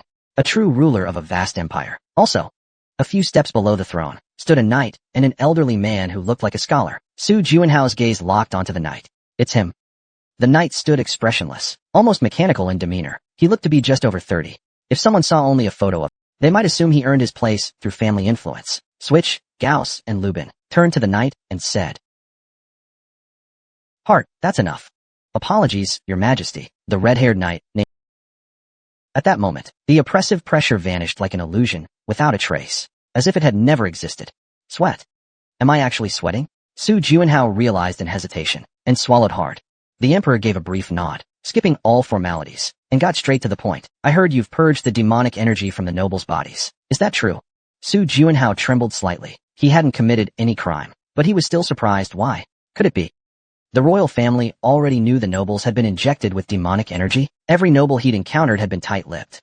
Just how far had they gone to keep it secret? So much so that, aside from their families, almost no one even knew they had been attacked by demonic entities. If not for reading Gillidan's memory, Su Juanhao never would have been able to deduce the list of victims. How did they even know? Su Juanhao, rarely rattled, now felt uneasy. At last, the previously silent prime minister spoke. No one can deceive the eyes and ears of the sun. He must be referring to the emperor's eyes and ears. After a moment of thought, Su Juanhao opened his mouth and replied, "It's true. I was the one who healed them." "Then I have one question for you," the emperor asked in a lazy tone. "Are you a demonkin?" "As expected. I understand now. Why you summoned me." Su Juanhao responded calmly. If he were in their shoes, he'd be suspicious too. It was only natural. A player who appeared out of nowhere and exclusively treated nobles infected with demonic energy. Of course they'd suspect he was a demonkin, trying to get close to nobles to earn their favor. It wasn't unreasonable. How should I prove myself? Prime Minister. Yes, Your Majesty. An elderly scholar-like man slowly walked down the steps. He reached into his robe and pulled out a sheet of parchment, roughly palm-sized, and handed it to Su Juanhao. This is a portion of the Book of Truth, passed down by the royal family. Of course, so it can be used to determine truth or lies. Su Juanhao looked at the parchment with a curious gaze. He asked, "How do I use it?" "Infuse it with mana, and declare that you're not a necromancer." As mana entered the parchment, the densely written text began to glow brightly. "I, player Su Juanhao, am not a necromancer. In fact, I'm one of the people who hates necromancers the most in this world." The moment he finished speaking, asterisk pop, asterisk, the glowing words on the parchment suddenly went dark. Su Juanhao froze, staring blankly at the parchment. The emperor spoke with a blank expression. "Don't be surprised. What you said has already been verified as truth. So that means I passed just now? If you had been lying, your flesh and bones would have already been torn to pieces. So it must be true." Su Juanhao imagined that scenario and couldn't help but shiver. "You've proven that you're not a necromancer, Chancellor." "Yes, Your Majesty. I was troubled over how to resolve this issue, but this player solved it in an instant. Indeed, he deserves endless praise. You could compliment him 1,000 times, and it wouldn't be too much. Still, he's not a child. Mere praise won't satisfy him." The emperor seemed to make a decision in his heart. He leaned forward slightly. "Since you've proven you are not a necromancer, I won't punish you. Instead, I will reward you." "A reward?" Su Juanhao's eyes lit up. "In my name, I will grant you one wish." "A wish? What do you mean?" "You may choose mountains of gold, the highest tier artifact, or a noble's title and land rights. Whatever it is you want, just say it, and I will grant it to you." "You really mean any wish can be granted?" The emperor nodded. "Any wish. Then I'll say it now. My wishes." Su Juanhao spoke without hesitation. The emperor showed an intrigued expression. "You've decided so quickly? Don't you want to think it over? You only get one chance to wish." "Actually, I've had a wish for a long time, and if someone is willing to make it come true." "Interesting. Then, what is your wish?" "Necromancers." Su Juanhao stared firmly at the emperor and continued, "Your Majesty, please eradicate all necromancers on this land." What? The prime minister's eyes widened as he shouted loudly. This player before them was essentially requesting to launch a war. Silence. The emperor raised his hand, stopping the chancellor from speaking. "I said I would grant his wish, and now he has made it. Would you have me go back on my word, Chancellor?" "And no, never. Absolutely not." Chancellor Lashalin lowered his head and stepped aside. The emperor turned back to Su Juanhao. "Do you not regret this decision? No one would blame you if you made a wish for yourself." "I don't regret it. Eventually, I would have done it myself anyway. Now I've found a quicker and easier path. Why turn back?" The emperor stared into Su Juanhao's resolute eyes. A faint smile appeared on his lips. "Ha ha ha." Suddenly, he burst into loud laughter. The chancellor looked at him, startled. "Why, Your Majesty? You must maintain your dignity before others. You're overstepping. How could I possibly hold back at such an amusing sight?" With that, the emperor abruptly rose from his seat. Standing over 180 centimeters tall, His muscular frame was striking. That wish will surely come true. I am humbled. Then you may take your leave. Following the command, Su Juanhao bowed once more. Then, following court etiquette, he slowly exited the hall. Only 3 people remained in the hall. The Chancellor cautiously asked, "Is this really all right?" "Of course it is. Do you still take me for that naive little boy from before?" The Chancellor lowered his head as he heard the Emperor's amused tone. "I misspoke. Age makes one overly anxious. I understand your concern, but you're worrying too much." With his eyes closed, the Emperor fell into reflection. He murmured softly, 30 years ago, he inherited the throne at a very young age. There were many political enemies back then, far too many. An unexpected ascension means unstable power. To survive, he came up with a plan. For 26 years, he's had enough of these dogs. It's time to get rid of them. He ordered the disruptive miners across the empire to be exiled to the wilds. Of course, those targeted by these orders were clearly his political enemies. That much is undeniable. By the time they returned from their missions, the cunning emperor had already established his own power. "Chancellor." "Yes, your majesty. Raise the army." "How large should it be?" If the wish is delayed, wouldn't my power be doubted?" He raised a finger and gave the order. In one move, wipe out all miners on this land in a single strike. Back at the inn, Su Juanhao told the Frost Queen about what happened in the palace. "Well done. You truly did a great job. The troublesome miner problem can finally be ended. However, I heard some have already escaped to the 3rd and 4th layers. Of course, most miners are still active on the 2nd layer. If the Emperor can fully purge them, then the Miners' Guild will be nothing more than an empty shell." Phew. Su Juanhao sat down in the chair, leaning back. How to put it?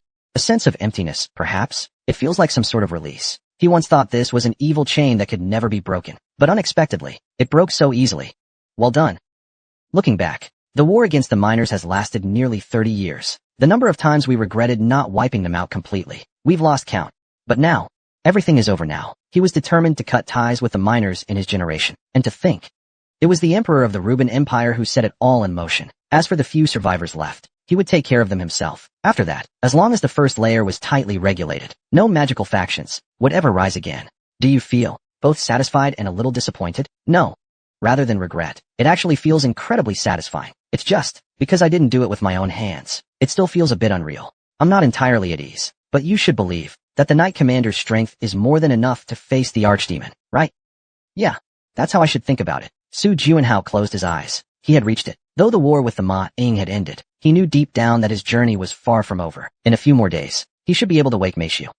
The 5 of them could reunite once again. He once thought that time was lost forever. But soon, they could enjoy it again.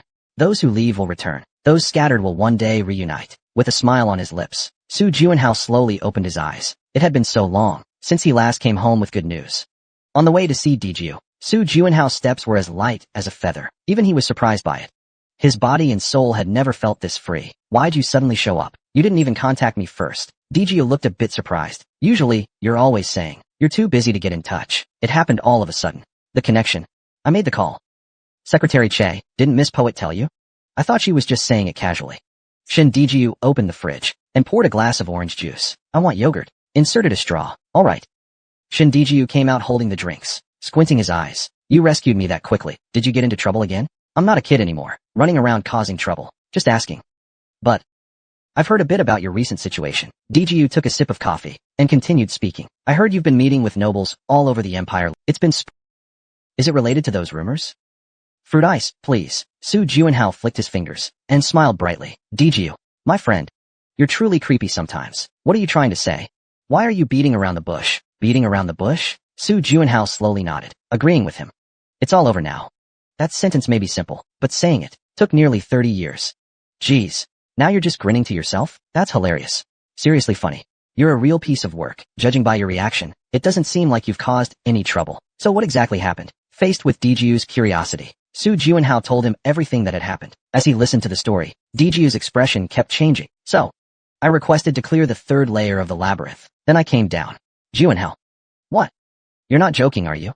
Su Juanhao let out a soft chuckle, because Diju's face clearly said, "If this is a joke, I'll kill you.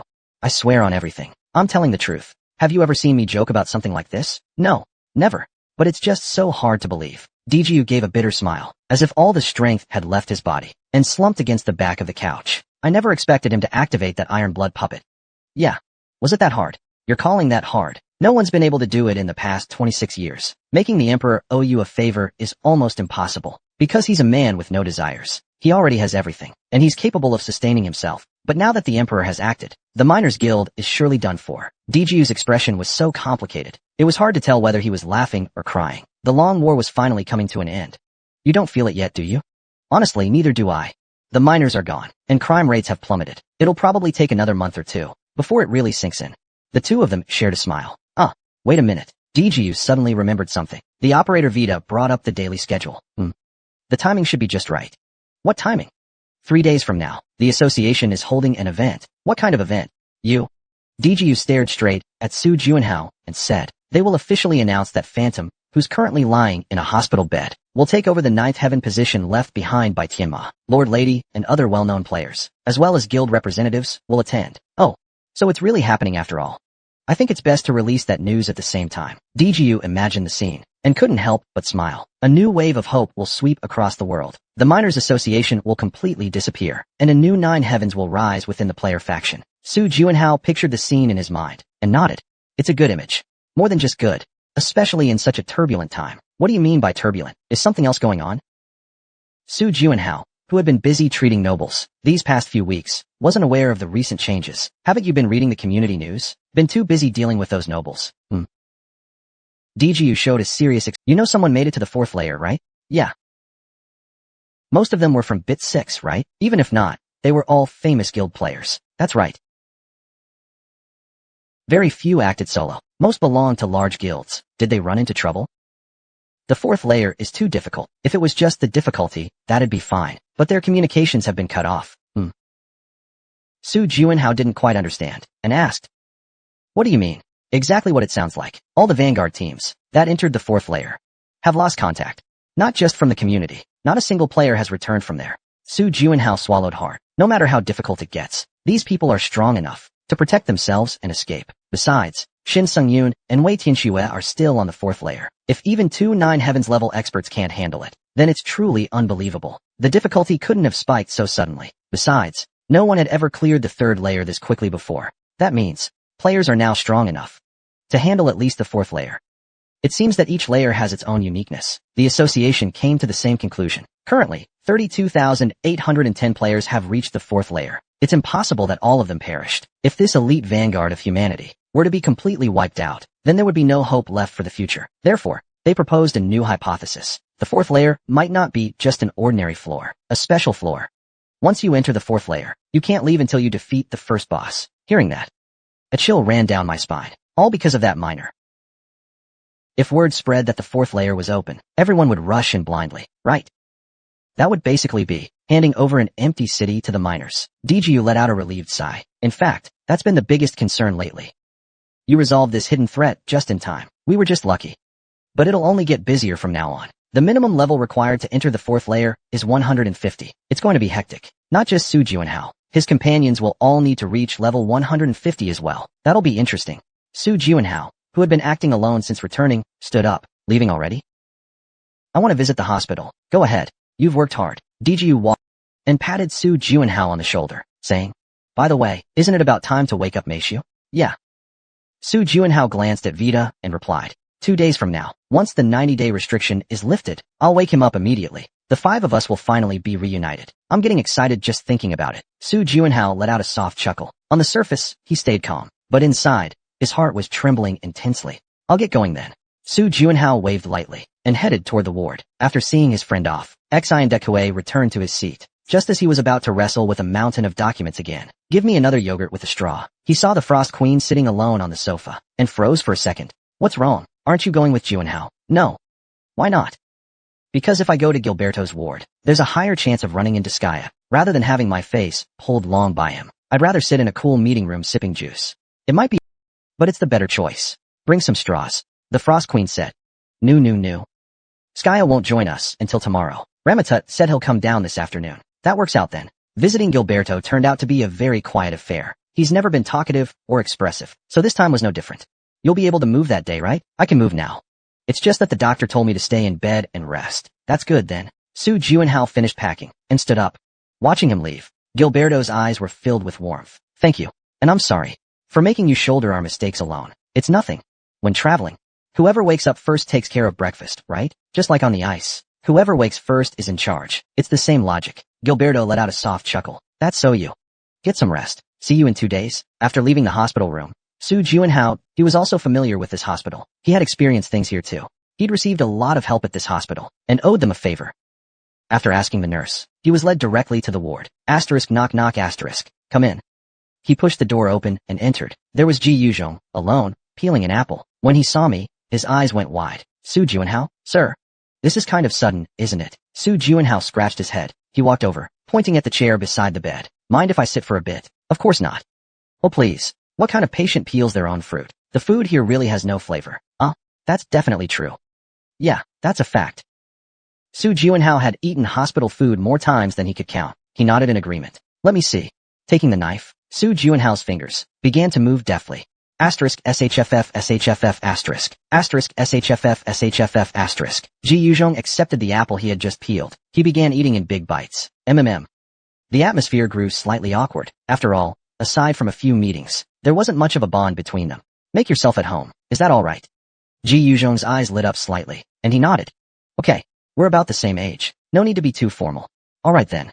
As soon as those words fell, the conversation fell silent. The plate was full of animal-shaped apple peels, randomly carved by Su Juanhao. It looked like a tiny zoo. Maybe it was due to the effect of a useless skill, an S ability. Rabbits, butterflies, swans, even tigers and dragons were carved effortlessly. So delicious. Ji Yuzhong quietly chewed on the apples, murmuring to himself, MMM. Lady stood at the edge of a cliff, hands behind his back, gazing up at the sky. Moments later, there was a sound behind him. It's ready. Upon seeing it, he smiled softly. By Dehang. He's passed everything he had on to her. Of course, that doesn't mean by Dehang has already become as powerful as her. What I taught her was just a small snowball and a signpost. From now on, By Dehang will need to keep rolling that small snowball and let it grow larger and larger. When that snowball grows big enough to fill a mountain, that's why he's called the Thunder Emperor. Dehang. These past few years training in the mountains with the old man, you've really worked hard. No. It's been the most precious time of my life. I'm not just saying that to flatter you. I truly mean it from the bottom of my heart. She couldn't help but laugh. You had high hopes for me. You pushed me to do better. Only you did that for me. Beijing finally shed tears. Every time she was scolded by the Thunder Emperor, she would remember her late parents. A grown man crying. I'm sorry. Beijing wiped her tears after being scolded. She spoke up. Master, let me ask you one more time. Will you come down the mountain with me? Kid. I'm still attached to this place. Can't I stay a few more days? Then I'll wait for you. Shoo. You better get going before it starts raining. Seeing her master glare at her, Beijing reluctantly lowered her head. Then I'll see you again on Earth. All right. See you in 2 days. Holding back her reluctance, the disciple finally moved her feet and left the mountain. During that time, she looked back many times, reluctant to part. Such a sentimental one. The Thunder Emperor sighed softly. Someone this emotional. Can they really survive in such a harsh world? The Thunder Emperor sighed again, quietly gazing at the sky. What he saw was a sky covered in dark. This sky? What a devilish sky. The Thunder Emperor stuck out his tongue and returned to his residence. Though simple, the mountain cabin he had lived in for years still felt familiar to him. Lady returned to his room and changed into new clothes. Not the usual worn training uniform, but a brand new one. After changing, Lady sat on a stone in the courtyard, as if waiting for someone. Drip drop, splash. As time passed, the sky seemed to tear open. Massive raindrops began to fall. He must have come down the mountain by now. Just as that thought crossed his mind, he heard footsteps. Tap, tap. The steps were steady and powerful, each one sending a shiver down the spine. Lady stared quietly at the figure walking up the slope into the courtyard. Long time no see. Lady. Thought you wouldn't show up. I'm back. Back from hell. Lady stood up, slowly channeling magic to warm his body. He looked around and scoffed with disdain. Heh. Back from hell. And you're scared of this old man? Looks like you even brought a whole crew. No need to worry. This fight will be mine alone. The man replied with a smile, while tying up his long hair, and continued. Not long ago, I learned a lesson. Acting alone can be dangerous. Lady silently expanded his perception. There were no more than 30 people nearby, but he sensed a few familiar presences. Nazid, Harlow, Valencia, Ketrelin, Isaac, DeWall. These are all mighty warriors renowned throughout the 9 heavens. The Thunder Emperor's lips curled slightly. He thought to himself, good thing I sent them away first. What a relief. Pause. Sparks flickered at his fingertips. Fortunately, the sky hadn't abandoned him. The rain at his feet would enhance his strength. Come on. Facing the calm voice of the Archdemon, the Thunder Emperor didn't back down. Chapter 3:11. Return and reorganize. Grandmaster Philban. 4. When I brought that guy down, I realized I still have a long way to go. Yeah. Su Juanhao nodded. He looked out the window. Night had quietly fallen. The conversation went on much longer than expected. Initially, he planned to end it quickly, because in the awkward silence, he didn't know how to keep the talk going. But when the topic shifted to the Sword Saint's eyes lit up. Who would have thought? Once it was about something he loved, he just wouldn't stop talking. The Sword Saint was a fantastic storyteller. Who would have thought? We'd even hear about his battle with the third-floor boss, Paractos. Oh wow. What a combo. Su Juanhao and Ji Yuzhong both turned toward the door of the hospital room. A woman entered without knocking, her face full of mischief. She walked straight toward the two of them. I thought someone like you. No one's coming to visit you. Are you saying I don't have any friends? Ji Yuzhong said jokingly, while secretly glancing at Su Juanhao's expression, worried he might take offense. The Sword Saint has helped me a lot. Visiting you. Su Juanhao stood up from his seat, preparing to leave. At the same time, he looked at the woman before him, with curious eyes. This woman was the strategist who played the biggest role in capturing Tianma, the graceful moon master, Sun Kaiyuan. She and Ji Yuzhong had been childhood friends, inseparable ever since they were little. Leaving so soon? Makes it sound like I'm chasing you out. Feels a bit rude. Not at all. It's getting late. You should rest too. I was just about to leave. I'm not tired. Ji Yuzhong muttered behind him, but Su pretended not to hear. If this keeps dragging on, he might end up spending the night here. Yeah. Make sure to get along with Yuzhong in the future, too. MHM. Su Juanhao felt like she was talking like a friend's mom. After saying goodbye, he left the room. As soon as he left, Sun Kaiyuan looked at her childhood friend and smiled. Yuzhong is so lucky. He even came to visit personally in the future. Do you still remember what you said back then? The slightly shy Ji Yuzhong was once again questioned by Sun Kaiyuan. So then, do you like her past? Or her future? Ji Yuzhong thought for a moment, silently gazing out the window. He watched Su Juanhao get into a driverless taxi. She finally spoke. Hard to say. At first, she was drawn to the future, but over time, she gradually felt connected to his past. However, what does any of that mean now? Ji Yuzhong watched the taxi drive away, and softly said, isn't the present what matters most? At the corner of her lips appeared a faint, unreadable smile. Asterisk. Su Juanhao, rubbing his messy hair, walked out of the room. Who wants coffee? Me. Me too. Me. Bring me one too. After Gilberto asked, Skaya and Ramadat each gave their enthusiastic replies. Facing such a lively morning, Su Juanhao rubbed his eyes and said, count me in. Asterisk. Please. You guys up yet? From the early morning, Su Juanhao's house was already bustling like kids on the eve of a field trip. Excitement was written all over the place. These guys. Su Juanhao chuckled softly. Rather than not understanding their actions, he probably understood their feelings better than anyone. There's still about an hour to go. Why are you all in such a rush? Today, they were going to wake up their last teammate, the one who always slept in. Especially Skaya, who was closest to her, was too excited for words. She was a totally different person than usual. Good morning, Your Majesty. Want some coffee? Coffee's too bitter.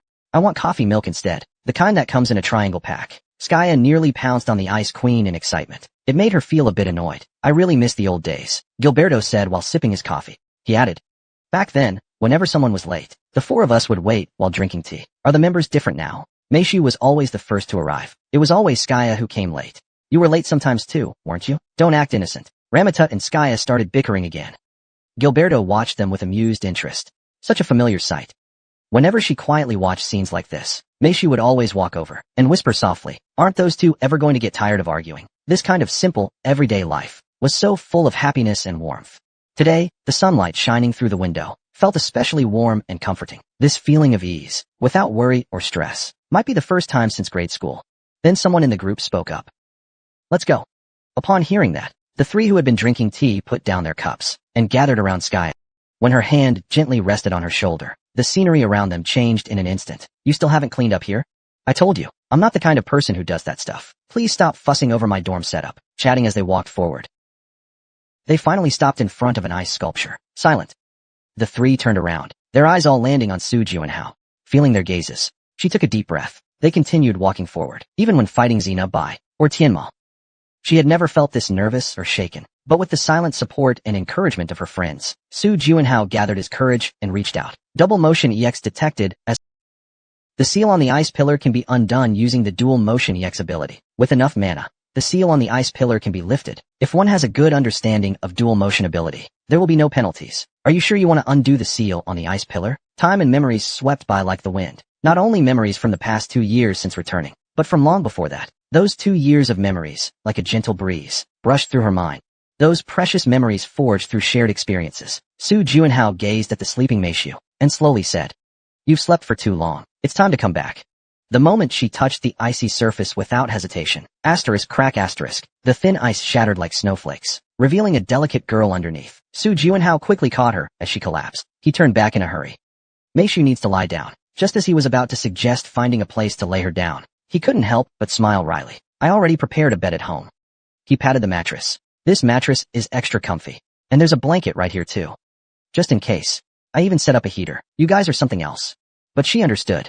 After all, Meishu, 2 years older than her, was the youngest of the 5 heroes. Su Juanhao carefully laid her down on the bed.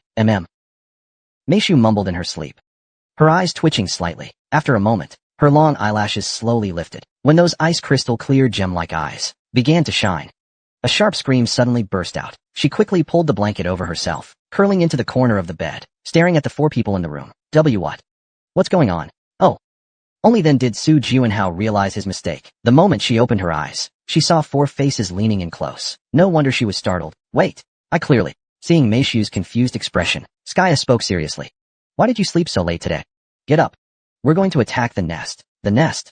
We can't go there. Meishu cried out in terror, just as she was about to say something. Su Juanhao smacked Skya on the head.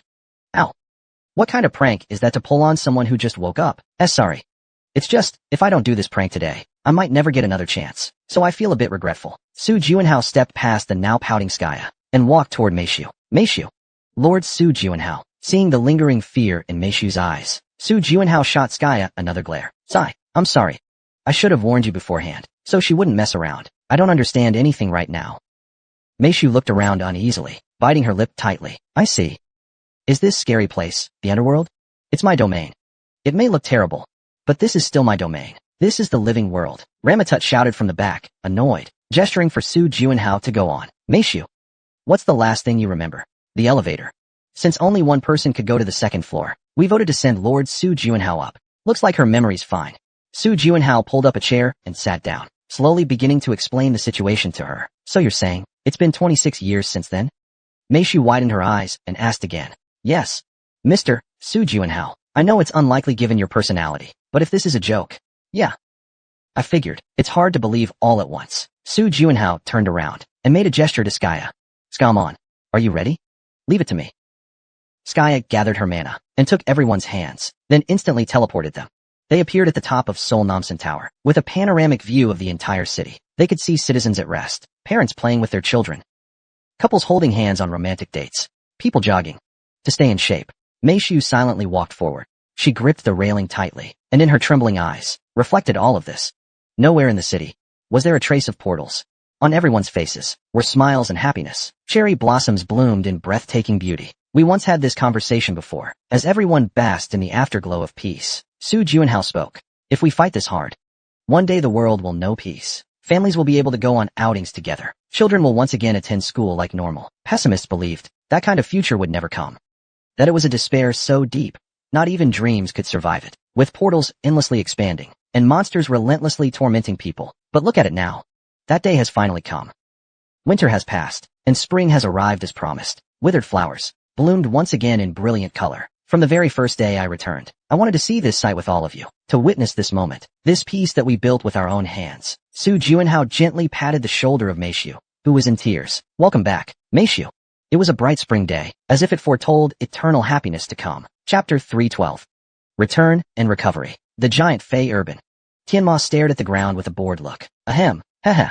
Lady's appearance, coughing up blood, was beyond words. His legs had been severed, and both his arms were gone from the shoulders down. Yet, Lady still refused to give up. He kept struggling, trying to stand and continue fighting. Tianma, sitting on a rock and watching the farce, advised, that's enough.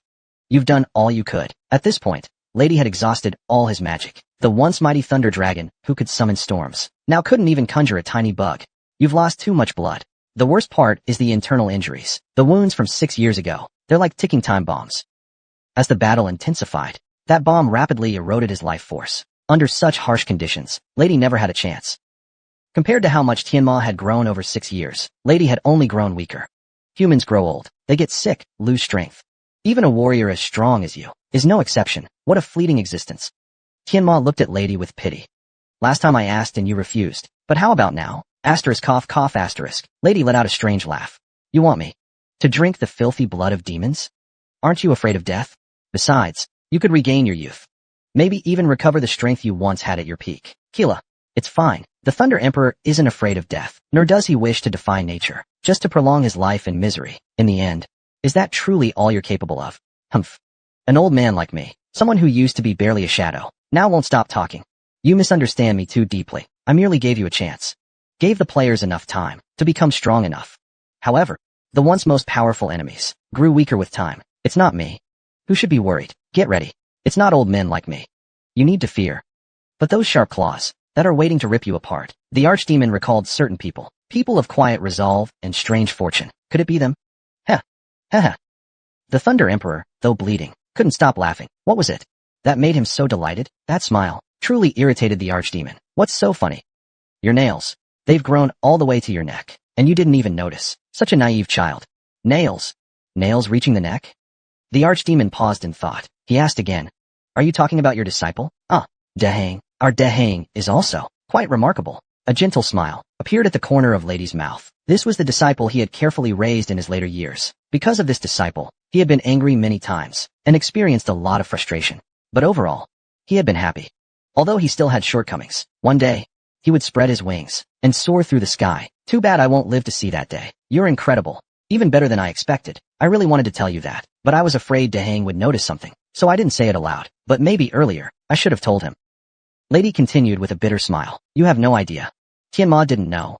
He didn't know that the claws he had prepared weren't meant only for Bai Dehang. In fact, he had a second disciple even sharper than the one he had trained for years. Of course, whether Jinma would ever recognize me as his master is still uncertain. Come to think of it, I still owe that kid a drink. There were still some things I really wanted to tell him. Lady, like a dying old hen, kept opening and closing his eyes. His consciousness was gradually fading. Tianma stared at Lady, who was now struggling just to breathe. He could no longer answer any questions. How boring. Tianma rose to his feet. Unnoticed, the Demon Association executives had gathered. They all knelt down. Where are you taking him? To where he belongs. The archdemon looked toward the scenery of the Howling Mountains and muttered. There's nowhere left to go. The Emperor drew his sword. Hundreds of thousands of soldiers stormed into Autrand. The homeland that the demon ancestors had built on Earth was now gone. They can't be stopped anymore, can they? Unfortunately, he still didn't have the strength to catch the Emperor's blade. This means demons would no longer be able to operate on the second layer. So then, the question becomes, do we go up or down? The answer was clear from the very beginning. We go up and gain strength as we ascend.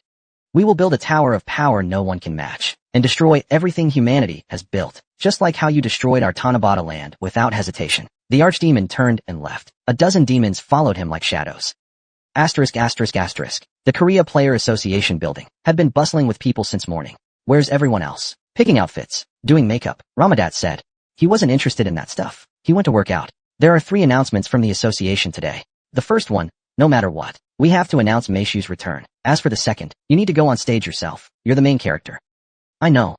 It's about the fall of the Demon Association, right? The Emperor using his power to hunt demons. In fact, word of this has already started to spread. Because it's happening right now, no one really knows why the Emperor suddenly took action. Today just happens to be the right time to reveal it. The final topic is the announcement of Phantom becoming one of the 9 heavens. Compared to the previous 2 topics, this one will be easier to handle. Phantom will continue to remain hospitalized. The main reason Su Juanhao hid his identity before was to avoid the demons. He had originally planned to reveal himself after gaining 9 heavens level power, but now that Tianma is dead and the Demon Association has collapsed, there's no longer any need to hide. But there's no need to make it public either. I was never the type who liked attention. As Su Juanhao, life is much freer than as Phantom. Escaping the spotlight, that kind of free life is something Phantom could never have. Now that I've finally earned that freedom, I don't want to return to that suffocating life. You did the right thing. I think this is for the best. Now, Phantom just needs to exist as a symbol. Because there's already a new hero, Su Juanhao. Time really flies. I still remember visiting you in the hospital not long ago. DGU recalled his friend's lonely silhouette gazing out the window back then. At the time, you looked like a drenched little puppy. It was pitiful. Now that everyone's finally gathered, it's really great. Saying this now is kind of emotional. You've worked hard. Of course, there's still a lot to do in the future. Come on. At a time like this, can't you let me rest just a little? Watching his playful friends, DGU smiled and checked the vitals. Someone named by Dehang is at the front desk looking for you. That's Lady's disciple, right? He's here. I'll go check it out. Su Juanhao quickly stood up. Back in his room, he took out the traditional liquor he had bought in advance. It was a Korean traditional liquor, prepared specially to drink with Lady. There wasn't much left. Brother Dehang, Su Juanhao smiled as he greeted Bai Dehang at the front desk. Bai Dehang returned a gentle smile and spoke. I've been living in the mountains for so being around this many people all of a sudden feels a bit overwhelming. You'll get used to it soon. Where's Master? Bai Dehang showed a slightly awkward expression. He said he'd be down on time, but I checked with the elevator staff. It seems he hasn't come down yet. What? He clearly said he was coming. Today he's supposed to officially declare you as his disciple. Yeah. Since he hasn't come down, I'm a bit worried too. Su Juanhao glanced at the time. There were about 7 hours left until the press conference. I'll go pick him up. What? Go to Mount Sorrow? Let me go instead. No need. I'll be faster. Bai Dehang was at a loss for words and gave an awkward smile. Then I'll leave it to you. All right. Please get some rest in the meantime. Just as Su Juanhao was about to leave the association, Che Shuren called out to him. Please wait a moment. Mr. Juanhao. Where are you heading now? Just something I need to do on the second floor. What? I have to change clothes, put on makeup, and rehearse right now. It won't take long. I'll be back in an hour at the latest. Even so, it's a tight schedule. Please have the clothes and makeup ready in advance, so I can grab them as soon as I arrive. After calming her down, Su Juanhao headed toward the Pacific elevator. Unlike when she awakened Meishu, a different kind of excitement welled up in her heart. She must be really surprised. She once vowed to eradicate the demonic species and came down from the mountain. And sure enough, it wasn't long before she destroyed the Demonic Species Association. That must have shocked her. Just imagining receiving high praise from that senior who rarely gave compliments. She couldn't help but smile. I'm going to Denver. Using a portal, Su Juanhao teleported to the mountain ridge near Cupbright Mountain. Then she boosted her magic power, overclocking at 78%. She bounded forward cheerfully, climbing the mountain like a squirrel. I missed this path too.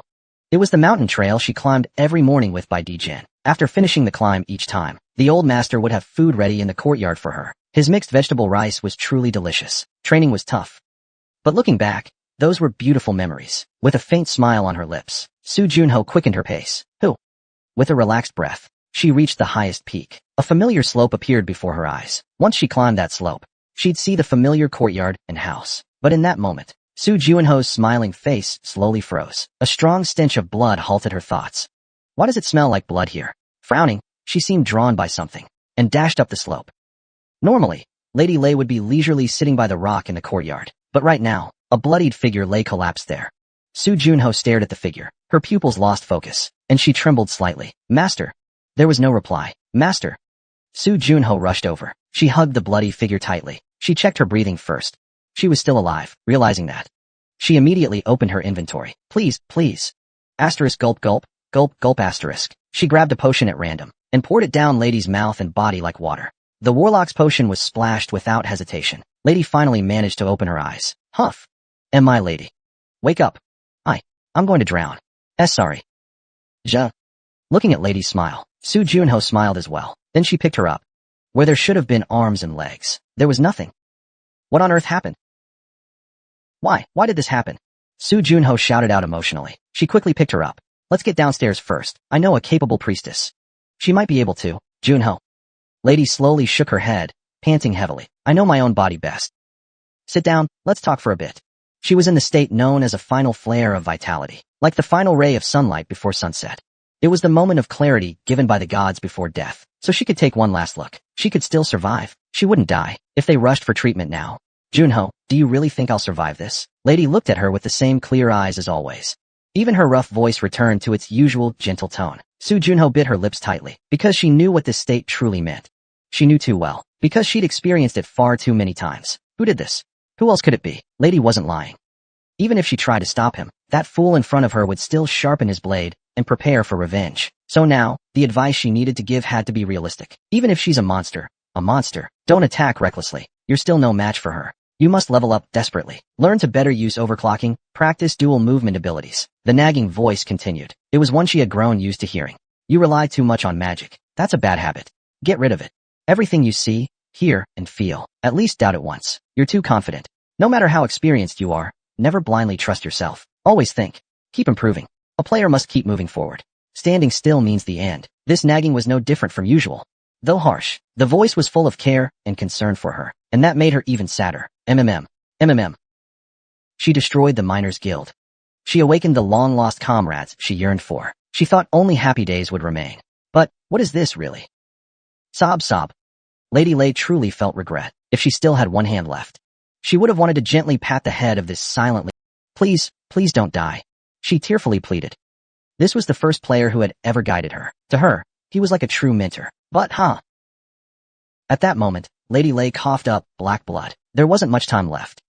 Realizing this, Su Junho held back her tears and tightly shut her mouth because she couldn't afford to miss the final words Lady Lei would leave in this world.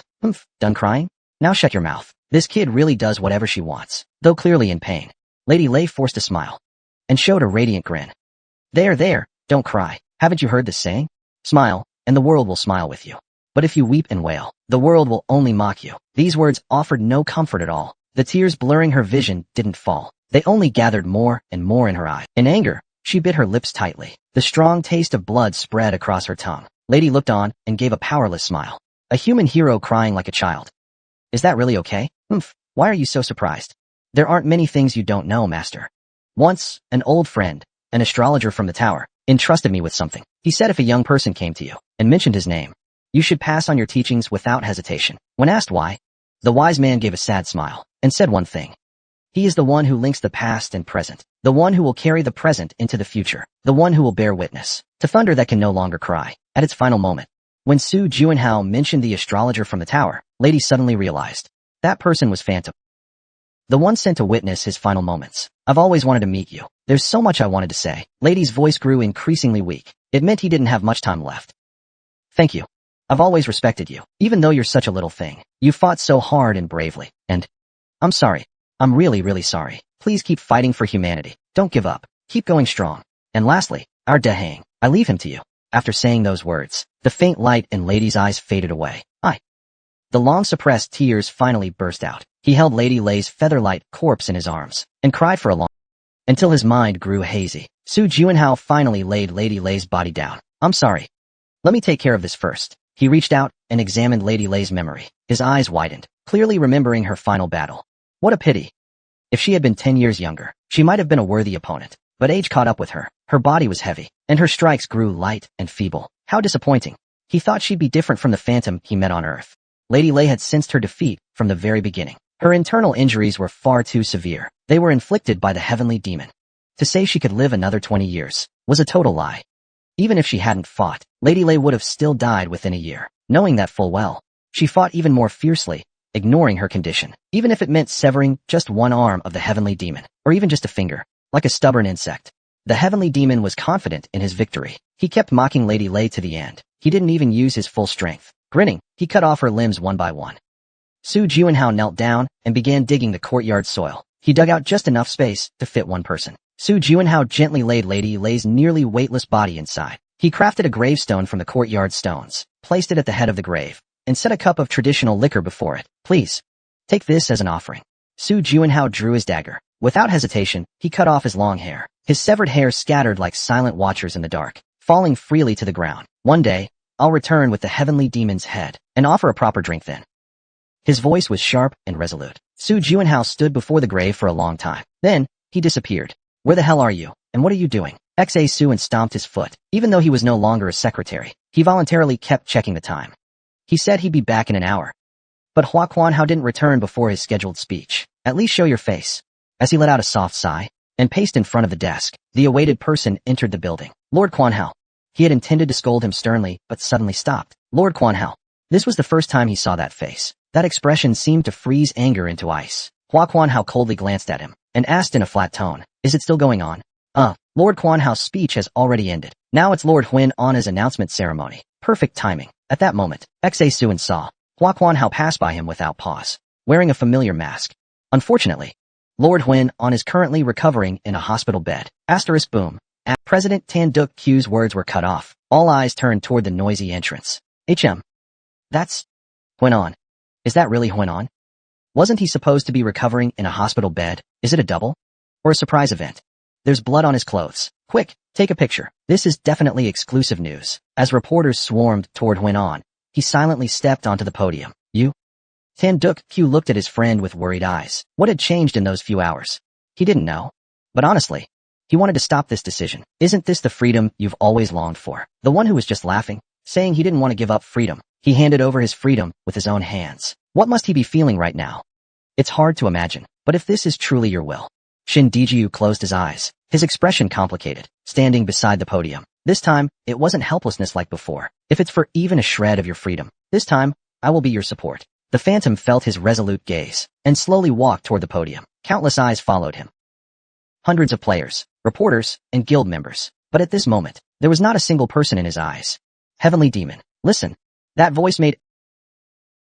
It carried the Phantom's signature pressure and an unusually cold rage. Wait a minute, wasn't the Heavenly Demon dead? Why would he say that? There were too many questions, but no one could speak. One thing was clear. No one dared to speak up. Everyone instinctively held their breath, afraid of drawing the Phantom's attention, afraid they would become the target of his icy flames. I'm right here. The Phantom spoke again. His eyes swept past the hundreds of lights and cameras. The Phantom you went through hell to find. Yeah. After removing the mask, the Phantom's eyes. No, beneath the mask, Su Juanhao's eyes gleamed with an icy light that made one shiver. It was me. It was me. It was me. This scene was broadcast live to the entire world and quickly spread to the second layer through the community and the third layer. All of it happened in an instant. Major media outlets now faced an unprecedented exclusive story. Everyone rushed to release their reports. When faced with this sudden situation, the 6 major powers each began to set new goals. We must put a stop to it. If we lose control, we'll once again be reduced to supporting roles, just like before. We need to work together. We cannot afford. One side refuses to give up their current throne. The other welcomes the return of the 5 heroes. And during all this, every faction racked their brains for the sake of survival. Strolling along the riverside, Tianma slowly caressed his neck. As expected, so it was you they sent. Heh. Huh. His sharp head trembled slightly. He turned his head with a satisfied smile. That proposal just now, I accept it. Did you say that? After giving it serious thought? Of course. If there are vicious wolves eyeing my neck, then I must be prepared accordingly, with horns on their foreheads and wings on their backs. Please take me to your master. Tianma followed the creatures known as demons. Step 1 complete. Chapter 313. 90 days 1 foot. In the sunlit guildmaster's office, Shin Diju sat in his chair, quickly scanning documents with sharp eyes. 4th floor selection squad. No news for the past. People's unease and anxiety were growing. The Global Player Association's control of entry to the 4th floor was drawing increasing dissatisfaction toward the association. The only returnee from the 4th floor, Wei Tianxue, is currently resting in South Korea. 57 guilds worldwide have announced the formation of a transnational guild alliance to climb announces that it will focus on a uniquely non-political strategy to climb the floors. Humph. Shin Diji. Even though he hadn't eaten lunch yet, his stomach felt queasy after seeing the news. Climb was likely formed to counterbalance the growing influence of the 5 heroes, including Trumpet. Otherwise, at this point in time, there's no reason to suddenly establish such a multinational alliance, especially when they're openly hostile to the Players Association, claiming to pursue a unique non-political strategy focused solely on floor climbing, as if blaming us for the current situation caused by political conflict. That's absolutely false. However, public perception may differ. They fabricated a problem that never existed, and just by doing that, their strategy is already a success. Shin Dijiu's gaze deepened. Who's holding the fan? There shouldn't be wind in this empty room. But this movement clearly arose because someone stirred it. The true culprit must be someone from among those backstabbers, possibly even all of them. If they cared more about the guild's influence than about progress, then there's no way they'd share their resources with returning heroes. Who? As he sorted out his thoughts, his secretary's phone call came through. The guest has arrived. Let him in. Understood. Shin Dijiu's expression immediately returned to normal. No trace of frustration could be seen. The person he was about to face must not see any of his inner turmoil. Even a moment's lapse would get him devoured. He couldn't afford to underestimate him just because he was young. The opponent who made him so tense soon walked in, led by the secretary. How have you been lately? President. I've been well. Master Sun Kaiyuan. Sun Kaiyuan, Master of Silent Moon. Shin Dijiu smiled, revealing a neat row of teeth. He invited him to sit. He sat down. After sipping some tea, he spoke. Sorry to disturb your valuable time. My apologies. No need to mind it. Still not as busy as the masters of the Beck's 6 guilds. Indeed, requesting a meeting suddenly that morning was indeed a bit impolite. Because of that, Shin Dijiu had to hastily rearrange his schedule and hadn't even had time to eat. But he knew Sun Kaiyuan wouldn't do this without reason, so he didn't take it as an issue. This year really flew by. In the blink of an eye, it's already May. Feels like I haven't done anything at all. Is that so? It sounds like Master Sun Kaiyuan has worked quite hard this year. There was a subtle implication in his words. Sun Kaiyuan caught the underlying meaning. She gave a faint smile. Let me say this first. We truly are not. We have nothing to do with them. She firmly denied any connection with Krem, then continued speaking. Quite the opposite. The opposite. Silent Moon welcomes the return of the 5 heroes. They are powerful players, and will be reliable allies in the exploration of future floors. Shin Diju quietly stared into Sun Tsuyuan's eyes, unable to discern her true intentions. This woman, only 28 years old, had eyes as resolute and radiant as her personality. Most importantly, if it were really me, would it be so poorly done? That I'll admit. Even so, Krem's actions still felt rushed. If she had led the operation herself, it would have surely been more polished. Then I'll choose to trust you for now. Well then, what brings you here today? Our guild's vice president has made a full recovery. Oh, Jianxing has recovered? That's truly wonderful news worth celebrating. That's great to hear. While Shin Diju congratulated him, he was calculating in his mind. There's no way. He came all this way, just to hear a congratulation. Jianxing's treatment is complete. Those words imply that action is about to follow. Realizing that, a gleam flashed in his eyes. Meanwhile, Sun Kaiyuan showed an expression as if she had expected it all along. As expected of you, President. Truly impressive. I hear that a lot. But, usually from a troublemaking friend of mine. If my ears aren't mistaken, it sounds like you're saying you want to begin the 4th floor strategy? You heard correctly. Many players have gone there to challenge the 4th floor. Among them are quite a few members of the Step-Proof Certification Guild. I imagine you're concerned for them and want to dispatch a second strike team soon. But the World Assembly decided to temporarily ban access to the 4th floor. You were there, weren't you? Yes, I was present. The World Assembly convened unexpectedly 10 days ago. It included not just guilds and the Players Association, but also politicians, kings of foreign nations, presidents, and prime ministers also attended. And there was only one reason: the return of the only known 4th floor survivor. On the Wei Tianxue returned. At a globally watched conference, he calmly lit a cigar and said, "This place is hell right now." According to the information he provided, there are only 2 ways for players to return from the 4th floor. Either someone completes the final mission, or they reach the save point themselves. Wei Tianxue stated. He was the first in the advance party to reach the save point and return. Of course, the conference room immediately descended into a state of emergency. So this means everyone in the advance party is stuck on the 4th floor until the mission is cleared, right? That's way too dangerous. If the remaining monsters find out about this, we must keep this a strict secret. We can't let the public know. Otherwise, we'll be accused of incompetence. Does being scolded matter now? This is a matter of global safety. At the very least, we can be relieved. He's currently putting up an In the end, with no better alternatives, everyone unanimously agreed to take full control over the 4th floor situation, but suddenly initiating a raid on the 4th floor. What were you thinking? Wei Tianxue came to see me. No. To be precise, he came to see Yuzhong. You mean Jianxing?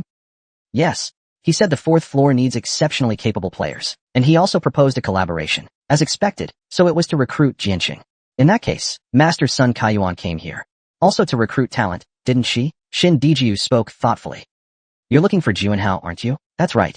And to use your words, President, I'm very busy. So busy, I don't even have time to find the 5 heroes one by one. That's why I came to see the one who commands them, Phantom. Shin Diju sank into a brief silence. Having the 5 heroes tackle the 4th floor isn't a bad idea. It benefits both the association and themselves. The talk is progressing fast. That's good. So then, when will his business be finished? Probably. Shin Diju turned to gaze out at the bright scenery. He muttered softly, "It'll be over today." Flowers. Flowers. In the pouring rain at an abandoned New York factory, 3 ragged people were hiding from the storm. They couldn't even find a proper inn to stay dry. It's all that maniac's fault that we ended up like this. The Miners Guild has collapsed. That happened 3 months ago. The Empire's spears piled up mountains of corpses made of miners. The few who survived fled back to Earth in panic. They thought if they hid in the shadows and blended into the crowd, no one would find them. They were sorely mistaken. Somehow, the other side found out and began hunting the surviving miners, one by one, in order. Maybe the next ones to die would be them. The 3 suddenly trembled. As if it had been rehearsed, they slowly turned toward a corner of the factory. A man sat on a tattered sofa. He wore a blank expression, his thoughts unreadable. Suni. One of the miners uttered their names like a whisper. The man wasn't wearing a mask, but even so, he was still called Phantom. It was one of the biggest changes in the past 90 days. Commander of Despair, Gusion. Commander of Wrath, Era. Commander of Silence, Gilio. He spoke in a flat, emotionless voice. At the same time, Gusion shouted, "There are more remaining members than you think. As long as you spare our lives, I can give you their locations." "No." Phantom slowly shook his head and cut him off. "Enough talk. Your memories will reveal more anyway." That merciless voice rang in their ears. The commanders' faces twisted in fear. "You bastard." Gusion couldn't bear the crushing fear and tried to use his ability. His skill could trap his enemy in a confined space for a full hour. Of course, that's 1 hour in the real world. But for the trapped target, It could feel like enduring years. You've already seen it. Wah. A wave of darkness swept through. Before Gusion could activate his magic, everything above his neck was already gone. And no. A powerful being of his level, killed instantly. Gilio turned to flee without even looking back. But as if it were a lie, his head disappeared too. Huh. How ridiculous. Damn it. Era let out a dry laugh. Two beings on par with his power were crushed like insects. He was the only one left, all alone. Once known for conducting terrorist acts across the globe, among all the members of the Great Shadow Association, only he remained. Though that bastard Tianmo and a few executives were still alive, aside from them, he might be the last remaining shadow. Era looked at Phantom with hollow eyes and asked, "Do you know how many people you've killed in the past 90 days? 0. You lunatic. In the end, will people really call a monster like you a hero?" Phantom stared at him and waved his hand. The head rolled a few times on the ground, then turned to face him. Its tightly shut eyes seemed to urge him, "Hurry up and answer." After all, someone had to do it. And that someone just happened to be him. Even if people point fingers at him, he doesn't care. What matters is, the mind no longer exists in this world. No one will ever have to cry because of them again. That's enough. He murmured in a low voice. After reading the memories of the three, he nodded slightly. Nothing left. Now, all traces of the Mayan and the Mayan Association have been erased from the world. This isn't a metaphor. It's literal. In the past 90 days, everything connected to that place has been wiped out completely. But even the last cadres didn't. Where the Heavenly Demon and the others had gone. The Heavenly Demon and the 7 cadres who followed him. 8 in total. Only once it's confirmed they're all eliminated can there be true peace of mind. He looked down at the ground expressionless, then slowly rose and walked out of the factory. Wow. Cold raindrops poured down like a waterfall. Though the air turned refreshingly cool because of it, it was far from enough to calm the emotions that had been surging within him for the past 3 months. Su Juanhao looked up at the sky, then closed his eyes. Asterisk rumble, asterisk. That familiar sound echoed in his ears. Chapter 314, 90 Days Bar. Su Juanhao strode into the guildmaster's office. This was one of the few perks that came with revealing his true identity. He could now freely barge into the guildmaster's office anytime he pleased. "Give me a glass of orange juice. Did you come to the wrong floor? This isn't a cafeteria. Come on, just give me some already." Facing his friend's whining, Shin Dijiu sighed and handed him a glass of orange juice. He glanced over at his friend who was gulping down the juice. "Are you okay?" Looking at his usual expressionless face, "I couldn't help but wonder if I was overthinking." Su Juanhao gently rubbed his chin and frowned. "Why are you staring at me like that again? First time seeing someone this handsome." "Screw you." Freshly rejuvenated, his clear, flawless skin and thick hair made me a little envious. I shook my head. Shin Dijiu, regaining his composure, changed the subject. "Everyone seems to really like you. Now that's the taste." Su Juanhao wiped his mouth and nodded. "Of course they like me. Why wouldn't they? I wiped out all the monsters, but your methods were too aggressive. This isn't like 26 years ago. Some of those monsters even surrendered voluntarily. They raised the white flag out of fear of Phantom. If they had any brains, they wouldn't believe such things." Juanhao, not everyone is like us. In fact, even the monsters that surrendered were mercilessly eliminated. Criticism followed soon after. Some human rights activists argued there was no need to go that far against these defeated, demoralized remnants. They say you were too cruel.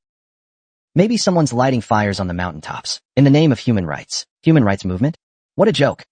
When those monsters were killing people, they were too scared to even breathe. Now they think I'm easy to target? Su Juanhao was smiling. But Shin Dijiu didn't fully buy it. "You're angry, aren't you? Can't you see I'm smiling?" "Smiling ear to ear. How long have I known you? You're as sharp as ever." Su Juanhao stuck out his tongue playfully and spoke with a cold edge. "Still, I don't think we should buy voices like that. We still have a long road ahead." Shin Dijiu agreed, but they couldn't ignore the arrows of criticism that might come from behind. "Sigh. Looks like it's up to me to clean up the mess again. The association should work on fixing your image. Broadcast more of your old combat footage. That's a good idea. What is it?" Before he could even reach the room, he hurried into the office meeting room. "Master Sun Kaiyuan is here to see you. That serene master of music. Why? Wei Tianxue went to see her. What? Did he leave a relay letter? No way." He let out a light chuckle. Shin Dijiu handed him a holographic file. "It's a list. A list of players." Su Juanhao quickly skimmed through dozens of pages. "There are quite a few names I recognize here. Of course, these are all top-tier players currently active on the first and second floors. Then why are you giving me this? We're putting together the second expedition team for the 4th floor." At that moment, Su Juanhao's eyes suddenly turned sharp. "You're not planning to send all of them in, are you?" "Of course not. We have to take into account the possibility that Tianma may return to the 1st floor, along with the 7 officers who vanished with him. They're the only threats humanity currently needs to worry about." We plan to send in 5 people. 5. Only 5 people. Su Juanhao looked genuinely shocked. After showing a list of thousands of players, they were only planning to send 5? That's what Wei Tianxue said. What the 4th floor needs is not a mass of players, but the strength of a few powerful individuals. Su Juanhao looked at him questioningly. Then, what's the purpose of showing me this list? Even if you 5 aren't around, the world isn't going to end. Because we have those people. He stared at the list for a moment, then slowly said, all right. Let's bring Che Shiren with us. Will she be able to keep up with your pace? That depends on the situation. Shin Diju finally understood, and nodded. So in other words, bringing her this time is to test her, and I also want to confirm something personally. What is it you want to confirm? If everything goes as I hope. Su Juanhao trailed off mid-sentence. We'll explain it later. Don't worry too much. Over the past 3 months, Cha Shiren worked hard hunting alongside the other heroes. Through that process, he's already proven his basic capabilities. But that's a different matter entirely. In battle, can you entrust someone with your back? That's another question. If I don't have the ability to earn the trust of all 5, then I can't turn my back to them. Su Juanhao fell into brief thought before asking, when is the date? Kata. Su Juanhao had finally returned home. It had been about 2 weeks. He took off his coat, visibly tired. At that moment, a head suddenly peeked out from the corner of the wall. It was Queen Xuanxue. You're back. Yeah. Su Juanhao relaxed his expression. She walked up to him and pinched his cheek first. Seems like you've been controlling your snack intake. Oh, of course. But what's that behind your back? Huh? He pressed against the wall, hiding his hands. His eyes flickered like candlelight. Clearly hiding something to eat. It's past snack time already, isn't it? This isn't a snack. Then show me. Hey now. Even if you're my contractor, don't be so rude. Are you doubting me now? Oof. That was a bit much, I admit. Humph. Frost Queen looked disappointed. She obediently held out both hands. In them was a pack of jelly. It really was just a snack. Su Juanhao handed the jelly back to her, and gently said, too much of it is bad for your teeth. Eat in moderation, okay? I'm not a kid. My teeth are perfectly fine. Oh yeah? Want to visit the dentist again? Sorry. I was wrong. Hearing her quick apology, Su Juanhao headed to the bathroom for a shower. Frost Queen sat on the living room couch, eating jelly as she asked, I saw the news. Is it over? Yeah. There are still a few left, but for now it's over. You worked hard. My contractor. You really worked hard. His face bore a kind. If only his mouth hadn't been stuffed with jelly, the expression would have been perfect. As he towel-dried his hair, he said, I'm planning to head to the 4th floor in a few days. Good luck, then. What are you saying? You're coming too. Frost Queen, who had been watching TV, looked up in surprise. What? I have to go too? Of course. You're my spirit, aren't you? But back when you hunted monsters, didn't you go alone? That's because it was more convenient that way. Frost Queen looked visibly disappointed. She'd been lounging at home for over a month. Now she really had become a homebody. A little homebody. You should do something too. I can't just let that slide. That made it sound like I've been slacking off, haven't you? He was expected to pout in protest, but instead, a slight smirk curled on his lips. Then, he gestured for her to wait. He brought something out of the room. This is... Su Juanhao looked in... A diary? I haven't seen one since elementary school. He gently patted Queen Xuanxue's head. So, you've been keeping a diary? That's impressive. And no. Don't say that. I just asked the president for a notebook and he gave me this one. She angrily shoved the diary at him. The important stuff is in here. Just read it already. Under her urging, he opened to the first page. March 2nd, 2050. The weather's a bit gloomy. Title. Chocolate flavor, strawberry flavor, banana flavor. Content. This morning after waking up, I went to the kitchen. Wait. Hold on a second. Queen Xuanxue realized something was off and snatched the diary back. Her face turned bright red. That was the wrong one. Wait here. She stormed into the room and came out with another similar-looking diary. This is the one I meant to give you. I kinda wanted to read the other one too. How rude. You dare peek into the queen's private thoughts? It was just about eating sweets. It was all just stuff about eating sweets. Su Juanhao shrugged and opened a new journal. His expression turned serious. What's that? It's a skill book. More precisely, a manual where Frost Queen had compiled her own skills. From now on, I'll teach you more skills. Why not just teach me everything now? I barely remember the others. It's hard. Frost Queen shook her head firmly, pointing the remote at him. She said, besides, even mastering just one skill takes a long time. Contractor, you're really greedy. A contractor and a spirit, that's only natural. What are you talking about? I'm an upright and righteous man. Chocolate flavor, strawberry flavor, banana flavor. After teasing Frost Queen, Su Juanhao returned to his room. The next day, Su Juanhao gathered his friends at home. The first to arrive was Ramatut. What the? An Indian actually showed up on time? Racist comment the moment we meet? Besides, Koreans don't have such a great reputation either. Ramatut joked casually, as if he had something to say, but just scratched his head instead. What is it? Don't act like a constipated dog. Just spit it out. Say what you want to say. Are you insulting me? No. It's just. He pursed his lips, showing a look of apology. Sorry. I feel like I pushed all the work onto you. What are you talking about? I told you I'd do it. Don't worry about it. When the monster hunt was first announced, his friends all offered to help, but he turned them down. He not only wanted to take revenge with his own hands, more importantly, he wanted his friends to grow. If we're going to climb the tower together one day, they at least need to reach my level. Especially Meishu. He only recently awakened. He needs growth. So, Su Juinhao decided to shoulder the monster hunting task alone, so the others could level up first. If that's how it is, I understand. Ramatut gave him a grateful glance, and lightly knocked his chest with a fist. And those two brats. Skya said he's hiding somewhere.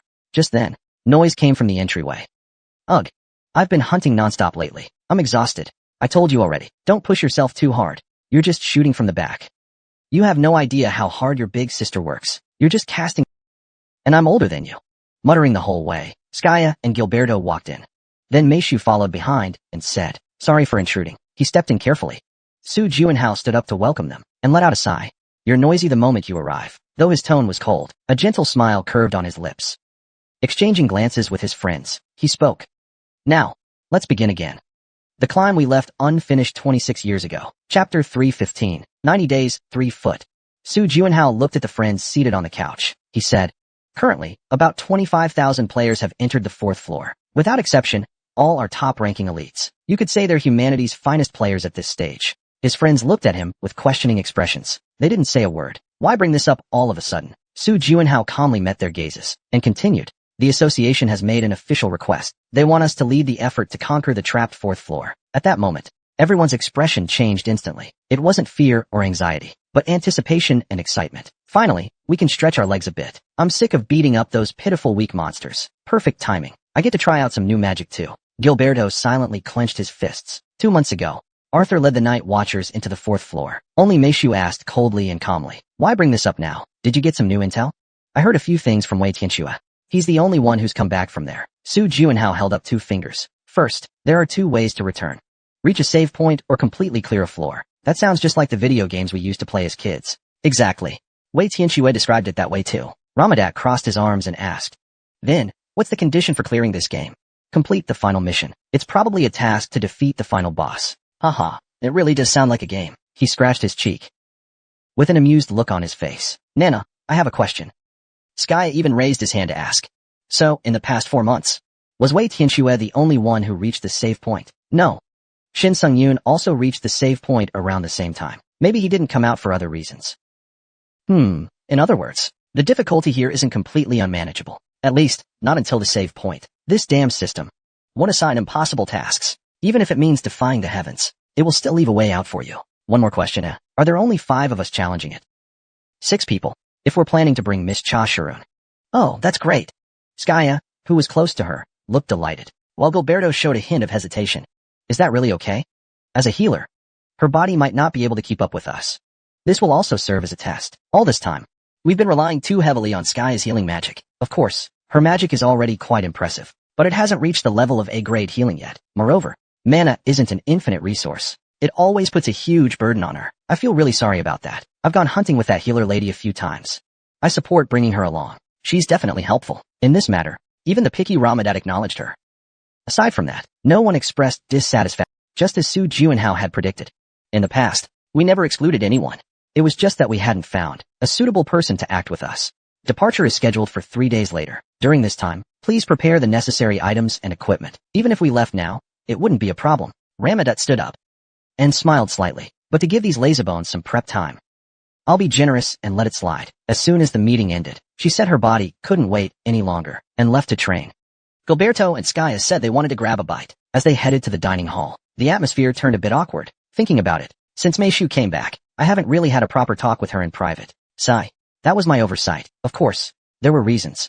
She had just woken up, and then Lady died. From that moment on, she fully devoted herself to hunting monsters, hardly taking any rest. But the poor girl must have been disappointed. Except for the first day, she didn't even get the chance to say I'm back.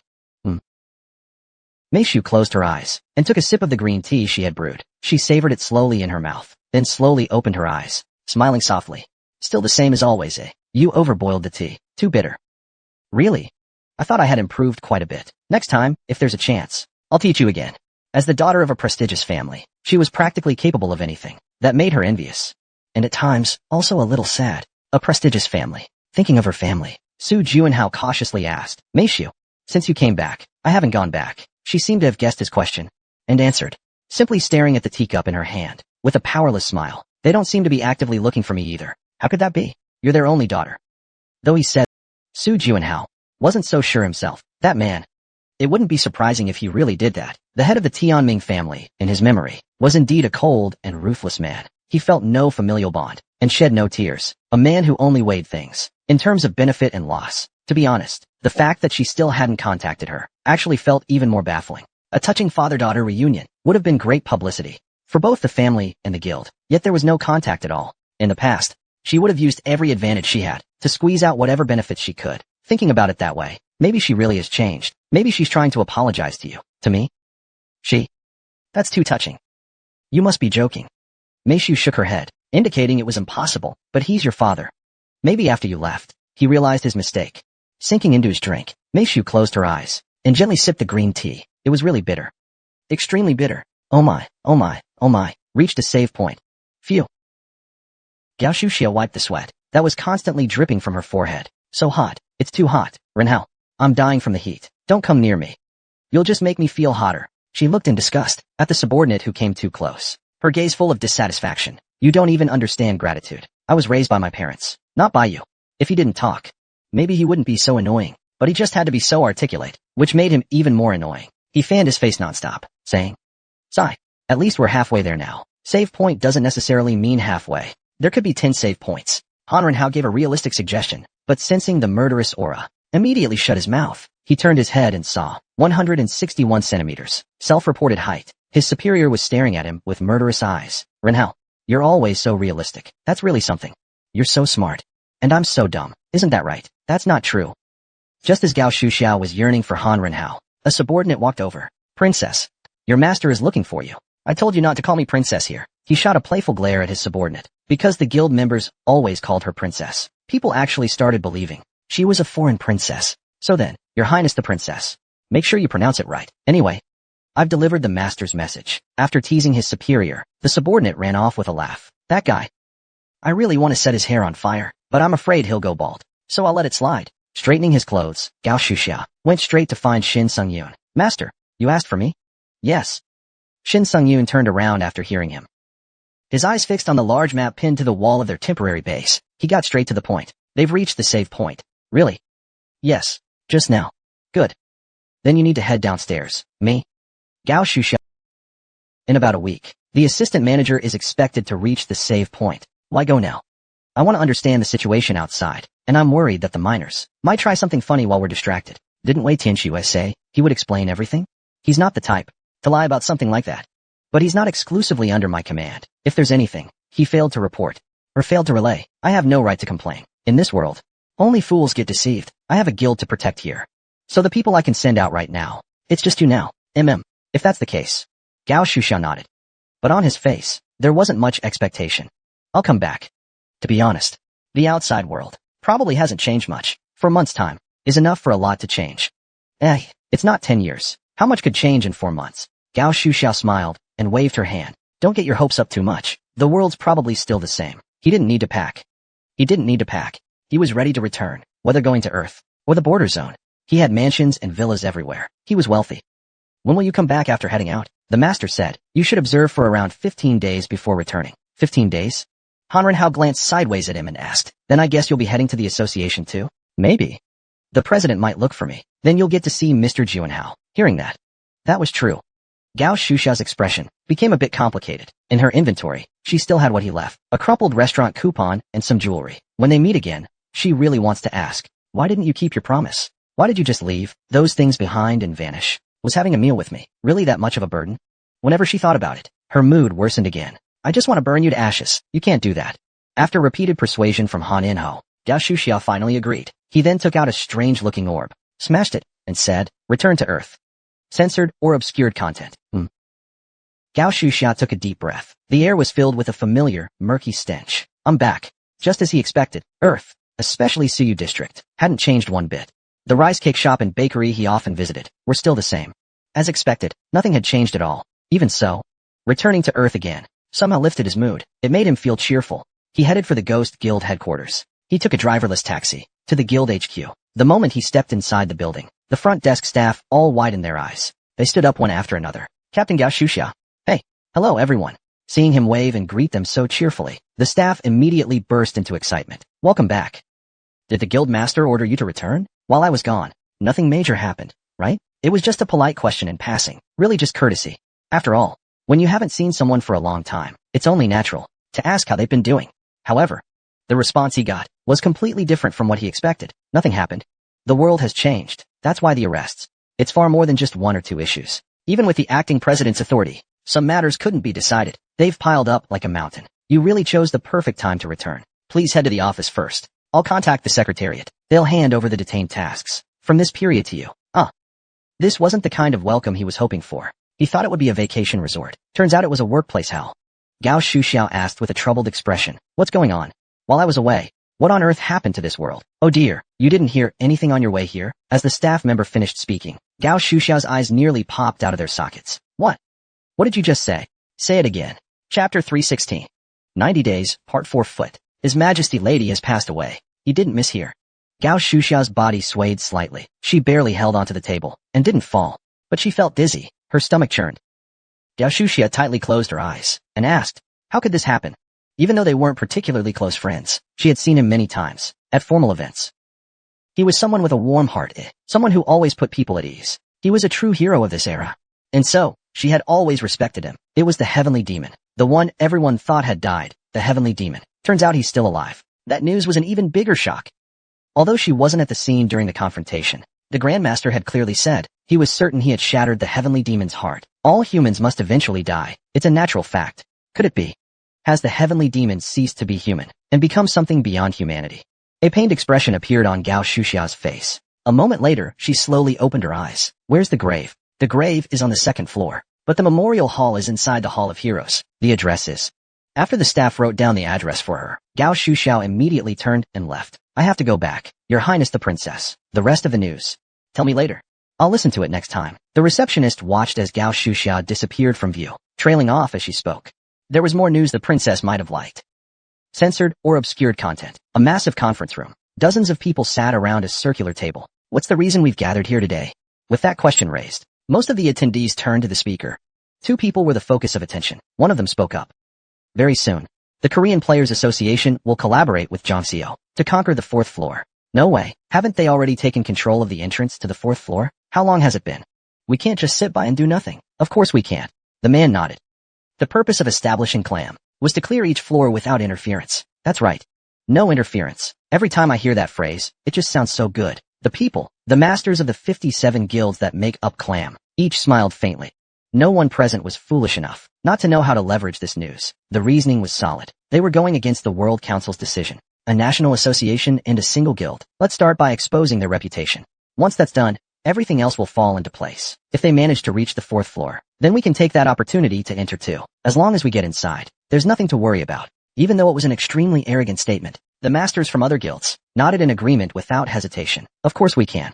Through our collaboration, we can stop the 5 heroes from advancing. Not only that, we can steal their glory as well. This wasn't a delusion caused by madness, because they had a clear source of conviction. That source sat at both ends of the round table. 2 masters of Beibao were with them. Who would dare stand in their way? I can guarantee, the 5 heroes will accomplish nothing on the 4th floor. They'll only embarrass themselves. 57 major guilds, plus 2 dragon guilds from Beibao, all working together to bury the 5 heroes. How could those guys possibly stand against that? Relics of the past belong in museums where they look best. After the meeting ended, the projections of the masters suddenly vanished into the air. After all, this was a holographic conference. Left behind in the now empty meeting room were only the 2 masters from Beibao. An old man in traditional Japanese attire greeted the person across from him. To be honest, this still feels a bit unfamiliar to me. I never thought I'd be doing something like this with you. The one who had remained silent throughout the meeting was dressed in a neat suit, wearing a sleek helmet that covered the entire head. LEDs on the helmet's face flickered, forming emoticons. An underscore. You're still as enigmatic as ever. Even in the past, I could never understand your mind. Underscore, Ling. I'll be going on ahead. BYE. After the old man's hologram faded, the LED-powered helmet fell into darkness. Censored or transition. Seoul Hall of Heroes. This was a memorial hall built for players of great merit. Unfortunately, not many visitors came. Su Juinhao was staring at a photo frame. The elderly man in the frame was surrounded by white flowers, his face filled with a warm smile, as if something had truly brought him joy. Mom, you always smiled wherever you went. Young people don't have that many worries. It rained a few days ago. Could that be why? His words seemed to echo softly in his ears. You were always so cheerful. What exactly made you so happy? Su Ju. He simply laid a bouquet in front of the smiling elder. Although this once-renowned hero's memorial lacked incense offerings and barely had any flowers, he thought the old man might feel lonely, so he didn't stop talking. Beijingji is missing. He's not answering my calls either. He said this while lighting incense. After the news of Lady's death was released, the first person he went to was Beijing, who would be most affected. Beijing looked pale, muttering to himself, "No, this can't be." Then he left the press conference. Since then, no one knows where he is. Since I can't get in touch with him, I'll keep searching for him. That was the old man's last wish. He also shared his plans for the future, and I plan to resume the dungeon clearing soon. While his companions searched for traces of the heavenly demon on the 3rd floor, they found nothing. Maybe he'll show up on the 4th floor. Arthur, I will have my revenge. Mr. Juinhao. Hearing someone call his name from behind, Su Juinhao turned around. At the same time, his pupils slightly dilated. He knew someone was approaching, but he didn't expect Captain Gong. It was actually him. For a moment, he didn't know what kind of expression to show. He was a little flustered. Gao Shuxia strode over, asking worriedly, "Are you alright?" "Yeah." Before entering the 4th floor, I heard the news. They said you were being mentored by Lord Lady. Facing the passing of a mentor, who could remain unaffected? The concern in Gao Shuxia's eyes softened Su Juinhao's expression. I'm holding up. It's been 3 months already. You don't look so good though. Completely worn out. It's just running into someone unexpected. You mean running into me? Gao Shuxia pointed at her own face with her slender finger and asked. After a moment, she frowned and continued. Right. I just remembered that guy did something bad to me. Well, not that bad. Anyway, you just stay here. Don't wander around. After leaving this stern warning, she bowed toward Lady and returned to his side. Nothing. What do you mean? Nothing. Nothing you want to say to me? Nothing at all. Plenty. How could there be nothing? Su Juinhao scratched the back of his head. You said you came back from the 4th floor. That means everyone knows now. The phantom he looked up to was actually himself. Several memories flashed through his mind. He did trick him a few times unintentionally. Once, he even pretended not to know the phantom and gave him an autograph. And during the capture of Zanabi, it was the same. Was he still upset about being fooled? Seeing his wide-open eyes, he figured he should apologize first, then explain. I'm sorry. If you're sorry, why did you still do it? I just felt a little embarrassed. Oh. Gao Shuxia crossed his arms and studied his face closely. He didn't look like he was lying. Seriously. What's there to be shy about? Of course, in the duel with Zanabi, Su Juinhao was seriously injured. Maybe exposing his weakness made him feel ashamed as a man. That's totally understandable. But still, honestly, I'm not the kind of guy who easily shows weakness. One of the Bait 6, ranked 3rd in the Ghost Guild, even on a global scale. He was a formidable player. For someone like that, to feel ashamed just because he showed a bit of weakness, and then leave a gift and run off? Gao Shuxia let out a soft laugh. Kinda cute, actually. He gently patted Su Juinhao on the shoulder, and said, Forget it. Sometimes men just need to act like men. It's natural to be that sensitive. Men. Yeah. It's that side you don't want anyone to see. That's what it is, right? That's true. He never intended to go around telling people he was Phantom. They were talking about different topics, yet the conversation flowed surprisingly well. Tell me, what have you been doing these past 3 months? Didn't you hear? I was in a hurry, so I missed some things. Su Juinhao nodded, as if he understood something, and said, First of all, during these 3 months, I've been working on destroying the Miners Association. What? Gao Shuxia stopped in her tracks, eyes wide. Juinhao, you? Yes. No, I mean, I understand you hate the miners. But isn't that way too dangerous? You're lucky. You're still alive. It's fine. Actually, it wasn't that dangerous. It just took some time. But in the end, I dealt with them all. Wait. You really destroyed the Miners Association? Yes. Su Juinhao nodded, then added. Of course, I didn't do it alone. I had tremendous help from the Emperor of the Empire. Oh. Now it was Gao Shuxia's turn to nod. So it was true. It was the Emperor of the Reuben Empire who crushed the Miners Association. The miners on Earth must have been backed by the associations and guilds. Su Juinhao probably took out a few hundred miners at most. Either way, you did something incredible. Dealing with them is a real hassle. Though the fighting itself was fairly easy, I ended up capturing 3 guild leaders all at once. As he explained, Gao Shuxia looked at him with a knowing expression. He looked at him with satisfaction. Noticing that, Su Juanhao's gaze suddenly sharpened. What's with that look? Nothing. He chuckled inwardly. He just wanted to impress him. It was kind of cute. Phew, taking down 3 guild leaders at once. Of course, he also knew that Su Juanhao had dual abilities, extreme. But even for Gao Shuxiao, the guild leader of the Miners Guild, was a formidable opponent. This is getting dull. Let's talk about the 4th floor instead. Alright. Just as he was about to start explaining, some players who had been watching from afar approached. They bowed respectfully. Ah, hello. Lord Phantom. I've admired you since I was little. If it's not too much trouble, could we have your autograph and a photo? Gao Shuxiao blinked, then lowered his voice and asked Su Juanhao. Juanhao, why are they calling you Lord Phantom? Su Juanhao looked at him, confused. Their eyes met midair. A brief pause. Wait. Didn't you already hear about it? All I heard were rumors about Lord Lady. Looking at the puzzled Gao Shuxiao, Su Juanhao covered his face with one hand. A moment later, he let out a weary expression. He opened his mouth and said, all right. To be honest, I am Phantom. What kind of joke is that? How can you say something like that with a straight face? Gao Shuxiao waved her hand with a laugh, but her smile slowly froze. You're joking, right? Seeing is believing. Sighing softly, Su Juanhao snapped his fingers. Chapter 317. 90 Days. Part 5. From Su Juanhao's fingertips bloomed darkness, flickering like candlelight. Ah. Seeing this, Gao Shuxiao's mouth slowly opened. This was the same technique that Phantom had used when facing Xena Bai. Just watching it was enough to give people chills from its raw ferocity. It was the most powerful ability in human history, the power of the Dark Watcher. This is the Dark Watcher. Wow. I never thought I'd get to see it in person. Can I take a picture? Players all rushed over asking for autographs and group photos. Gao Shuxiao's soul felt like it had left her body. If Juanhao was Phantom, and Phantom was Juanhao, then everything that happened recently flashed before her eyes, like a spinning slideshow. Her face turned as red as a carrot. Ah, a woo. Even though it wasn't intentional, she had completely revealed her identity as a fan right in front of him. She was so embarrassed she wanted to crawl into a hole and disappear. At that moment, he suddenly remembered something. He frowned and asked, wait a second. That autograph I got back then. Are you talking about? To my precious fan, Shuxia. That one? Su Juanhao thought for a moment, then gave an awkward smile, and nodded slightly, like a stiff machine. Gao Shuxia bowed deeply. Goodbye. I'm going to leave the city for a while. Please don't try to find me. I wish you happiness. With that, he tried to flee in the other direction, but Su Juanhao easily grabbed him by the neck. Let go. Let me go. I can't let you go. Then help me find a place to hide. Faced with that bold request, Su Juanhao let out a bitter laugh and said, calm down first. How am I supposed to calm down? You admitted it to my face, and you've been pretending to be a senior this whole time. You explained this, explained that, taught me about the industry. In his eyes, I must have looked so cool. The only thing I lacked was reason. Even worse. Back when we faced Zanabi, he even saved my life. That battle left Su Juanhao seriously wounded. So those scars, he probably got them while saving me. Even though that's not the truth. At that moment, he felt like everything was his fault. Tears welled up in his eyes. Gao Shuxiao bit his lip and lowered his head. I'm sorry. Why are you apologizing? Because of me, you ended up in that mess with Xena Bai? That really wasn't your fault. It's totally fine.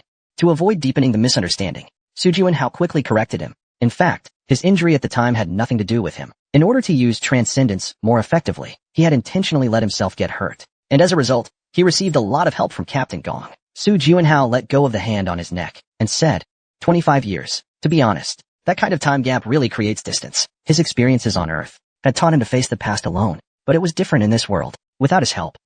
Adjusting would have taken even longer. Really? Phantom never lies. It's true. Gao Shuxiao nodded unconsciously. The human heart really is fickle. She had just been feeling so ashamed, and now, hearing that she had been helpful, she felt a trace of comfort. Am I being silly? Even though she scolded herself, she couldn't stop the corners of her mouth from rising. Seeing this, Su Juanhao barely held back the laughter about to burst out. Sigh, if only Shueli were here. This doesn't look like a fox hunt, more like a puppy. If Gao Shuxiao had a tail, it'd definitely be spinning like a helicopter rotor right now. So, please don't be so stiff around me. I'll try. To him. That was the best answer. Because Phantom had always been the idol and hero he admired most. To treat him as casually as before. Like just another junior. To him. That was something nearly impossible to do. So then, yeah, well, see you next time. Su Juanhao politely said goodbye, as he watched Gao Shuxiao walk away in a hurry. He wasn't hurt by his change in attitude. Over the past 90 days, he had met many people who respected him but kept their distance. It was something he had expected. There's no such thing as a choice without consequences. He knew that all too well. Still, there was a part of him that felt a little bitter knowing he might never be able to joke and laugh with him as casually as before. With a faint, bitter smile, Su Juanhao turned and continued on his way. He hoped that one day, he could treat him just as naturally as before. Scene transition. Everyone's already up and busy this early? Su Juinhao remarked, dressed neatly in formal wear for once. At that moment, Shin Dijiu snorted coldly. You're supposed to be busy too, aren't you? So why aren't you? I just need to put on the mask. That's it.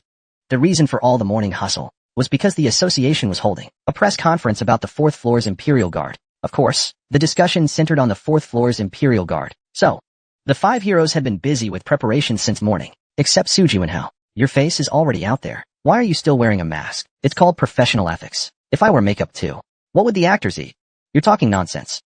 Su Juinhao chuckled and asked, how's it going over there? You mean? Ah, clam. Shin Dijiu said casually. They probably already knew about today's press conference. They'll definitely try to smear us. That's inevitable. They'll surely use this opportunity to claim they want to challenge the 4th floor too. TSK, can't we stop them? Is there any reason to stop them? If we stop them by force, we'd just be giving them ammunition. The 5 heroes would be accused of abusing their popularity for personal gain. They've always claimed to avoid politics, to focus only on dungeon progression. If they stick with that stance, the public will wonder. Why are you trying to stop those who simply want to explore the 4th floor? Could it be you're just supporting the 5 heroes and forcing innocent players to make a one-sided sacrifice? People who don't know the full picture can only think that way. You're still the same as ever. Unchanging as always, not just for 26 years, but even 260 years, or 2,600 years from now, you'd still be the same. Exceptionally brilliant people have always existed, in any era, in any nation. Accepting and moving forward with them, that's the burden a leader must carry. Why are you so troubled? Ramatut, dressed in formal wear, walked up and said, isn't it enough to do what we've always done? It's similar, but not quite the same. Shin Dijiu sighed softly. People aren't like they used to be. They're no longer facing daily threats to life. Humph. In short, life is comfortable now. No worries about food or shelter, compared to the old days where survival was all that mattered. That's true. In difficult times, people who are strong and charismatic become heroes. But in times of peace, they might be seen as stubborn lone wolves. Clam probably wants to label him like that too. So be careful. Shin Dijiu offered the warning, and Su Juinhao turned his head. Inside the makeup room, there was another woman also getting ready. Is there something you need? The moment their eyes met, Su Juinhao replied to the sudden question. The tone of my current co-worker, who used to be my secretary, feels too stiff. What should I do? Tom will take care of it. Chashrun said firmly. He's a phantom rivaling even Gao Shuxia. Ever since Su Juinhao's identity was revealed, he had always treated him with great respect. Even so, this was a bit much. People might think I'm the president of the country or something. Lord Phantom is far greater than any president. That's not entirely wrong. Even with my mouth shut, I could still feel countless eyes locked onto me. Scene transition. The reporters were busily adjusting their cameras. The sharp looks commonly seen at press conferences were nowhere to be found today. Everyone's faces lit up like kids. Getting Children's Day presents excited and eager. Who would have thought that today I'd get to record the historic moment when the 5 heroes appeared publicly for the first. This is an honor, a family's honor. However, to suddenly hold a press conference during times like this, what could the topic be? It's probably just a simple announcement. We're back. We hope you'll support us. And after answering a few questions, it'll be over. Today's press conference has drawn not only media attention, but also the eyes of all the major guilds. The influence of the 5 heroes can rival that of the 6 great powers, and might even surpass them. They're coming out, shouted a reporter. Several men and women walked out slowly. In an instant, a flurry of shutters and flashes lit up the entire conference venue. No one. The scene remained orderly. Even those with negative opinions of the 5 heroes watched their return silently at that moment. Hello, everyone. The speaker was Meishu. Her voice, though slightly stiff at first, carried a gentle tone upon closer listen. As someone from a noble family, she handled this kind of occasion with grace and composure. Therefore, we announced that after a 26-year and 7-month hiatus, we are resuming our conquest. Resuming the conquest. Wait, does that mean the 5 heroes are reuniting to continue climbing the tower? This is breaking news. Countless reporters and players frantically typed on their holographic keyboards, contacting all sides. Some impatient reporters raised their hands and asked, I'm Ichinchuan from the society section of today's player. At the World Summit just days ago, entry to the 4th floor was fully banned. Now you're announcing a resumption of the conquest. Is there a special meaning behind this? Special meaning? Ramatut frowned and answered, there's no special meaning. It's natural for players to keep challenging the floors. What's so strange about that? What's strange about that? But some may feel that you're ignoring the decision of the World Summit. Gilberto skillfully eased the gradually rising tension. If we have to give a reason, then it's because we received a request. A request? Whose request was it? From Wei Tianxue of the 9 Heavens sect and the Mirror Moon Guild, where Swordstar Jiu belongs. At that moment, the reporters finally gasped in amazement, as if puzzle pieces were coming together in their minds. A clear picture began to form. So Wei Tianxue, in order to reinforce his forces, joined with Mirror Moon. These are members personally selected by those who achieved the most on the 4th floor. It's likely because he believed that with their inclusion, the clearing process would speed up significantly. There's no reason to oppose it. Meanwhile, a message came from Wei Tianxue's guild, Sky Dragon. That message was about the 5 heroes entering the 4th floor, together with Mirror Moon. Just as expected, members of Clam Mixed in the venue nodded. This situation was not entirely disadvantageous to them. One by one, they raised their hands and began their assault. Even the 5 heroes and Mirror Moon should have formally submitted a proposal to the World Council and obtained permission. That would have been the proper process. Ignoring rules and order like this sets a bad precedent, especially when the 5 heroes are allowed entry, but other players are not. How will you compensate for the resulting sense of relative deprivation? That, too, is a fair argument. It was also a talking point Clam had prepared to tarnish the reputation of the 5 heroes. What? Relative deprivation? Ramatat's face twisted in frustration, just as he was about to grab the mic. Phantom raised his hand to stop him. As Phantom took the mic in his place, everyone looked shocked.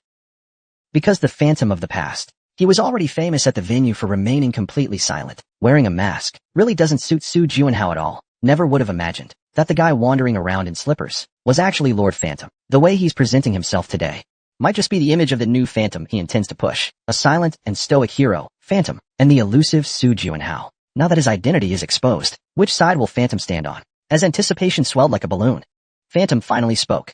Chapter 318. Another World. 1. Are you saying we're now ignoring law and order? Phantom looked directly at the questioner and asked in return. The representative from the Clam faction shrank slightly, but still nodded. Are you denying that? Of course we deny it. We strongly deny it. To be honest, that's a very unpleasant accusation. He didn't hide his dissatisfaction. Everyone's eyes were fixed on him. Shin Diju appeared nervous, his face tense. What is he trying to say? Just follow the plan. We already told him how. Don't respond, even if provoked. One wrong word here, and we could turn the whole world into our enemy. That would mean the reputation the 5 heroes have built so far could collapse like a sandcastle in an instant. Shin Diju believed his friend wasn't foolish enough to let that happen. 28 years ago, there was a portal in Izmir, Turkey. That portal caused 17 attack attempts to fail. Its infamy was unmatched. At the time, the mayor of Izmir concluded they couldn't conquer that portal on their own strength. So he invited the most renowned person of that era, Phantom, together with his companions, and the 5 heroes. He headed for Izmir. But we couldn't enter that portal. Fearing that Turkey's incompetence would become a laughingstock worldwide, the government denied them entry. As a result, the Turkish government was harshly criticized. Subsequently, at another World Council meeting, a resolution was passed. The 5 heroes had the right to freely participate in any conquest, which means, when engaging in a raid, they don't need anyone's permission. It was an unprecedented privilege. No sooner had Phantom finished speaking than the Clam faction representatives raised their hands. Excuse me. To my knowledge, there's a precondition for that. It doesn't apply to just any conquest, but only to those deemed unconquerable. That's correct, right? Yes. Phantom admitted without hesitation, causing the other party's eyes to light up as they looked. That's absolutely unreasonable. Although the progress on the 4th floor has been slow, it hasn't been officially declared unconquerable. To receive that status, 2 conditions must be met. They were technically correct.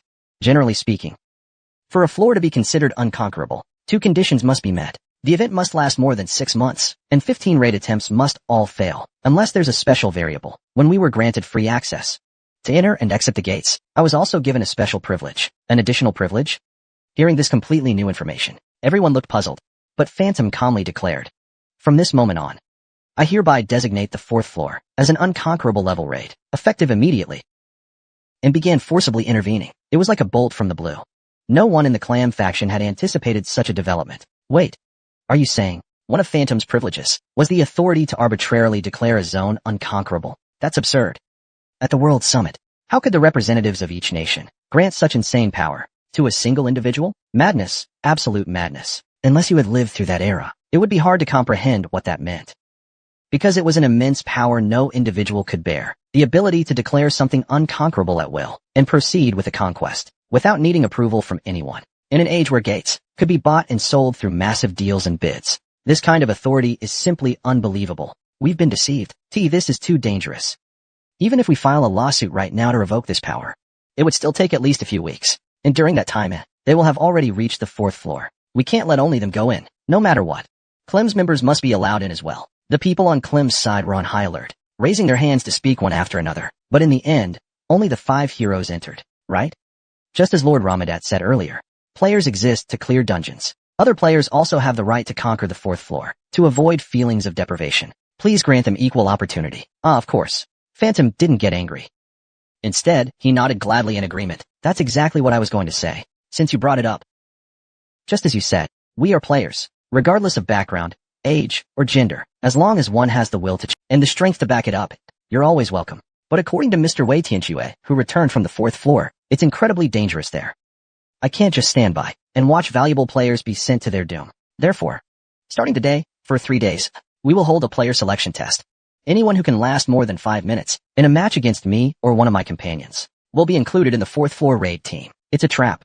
The members of Clem turned pale. To think they would use the purpose of players' existence as a shield in their strategy, letting unskilled players join a raid, has always been seen as a nuisance. If you don't even have the strength to fight us, you should give up on that dream from the start. Clem is using the pretense of leading the raid, but he turned it around and used it to his advantage. For Cram, not participating in this selection test would make the very meaning of its existence unclear.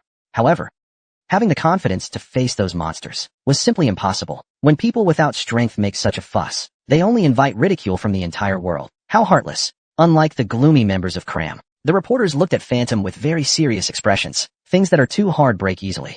But if it's only flexible, it can't be strong. As expected, his new image choice combines the original Phantom with Su Juanhao's traits. He meant to abandon neither side, but to move forward with both. People around the world warmly supported Phantom Rain for his lasting impression. At the same time, they applauded his careful consideration that as long as one had strength, they'd be accepted into the assault band regardless of reason. As promised, the 3-day selection test was held. However, during this process, something completely unexpected by Su Juanhao occurred. Su Juanhao, you're amazing. But don't stir things up so suddenly next time. Sorry. He didn't expect so many people to show up either. He just casually planned it. Hoping to embarrass the kids from Cram, he thought not many would apply. But the problem was they underestimated the appeal of a duel with the 5 heroes and legendary heroes. Even players not interested in conquering the 4th layer had always dreamed of such a battle. Nearly 130,000 players submitted applications. Moreover, before the server could cut the connection, 130,000 had already registered. Of course, due to time constraints, it was impossible to fight all of them. In the end, 1,000 high-level players were selected. They were tested over the course of 3 days. Su Juanhao looked at the report listing the results and smiled faintly. With this, even if it's only us who enter, no one can blame us. 1,000 matches, 1,000 victories. The outcome was completely one-sided. Not a single match lasted more than 30 seconds. The next day, a familiar figure sent a summons. It was a message from Quan Noah. You're here, huh? When he found the workshop, Noah glanced at him and said nothing. He simply gave him a light pat on the shoulder. You've worked hard. Though it was just a simple gesture, it warmed his heart. Su Juanhao smiled and asked, thanks. Where's my gear? It's in the room over there. Quan Noah led the way, while mumbling to himself. It's been done for ages, but the owner never got in touch with me. Sorry for being late. Shouldn't you be apologizing to me? Just then, from the sofa, the dwarf Chief Graham's face suddenly popped up. He frowned and spoke as if scolding a mischievous child. To make that set of equipment for you. I didn't return to the village for 3 months. I'm really sorry, but there's no need for friends to be so formal. Graham waved it off, then casually hauled over a box even bigger than his own body. He set it down on the table and said, it was tough work, but actually kind of fun. And the final product came out really great. However, if I had to do it again, I couldn't pull it off even if my life depended on it. The 2 blacksmiths he knew to be the best both said in unison. The work was tough, but the condition of the gear is perfect. Can I open it and take a look? This thing. I've waited so long it nearly broke my heart. Hurry up and open it, with excitement in his heart. Su Juanhao opened the box, just like the white armor from last time. This was also a belt-type equipment. Its color was a translucent white, almost like ice. Item appraisal. White page. Grade. Unique. Plus 50 stamina. Asterisk indestructible. This armor cannot be destroyed. Asterisk interference. This armor can block. Tracking abilities ranked A or that target the wearer. Asterisk lightweight. This armor is imbued with lightweight magic. Asterisk frozen enhancement. When the wearer uses ice abilities, this armor enhances the effects. Wearing requirement. Level 130. User must have completed magic registration. Su Juanhao stared at the options, as if entranced. Then he turned his head and asked, why is it called white page? Because you're always shrouded in darkness. Your armor should be the opposite of that. I told you I didn't like that name. But I couldn't beat this guy's stubbornness. Su Juanhao gave a gentle smile. The white page phenomenon refers to, even when it's nighttime, the sun does not set. A phenomenon where daylight continues. I got scolded. It was a form of reprimand. It was a warning. Not to be corrupted, when facing evil people. To continue living upright and justly. Isn't there a saying? When you gaze into the abyss also gazes into you. You don't need to worry. I gaze into the abyss. To destroy it. But what if that guy is different? Maybe I just thought he looked good, so I stared. Kwon Noah was speechless. He could only click his tongue lightly. What did I say? This guy really doesn't need anyone worrying about him. If you don't care when a friend is hurt, then how are you different from others? Suju and Hao looked over at the two masters who had suddenly grown closer, then fastened his belt as he channeled magic into it. The belt trembled slightly. Asterisk clatter asterisk. It was full of Gongfang's patented tech, an expandable armor system. The armor deployed instantly, covering his entire body. So light. Like feathers. Even when he moved his joints freely, he felt no resistance at all. Those extra features were just the icing on the cake. What we valued most was how to fully harness the properties of cerium. Cerium is a rare mineral that greatly boosts cold-based abilities. Suju and Hao reached out toward the cup of water on the table. He intended to gently freeze the water, but ended up freezing the entire cup and its contents, causing it to shatter instantly. At the same time, his expression grew complicated. Was it always this effective? From the feeling of it, the effect of the dual freeze ability seems to have increased by nearly half. Xylem is a very difficult mineral to handle, so usually, it's only used for making necklaces or rings. However, they used this mineral to create a set of full body armor. If the craftsman's skill isn't top-notch, Xylem's properties might be lost completely. In that case, looking at the shattered cup, Suju and Hao's eyes lit up. A few days ago, Shuangdong gave him a diary. The contents recorded in it made him realize that the time needed to master that technique could be greatly reduced. It shouldn't be too hard. Chapter 319. This was handled long ago. After confirming Ramatut's reply, Suju and Hao glanced at the others again. Since everyone is already well prepared. Phil. There's no need to worry anymore. Like a mother bird watching her chicks, he spoke to the 5 men and women in front of him. Then, let's head out. Skaya. Okay. When he arrived at the dimensional elevator, through wide area teleportation, someone was already waiting for them. Oh. Wei Tianxue hurriedly put out his cigarette and spoke up. Nice to meet you all. I'm a Christian. Wei Tianxue, are you kidding me? That's a bit much, don't you think? I was just being polite. Since it's our first meeting, he shrugged. With a sly smile, he said. The last player who greeted us was Suju and Hao. Now, isn't he already a world hero? This makes me feel uneasy. Please treat me normally. Alright. Since you put it that way, I won't hold back. While Wei Tianxue and his companions exchanged pleasantries, Suju and Hao was looking at someone. He seemed to think for a moment. Then took the initiative to greet them. Long time no see. Yeah, it's been a while. Jiansheng replied in a strange tone. His attitude seemed unsure of how to respond. Suju and Hao gave a bitter smile. He recalled meeting in the hospital room, where they talked about many things, and their relationship gradually warmed. Yet, even a simple greeting had become so— I'm sorry. I lied to you. No. I would have done the same. It's fine. Don't worry about it. Watching their conversation from behind, Sakaya said. Isn't Jiansheng Korean? Why does he talk so oddly? Though their conversation sounded a bit awkward, both of them are indeed Korean. After hearing their Hua Kwanhao's face suddenly turned bright red. He let out a dry cough. Cough. Let's talk business. Once we reach the 4th floor, what should we do first? Noithien Hawk replied. The 4th floor begins with missions, and ends with missions. Especially right after entering. It'll be extremely hectic. Sounds pretty interesting. As Hua Kwanhao put on a solemn expression, Noithien Hawk stood in front of the elevator, saying with a slightly awkward smile, remember, it's just one word. Survival. Survival. Because there are a lot of troublesome things roaming around out there, and there are tons of them. Noithien Hawk seemed to shudder. Just thinking about it, his body trembling slightly. Then let's go up. The elevator carrying them instantly reached the 4th floor. At the same time, a message appeared before Hua Kwanhao's eyes. 4th floor reached. Doors are opening. Spring Bringer title effect activated. All stats increased by 30.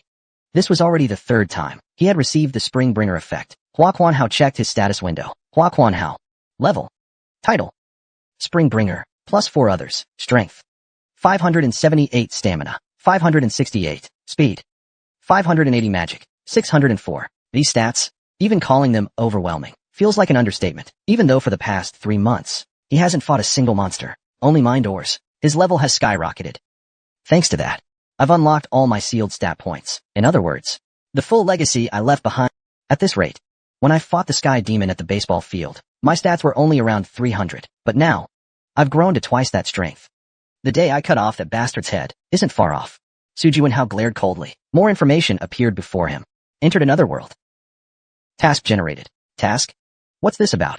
Everyone turned to look at him at once, muttering under their breath. Su Jianhao glanced at Wei Tianxue, his eyes questioning. I told you. The 4th floor is a continuous task zone. You need to complete a number of tasks to reach the save point. 15. That's all. Su Jianhao frowned. Wei Tianxue gave a weak smile. I wish I'd come here later too. When I first arrived, I wasn't in the mood for tasks. I could only fight enemies desperately. So, there are no enemies now. Not exactly none, but compared to when I first got here, it's practically nothing. The group stepped out of the elevator, looking around. They let out gasps of amazement. This is a city. Its civilization looks almost like Earth's. You can even see a few skyscrapers. Is that a department store over there? As they admired the city, Su Jianhao looked up at the sky. The gray sky looked a bit gloomy. Ah crap. Wei Tianxue checked the time and said urgently, let's move quickly, before the sun sets. Does something happen after sunset? When night falls, those things start to move. Those things. Su Jianhao looked at him questioningly. Wei Tianxue responded with a face that clearly didn't want to explain. Cockroaches. Wei Tianxue said, I've got an ongoing quest too. So I can only stay with you the first night. I'll teach you the basics, then I'm out. Got it. As Su Jianhao entered the city, he felt a bit unsettled. There wasn't a soul in sight. If a city's entire population suddenly vanished, this is probably what it would feel like. Looking at the clean yet empty street, he asked, where did all the residents go? Most likely, they're all dead. Everyone was stunned. His companions looked at him in shock. The city looks pretty large. You're saying everyone's dead? Yes. When we entered the city, it was already completely deserted. Wei Tianxue went into a convenience store and casually grabbed a few packs of cigarettes. Gilberto watched from the side and asked, the store's shelves are fully stocked. You haven't touched any of this until now? Of course not. I clear this place out every single day. It just resets every day, that's all. Resets? It's a bit complicated to explain. Anyway, in a few more hours, you'll all understand. This time, it was Skya who asked a question. What about the other players? The area around this city is too open. It's not a good location. Everyone probably went to other cities. The group fell into thought. From earlier, Wei Tianxue had been constantly checking the time, as if being chased by a clock. Wei Tianxue is one of the 9 heavens. Definitely not weak. Seeing him this anxious was a bit unsettling for the group. Finally, Ramadak couldn't hold back his curiosity and asked, hey, are you in a rush because of the cockroaches you mentioned earlier? If I had to explain, it's not fear, just annoyance. Cockroaches. You just kill them, right? Killing them is easy. Wei Tianxue smiled slightly, as if to say, you really have no idea. Since we're on the topic, let me ask you something. How many monsters can the 5 heroes kill in a day? Around 500 maybe? Everyone nodded. Even so, that was only when several gates were forcibly opened, and monsters flooded out. The times they've hunted thousands could be counted on one hand. 500. Wei Tianxue showed a faint smile. Then today, we're going to break that number. Huh? Didn't you say just now that the monsters nearby were mostly cleared out? They were mostly cleared, yes. But if they weren't cleared out, we don't even have time to catch our breath right now. Thinking back to the first day we entered this place, Wei Tianxue couldn't help but shiver. That day, the players knew nothing at all. They were scattered all over the city. A nightmare-like night came out of nowhere and took the lives of hundreds of veteran players. From sunset to sunrise, we fought nonstop. We collapsed from exhaustion. When we woke up, the sun was almost down again. Only after over a month of nightmare days did they finally have the strength to focus on quests. Let's not talk about that anymore. Just mentioning it made Wei Tianxue feel completely exhausted. He quickened his pace. So where are we going now? Skya asked. Wei Tianxue crossed the street, looked up at the tallest building, and said, a high-end restaurant. Wow, what a great view. Wow, what a great view. It's beautiful. If only the sky were a little bluer, it'd be perfect. After arriving at the skyscraper lounge, everyone gazed at the panoramic view, lost in the scenery. Under the sunset glow, the city was completely deserted. Not even an ant could be seen. It reminded them of the past, when the gate was breached, and monsters poured in. The cities looked just like this. It wasn't any worse than this. Those cities were full of signs of destruction. In comparison, this city, even after more than a month of battles, still looked incredibly clean. Maybe it's related to this so-called initialization. Turning around, Ji Yuzhong stared down at the city with a serious face. Yes. You don't have to start every sentence with yes, just talk more casually like before. Let me get used to it first. This time, he quietly muttered, yes.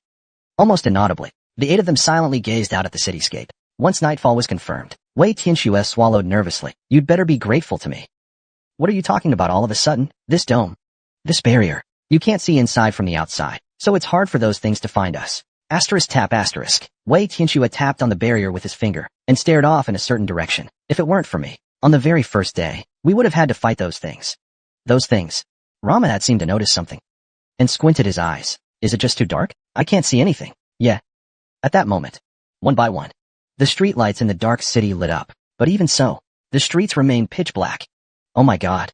Gilberto, with the sharpest senses, was the first to notice something strange. Then, Wei Tianxue's expression also stiffened. That color between black and darkness. A shiny, hard-looking substance, reflecting the streetlight's glow. The rear of a vehicle suddenly shifted, causing them to instinctively step back. It was as if the city streets were squirming. No. It was something covering the streets. That gave the illusion of movement. Don't tell me. All of that is cockroaches. Wei Tianxue shook his head and said, these are the only asterisk. They're not ordinary cockroaches. They can suppress their sounds and shut off all the lights. He explained. Their exoskeletons are strong enough to withstand 3 sword energy strikes. Their teeth are hard enough to bite through steel armor. If we can use sword energy, killing them shouldn't be that difficult, right? Of course. But even for veteran players, maintaining sword energy for hours isn't possible. At most, they can hold it for 1 or 2 hours. That's when they realized just how brutal the Vanguard's fight on the 4th floor must have been. Are there any other special traits? We call certain special individuals evolved forms. Evolved. Yes.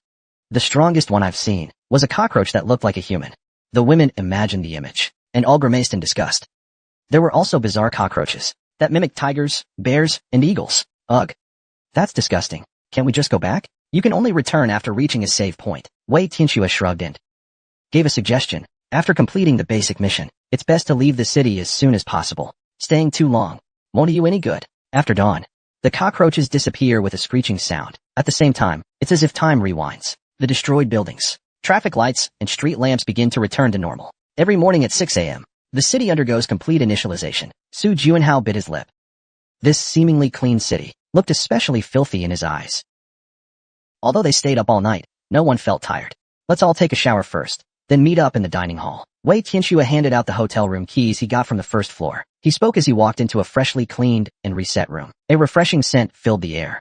Whoosh, so nice. Su Juanhao frowned at the strong flow of the shower. Even though the city had no management, the amenities were still functioning perfectly. It had been months now. The repeated reset at 6 a.m. every day was beyond his comprehension. There were many things he needed to figure out. After showering and returning to the dining hall, clanging came from the kitchen. Is someone cooking in there? He asked Gilberto, who was brewing coffee. Gilberto nodded in pain. Unfortunately, yes. Wait, no way. Su Juanhao seemed to sense something. He quickly pulled out rations from his backpack and announced, I'm eating this for breakfast today. At that moment, Meishu suddenly poked his head out from the kitchen. Juanhao, I'm making breakfast. Sorry, my stomach's still upset from what we saw last night. I'll just stick with this for now. After he left with a regretful look, everyone sighed in relief. It's been so long, I almost forgot. It brings back memories. Meishu's cooking always had a devastating flavor. That's why back at the base, Gilberto and Su Juanhao took turns cooking. I'd better keep an eye on him too.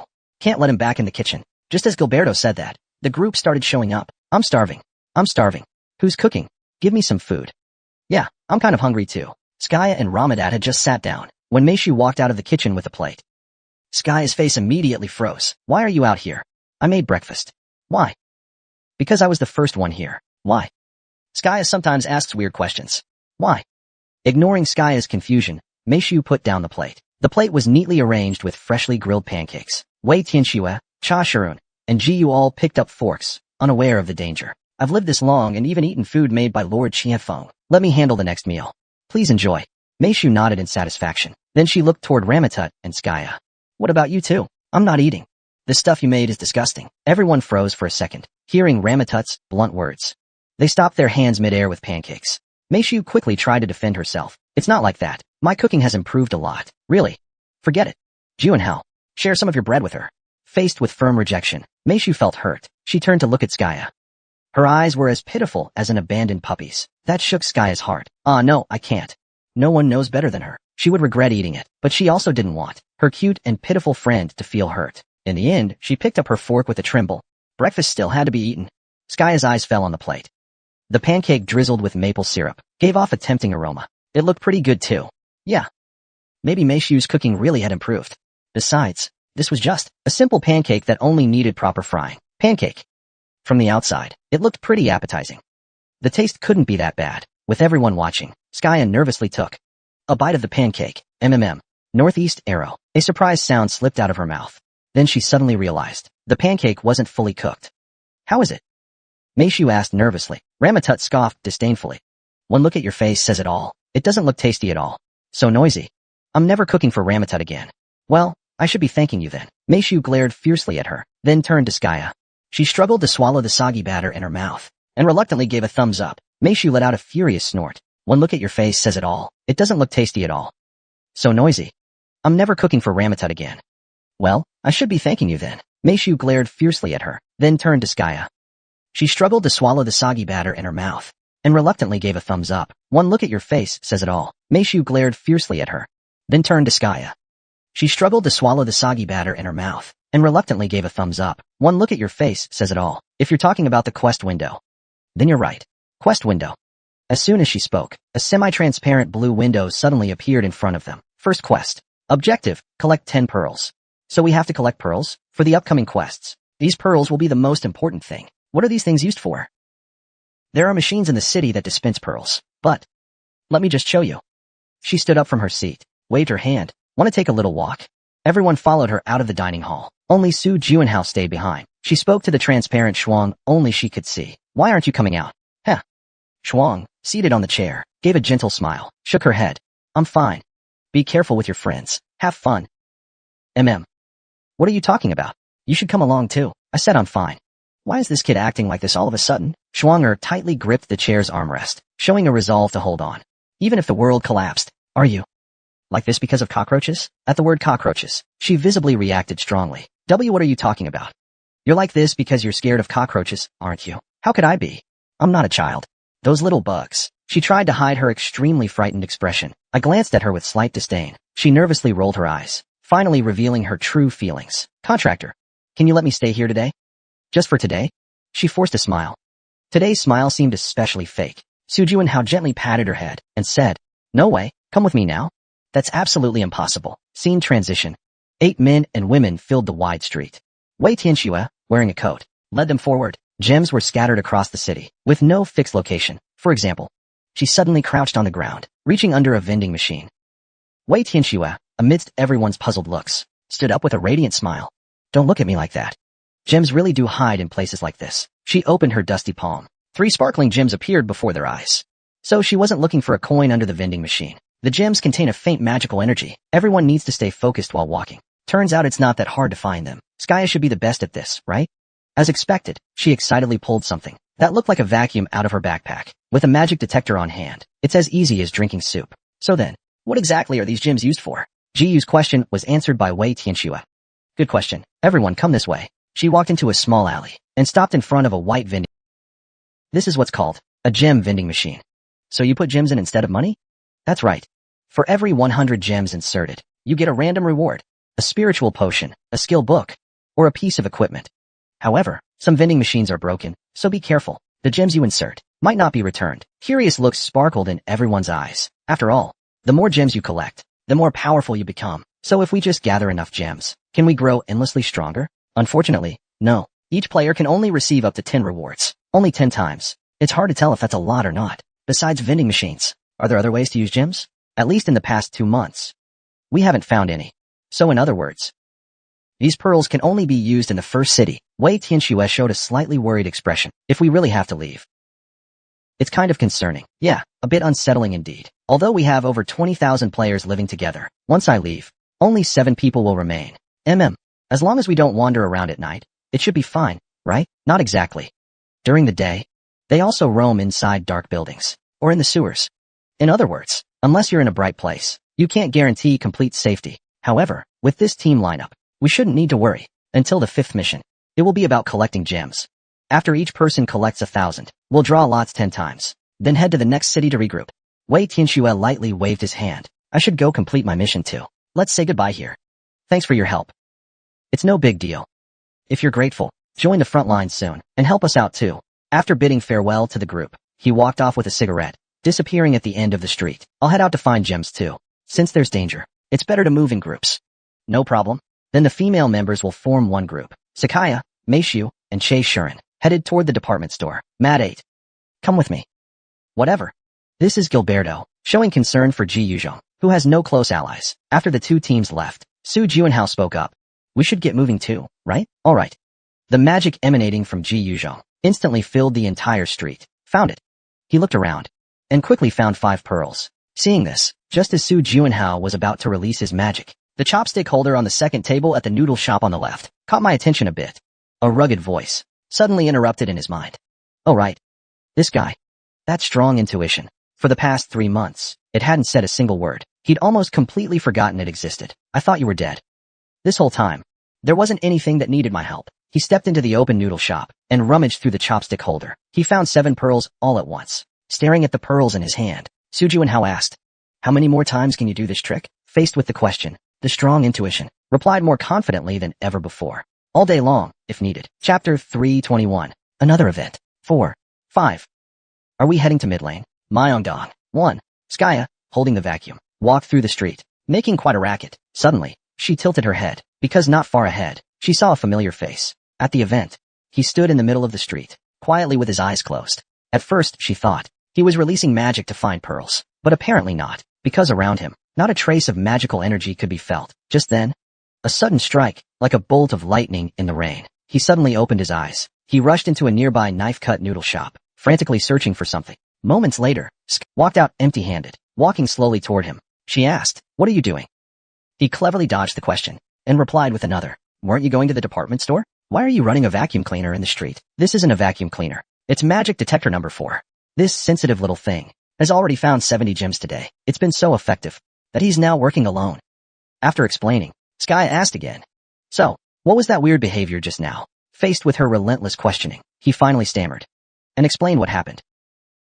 Well? Turns out Juanhao was using this method to find gems. Upon hearing that, she instantly understood. It was probably due to a strong sense of intuition. But still, was intuition really that effective? According to him, he seemed to have found more gems than... Skya stared silently at the vacuum and made a decision. When she got back home tonight, she'd build a number 5, whimper. The magic detector number 4 in her hands let out a sorrowful noise. Scene transition. He smashed the tiles on the 3rd grid. 15 came out. Su Juanhao collected the gems with ease, his face beaming with joy. This is way... I told you. I'm way more useful than that little brat. That little brat. Could he mean Her Majesty the Queen of the Daniferheim Empire? The Ice Queen, who had quietly followed Su Juanhao all along, wore a calm expression. If he looked like an adult, it might have been scary. But now, he just looked like a child, and that made him kind of cute. Can you guys stop already? What's so bad about getting along with a fridge? Su Juanhao sighed and scolded them. The Ice Queen wore an extremely wronged expression. Why are you only staring at me? That guy. If we're being nice, you're the one who started acting spoiled first. But Ice Queen, intuition is something you can't see or touch. What are you going to do about that? Su Juanhao sighed again, and sat on the toilet counting the pearls he had collected recently. 125 of them. That really is fast. Even factoring in the lack of competition, this was a very efficient pace. He had already completed 2 quests. The first one required collecting 10 pearls. The next was to collect 100 pearls. And now, he needed to complete the 3rd quest. 3rd quest.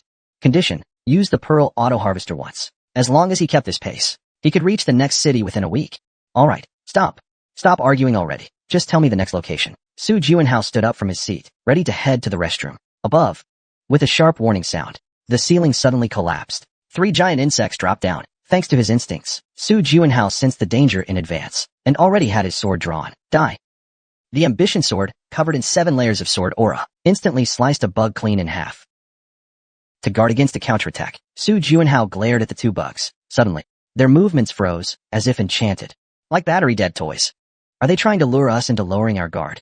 Unable to understand the situation, Su Juanhao frowned deeply. Right before his eyes, a completely unexpected message appeared.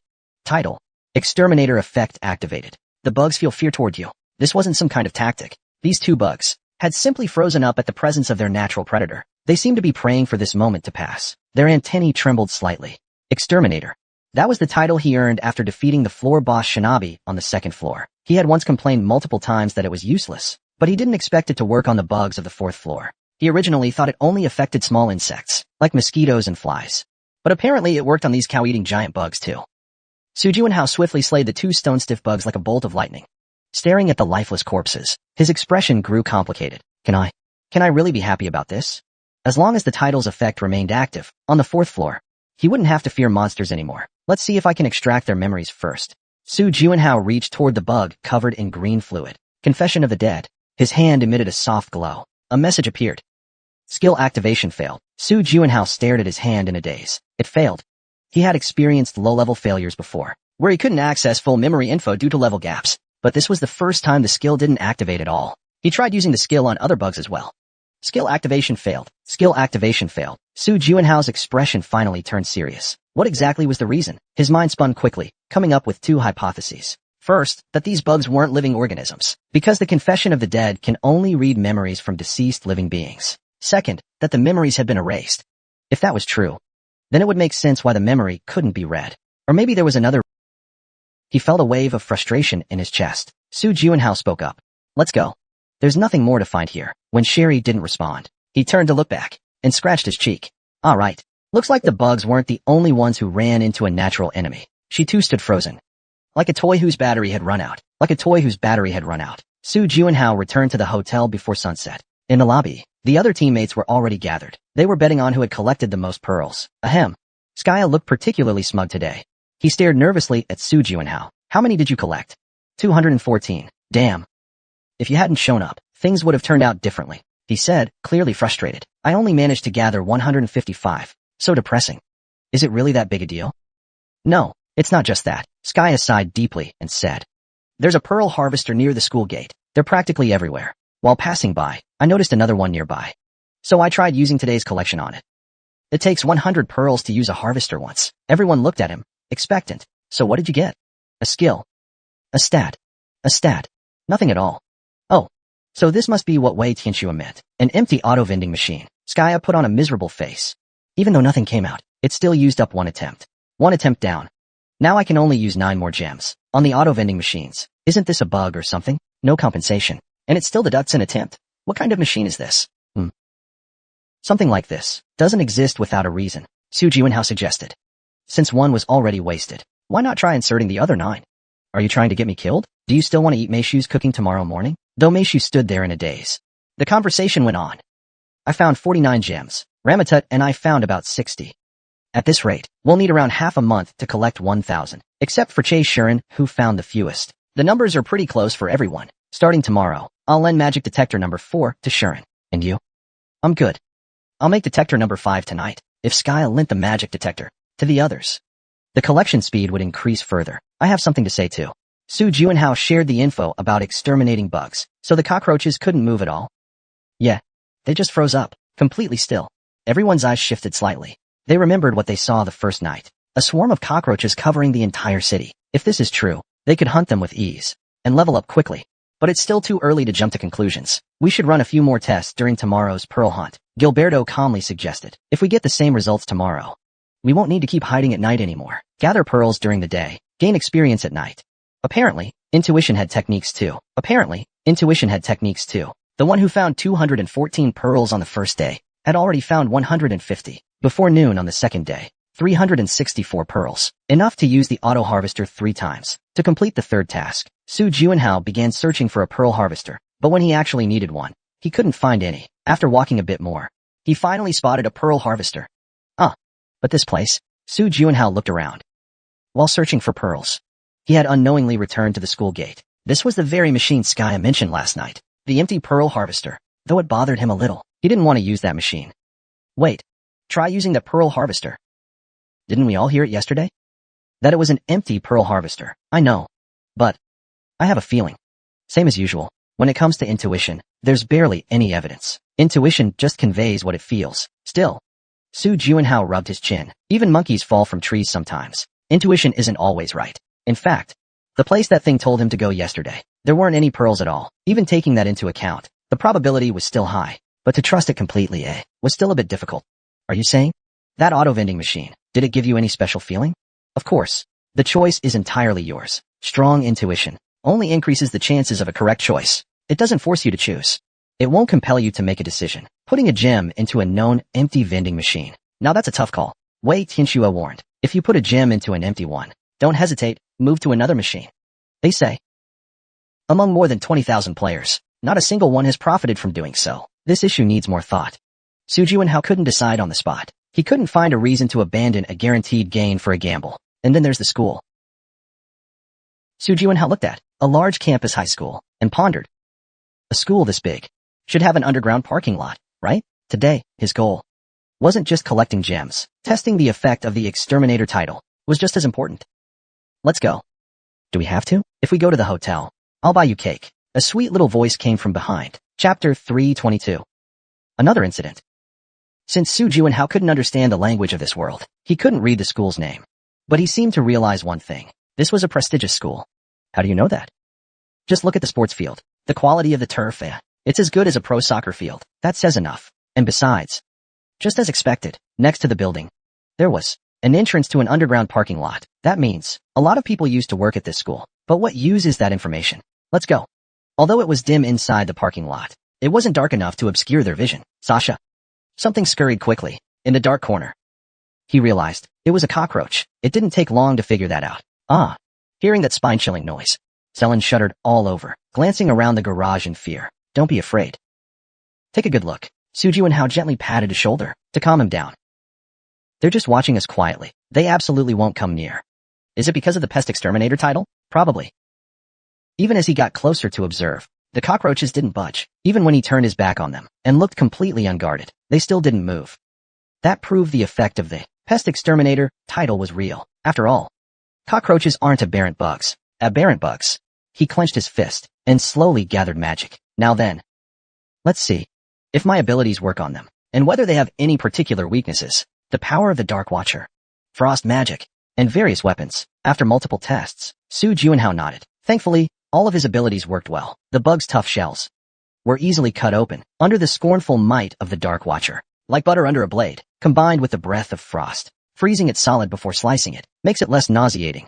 Opening the glove box of that white delivery van, even in the parking lot, he collected as many gems as possible. He already had 620 gems. After a moment of thought, Su Juinhao spoke up. Let's head back early today. Really? The Frost Queen replied excitedly, with experience points steadily rising. He had assumed this enthusiastic contractor would keep hunting for hours. Since the test is complete, there's no need to exhaust ourselves now. The Real hunt starts at night. Before that, we should conserve our energy, and I need to finish the task you gave me. Practicing new skills. Scene transition. Returning to the hotel, their steps heavy with fatigue. In the lobby, Sakaya, tweaking magic detector number 5, waved and asked, "Hey girl, have you tried magic detector number 4? Yes. Thanks to it, I collected a lot of gems. That wasn't just flattery. Yesterday, I struggled and couldn't even find 50 gems. But today, I found over 100. Even Su Juinhao calls me Sickadream. If there's any issue, you have to let me know." "Sure, I will." "You must be exhausted. Go rest upstairs." "All right." Though he agreed readily, he headed straight to the hotel gym to help even just a little. Without a moment to rest, he understood this better than anyone. Among the 7 people in the city, he was the weakest. So, I have to be the one who works the hardest. At the very least, I can't hold the others back. Of course, non-combat abilities have clear limitations, but at the very least, he didn't want to collapse from exhaustion. In an emergency, that was why, dragging his tired body, he went into the gym to train his stamina. Huff, huff. After being drenched in sweat, Cha Shirun stepped out of the gym, then suddenly stopped, because he saw Su Juinhao sitting on a lounge sofa outside the gym, deeply focused on something. Huff, huff. This isn't working. He was holding a huge ice-crafted horn. That thing, which looked like a musical instrument, only emitted the sound of cold wind.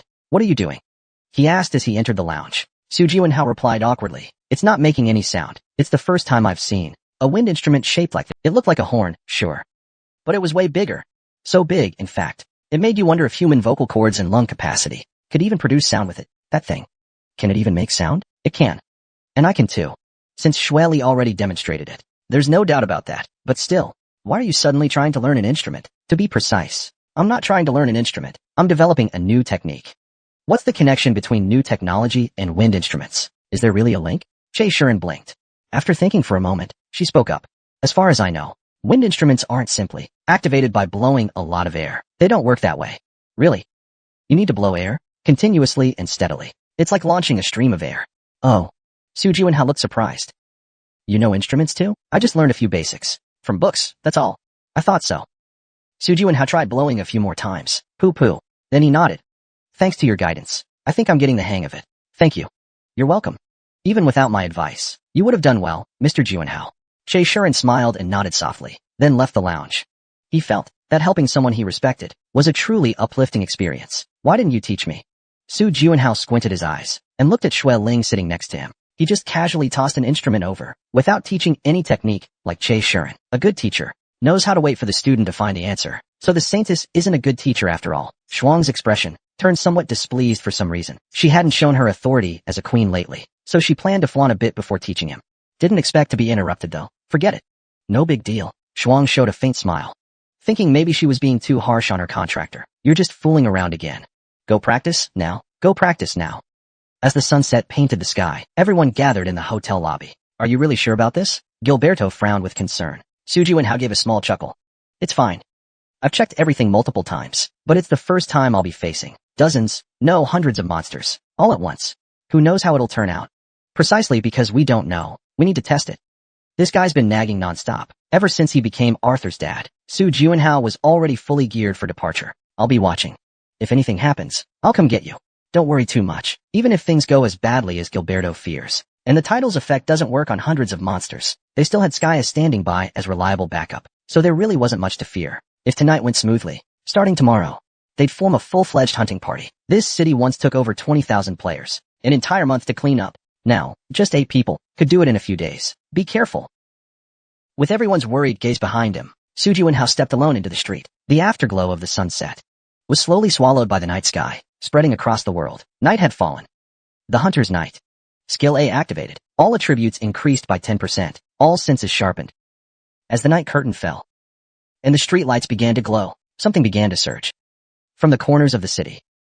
Spilling out like a tide, they quickly took over the road, gathering into a massive flood. Su Juanhao, gripping his sword hilt tight, felt his palm tense up. The ferociously surging swarm suddenly came to a stop. Even a rough estimate put the number of roaches in the hundreds. They seemed to sense the presence of a natural enemy. They held their breath. On the top floor of the hotel, a group watching from above murmured in amazement. They really stopped. Looks like the effect has kicked in. My body feels a little itchy. Can't we start the hunt today? No.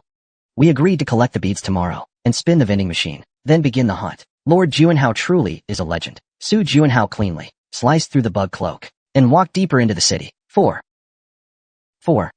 Su Juanhao furrowed his brow, seemingly displeased about something.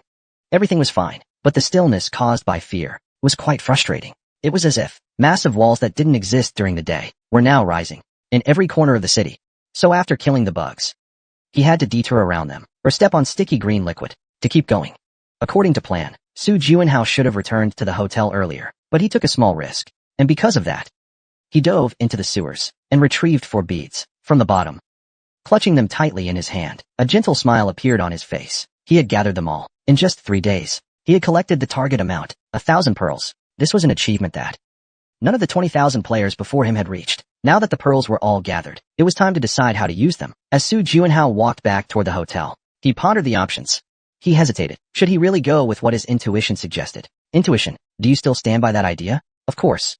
In fact, as time passes, I feel even more certain about it. There's definitely something inside that empty machine. That unwavering voice finally resolved his inner conflict. All right, I'll trust you this time. Really? But even if the outcome's disappointing, I won't blame you.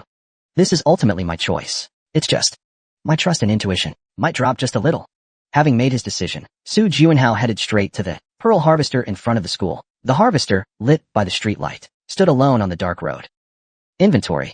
A bag full of pearls appeared in front of him. Su Juanhao took out 100 pearls each time and inserted them into the pearl slot of the harvester. 100 pearls inserted. Nothing happened. Pearl harvester usage, 9/10. Up to this point, everything matched what Skya, or rather, Stya, had described perfectly. Without hesitation, he inserted more pearls. 100 pearls inserted. Still, nothing happened. Pearl harvester usage, 8/10. Pearl harvester usage, 7/10. Auto harvester usage, 6 out of 10 times. 900 painstakingly collected beads vanished in an instant. However, he didn't get any reward in return. Was all my effort for nothing? That doubt only lingered for a moment. He shook his head and tossed in the final 100 beads all at once. Since he had come this far, there was no turning back. Even if he got nothing, so be it. 100 beads inserted. At the same time, asterisk click asterisk, something seemed to fall to the ground. Su Juanhao's eyes lit up. He immediately went to check what had dropped. What had fallen was a notebook. A skill book. He quickly picked it up, but his expression turned subtle. Conclusion. It wasn't a skill book.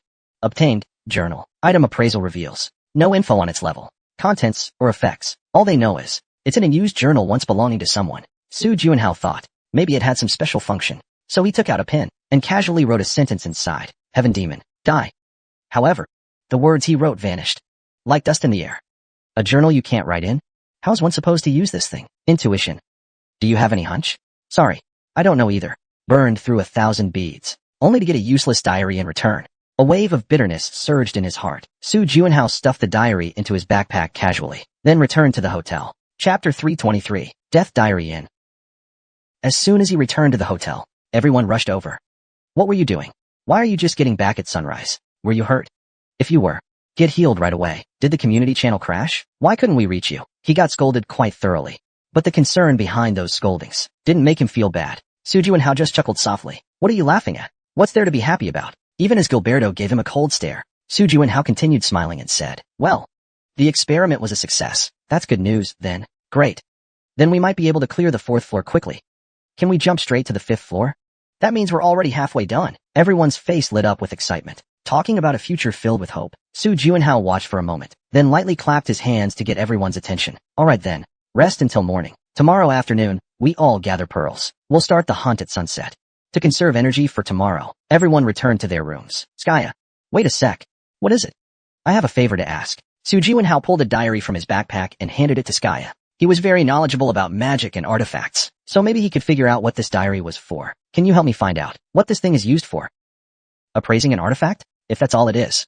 It's no big deal. I did it hundreds of times back at the magic tower. He flipped through the diary, examining it carefully. Then he asked, when did you get it? And where? Just now. It came out of the slot machine you mentioned. What? Skya frowned and sharply turned their head. That's strange. Why did only you get something? I didn't get anything at all. I put in 1,000 beads, and this is all I got. 1,000.